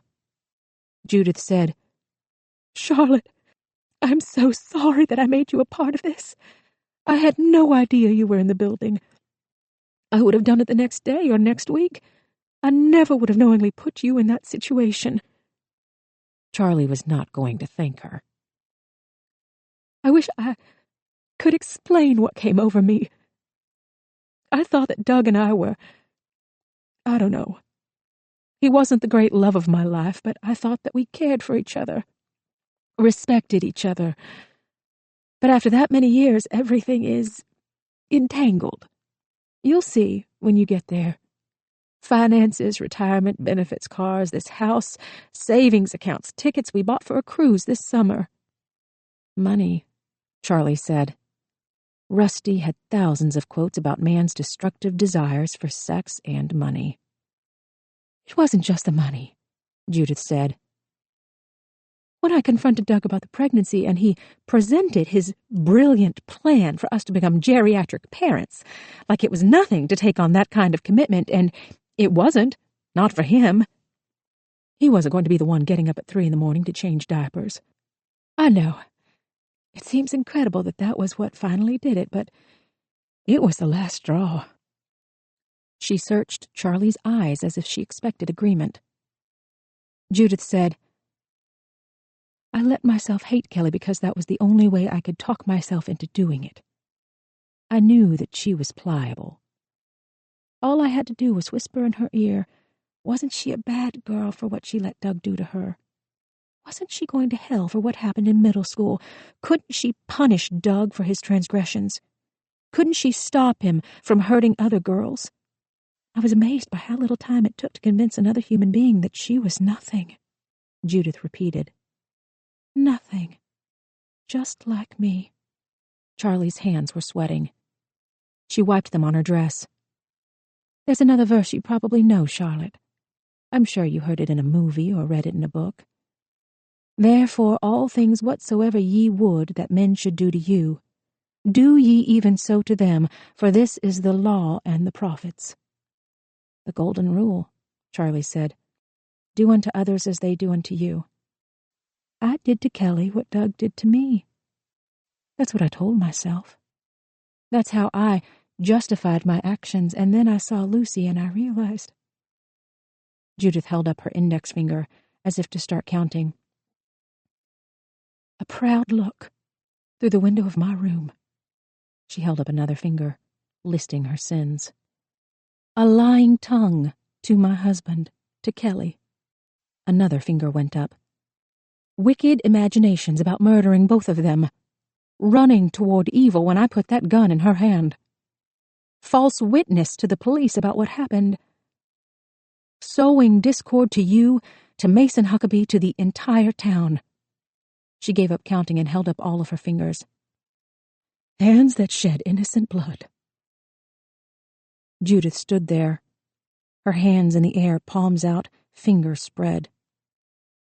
Charlie did not know what to say. "What will happen to her?" Judith asked. "To Kelly." Charlie shook her head, though she knew that Kelly Wilson would go to prison.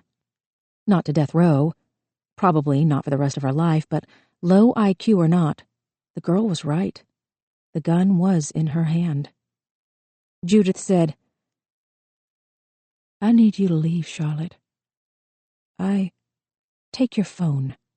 She tossed the phone to Charlie. "Send the recording to that woman at the GBI. Tell her she can find me here." Charlie fumbled to catch the phone.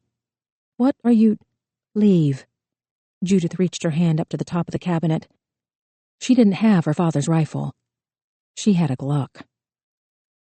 "Jesus." Charlie stumbled back. "Please leave." Judith dropped the empty magazine from the gun. "I told you I'm not going to hurt you." "What are you going to do?" Charlie's heart quivered as she asked the question. She knew what the woman was planning to do. "Charlotte, go." Judith found a box of bullets and scattered them onto the table.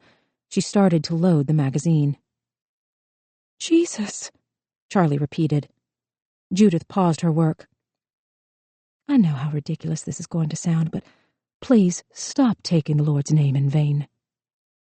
"Okay," Charlie said. Ben was listening. He was probably on his way, running through the woods, jumping over trees, pushing limbs aside, trying to find Charlie. All she had to do was keep Judith talking. "Please," Charlie begged. "Please don't do this. I have questions to ask you about that day, about what—" "You need to forget about it, Charlotte.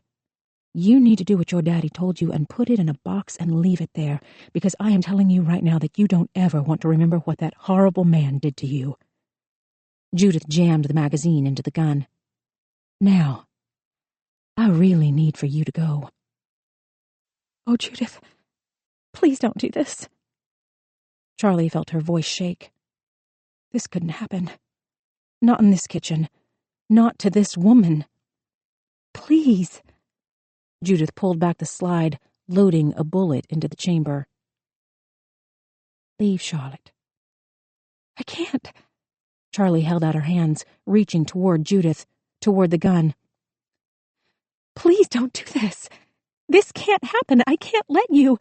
Bright white bone, pieces of heart and lung, cords of tendon and arteries and veins and life spilling out of her gaping wounds. "Judith!" Charlie cried. "Please!" "Charlotte." Her voice was firm, like a teacher in front of the classroom. "You are to go outside immediately. I want you to get in your truck and drive to your father's house and call the police." "Judith, no." "They're used to handling these sorts of things, Charlotte.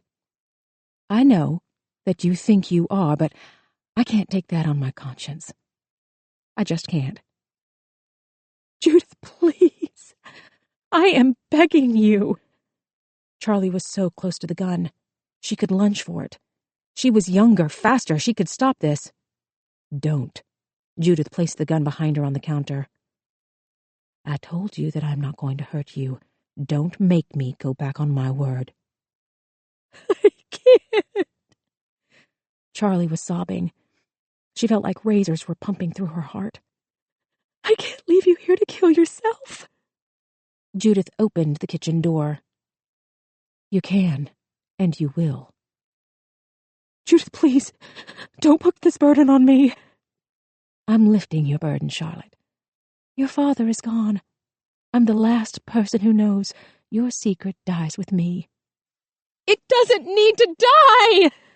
Charlie screamed. "I don't care! People already know! My husband, my sister, I don't care, Judith, please! Please don't!" Without warning, Judith charged toward her. She grabbed Charlie around the middle. Charlie felt her feet leave the ground. She braced her hands against the woman's shoulders. Her ribs felt crushed as she was carried across the kitchen and thrown out onto the porch. "Judith, no!" Charlie scrambled to stop her. The door slammed in her face. The lock clicked. "Judith!"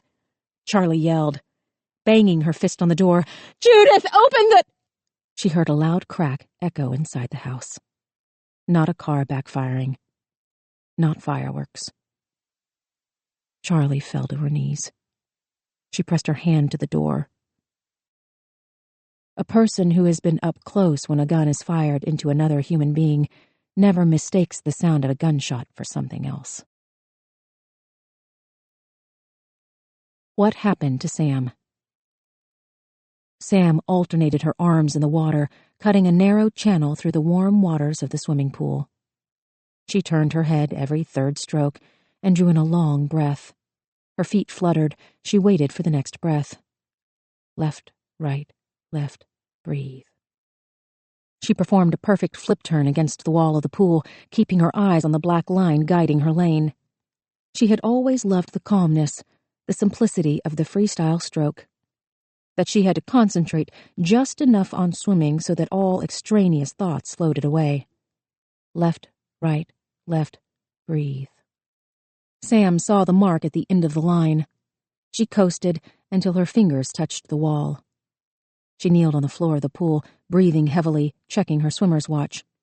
2.4 kilometers at 154.2 seconds per 100 meters, so 38.55 seconds per 25-meter length. Not bad. Not as good as yesterday, but she had to make peace with the fact that her body worked at its own speed. Sam tried to tell herself that accepting this truth was progress. Still, as she got out of the pool, her competitive streak niggled at the edge of her encouragements. The desire to jump back in, to improve her time, was only dampened by a dull throb down her sciatic nerve. Sam quickly showered off the salt water. She dried herself with a towel, her wrinkled fingers catching on the Egyptian cotton. She examined the furrows in her fingertips, her body's response to being submerged for so long.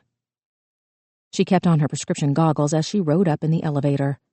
At the lobby floor, an older man got on, newspaper under one arm, wet umbrella in his hand. He chuckled when he saw Sam. "A beautiful mermaid." She tried to match his ebullient grin.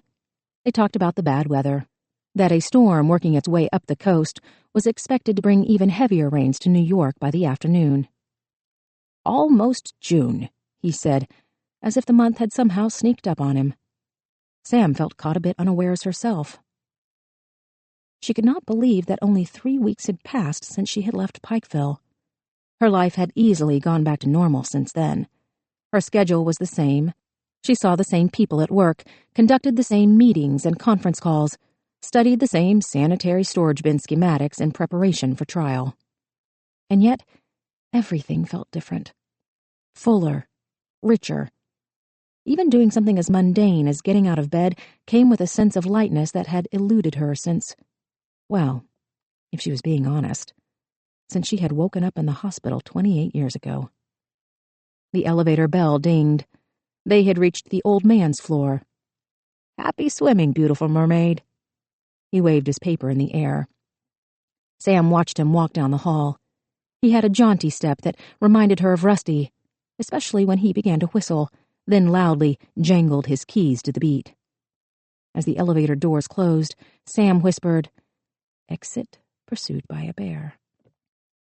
The wavy chrome that lined the doors showed a woman in ridiculous goggles, smiling to herself. Slim build, black one-piece suit. She ran her fingers through her short, gray hair to help it dry. Her finger caught the edge of the scar where the bullet had entered her brain. She seldom thought of that day anymore. Instead, she thought of Anton. She thought of Rusty.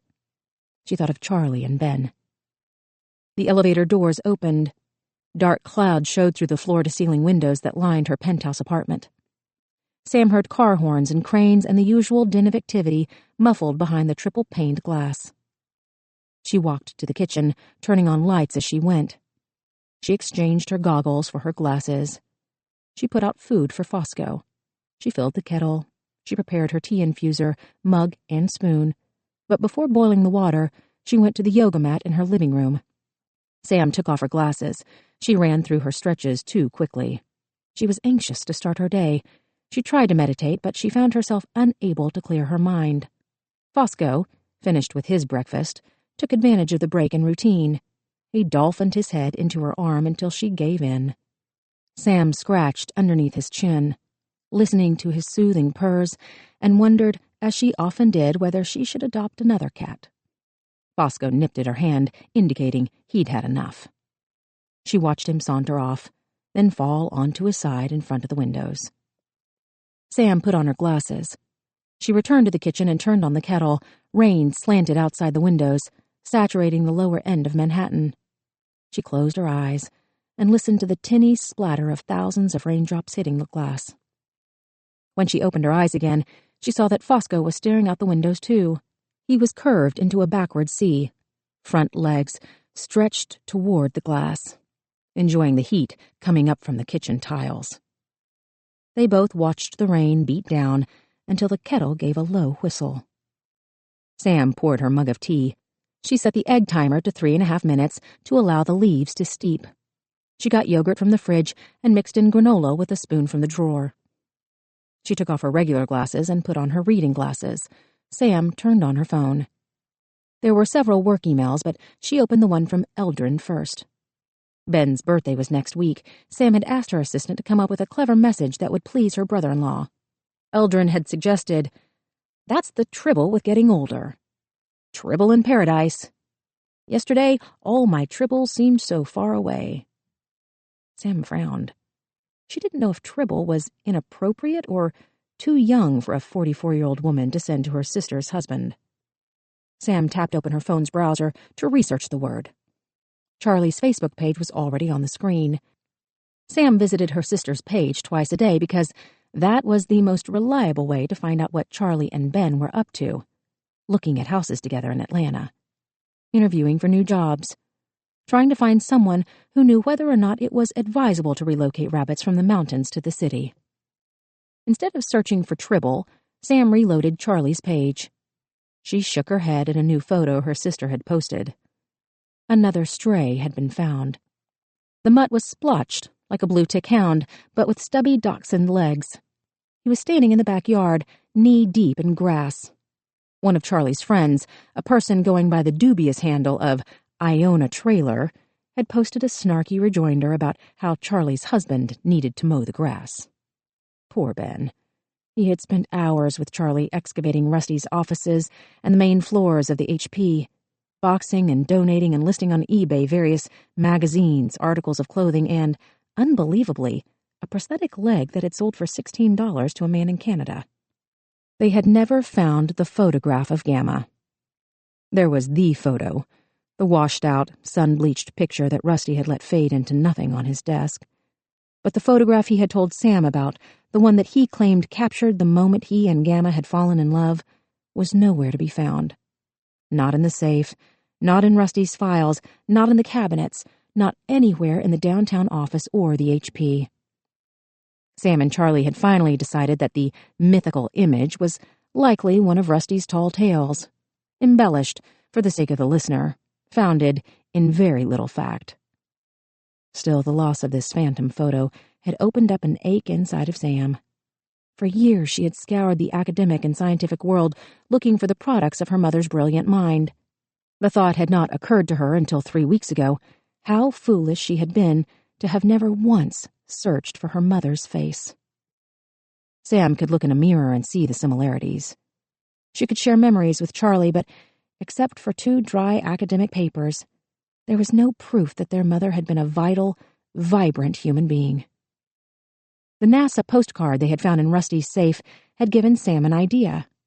The Smithsonian, in cooperation with the Johnson Space Center, maintained detailed records of every stage of the space race. Sam had put out feelers for a researcher or a historian to perform a proper investigation into whether or not the archives contained photographs of Gamma. She had already gotten several responses. There seemed to be a renaissance within the STEM fields to acknowledge the long-forgotten contributions of women and minorities to the scientific advancements of mankind. The search would be finding a proverbial needle in the haystack. But Sam felt to the core of her being that a photograph of Gamma existed in NASA's or even Fermilab's records. For the first time in her life, she found herself believing that there was such a thing as fate. What had happened in the kitchen almost 3 decades ago was not the end of it. Sam knew that she was meant to see her mother's face again. All that it would take was money and time. 2 things Sam had in abundant supply. The egg timer buzzed. Sam poured milk into her hot tea. She stared out the window, watching the rain pelt the glass. The sky had turned darker. The wind had picked up.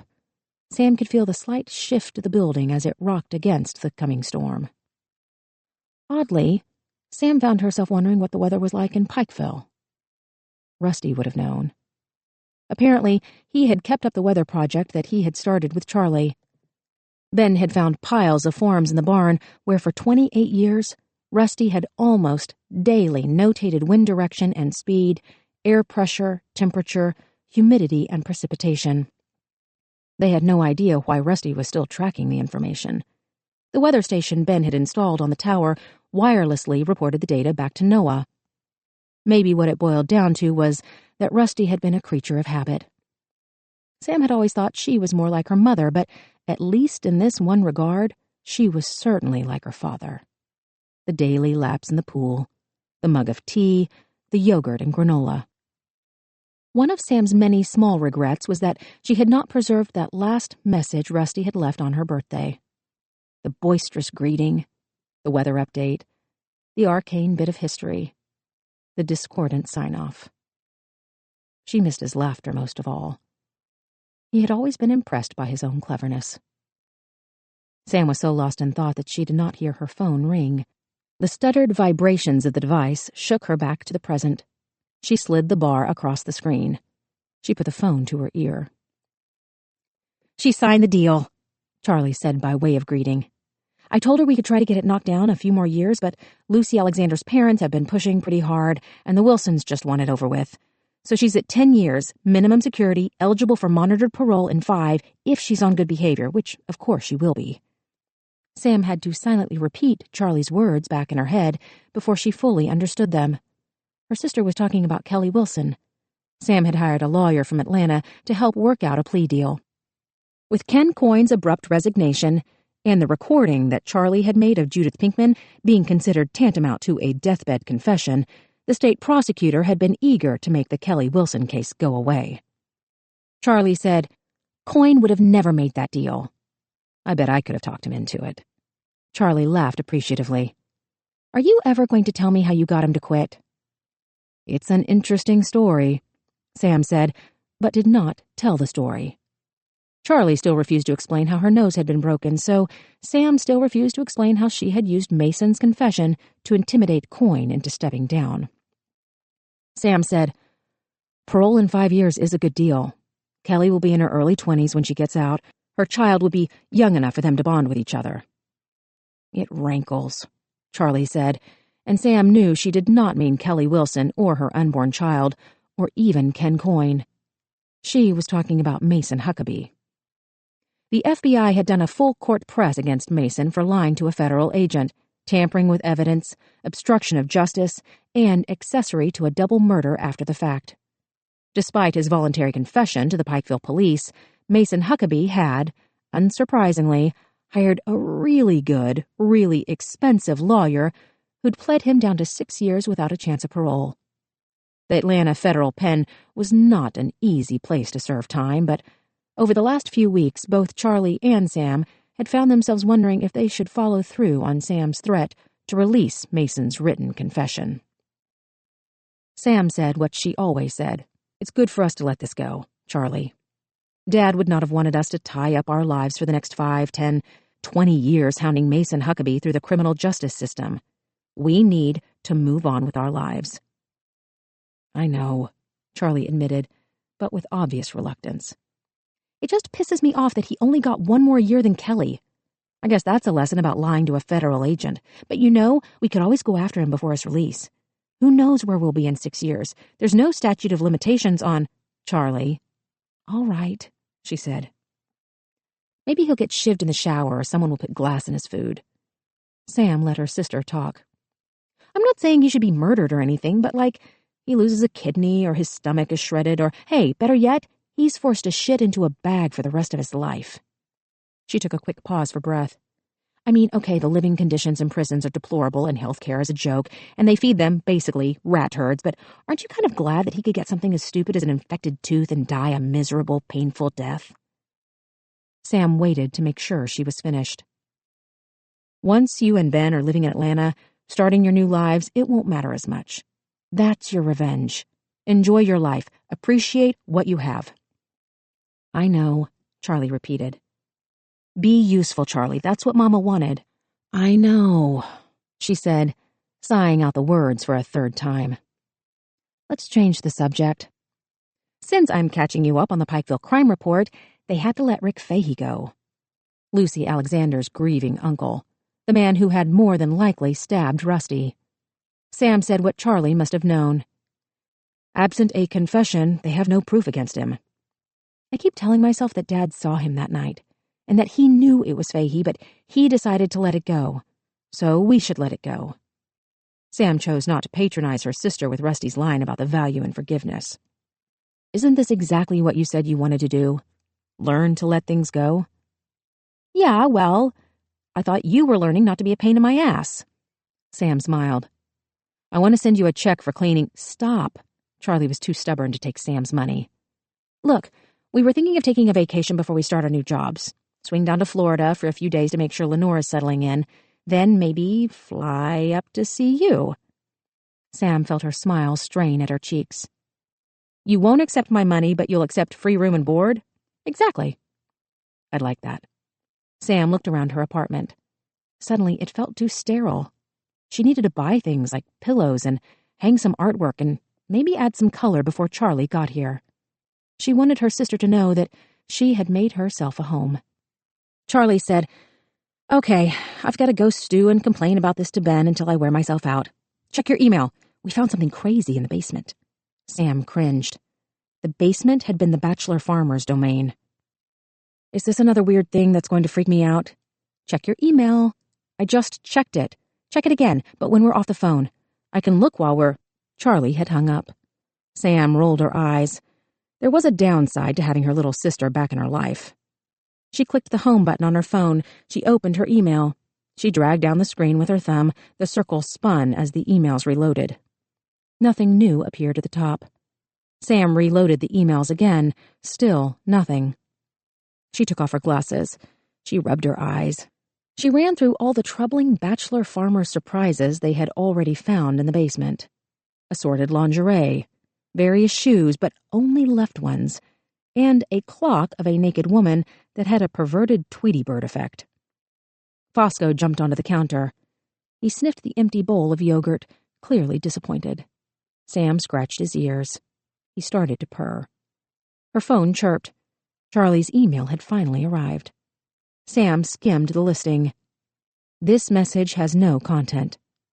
Charlie, she mumbled. Sam opened the email, mentally preparing a wry response, only to find that the message was not empty. A file was attached at the bottom. Tap to download. Sam's thumb hovered over the icon. The file name was above her nail. Instead of tapping the screen, she put the phone down on the counter. She leaned over, pressing her forehead to the cold marble. Her eyes closed. Her hands clasped together in her lap. She slowly breathed in, filling her lungs, before she breathed out again. She listened to the pelting rain. She waited for the butterflies in her stomach to float away. Fosco nudged her cheek. He purred exuberantly. Sam took another deep breath. She sat back up. She scratched Fosco's ears until he'd had enough and jumped down. She put on her glasses. She picked up her phone. She looked at the email. The name of the file. Gamma.jpg. If Charlie had been Rusty's creature, Sam had felt herself entirely Gamma's own. As a child, Sam had spent so many hours watching her mother, studying her, wanting to be like her, to be interesting, to be smart, to be good, to be right. But after Gamma's death, whenever Sam tried to summon her mother's face, she found herself unable to fill in the corresponding expressions. A smile, a look of surprise, a look of puzzlement, of dubiousness, of curiosity, of encouragement, of delight. Until now. Sam tapped the file. She watched the image load onto her phone. She covered her mouth with her hand. She did nothing to stop her tears. Charlie had found the photograph. Not the photo, but the mythical photograph from Rusty's love story. Sam stared at the image for minutes, for hours, for as long as it took to make her memories become whole. As Rusty had described, Gamma was standing in a field. The red picnic blanket was on the ground.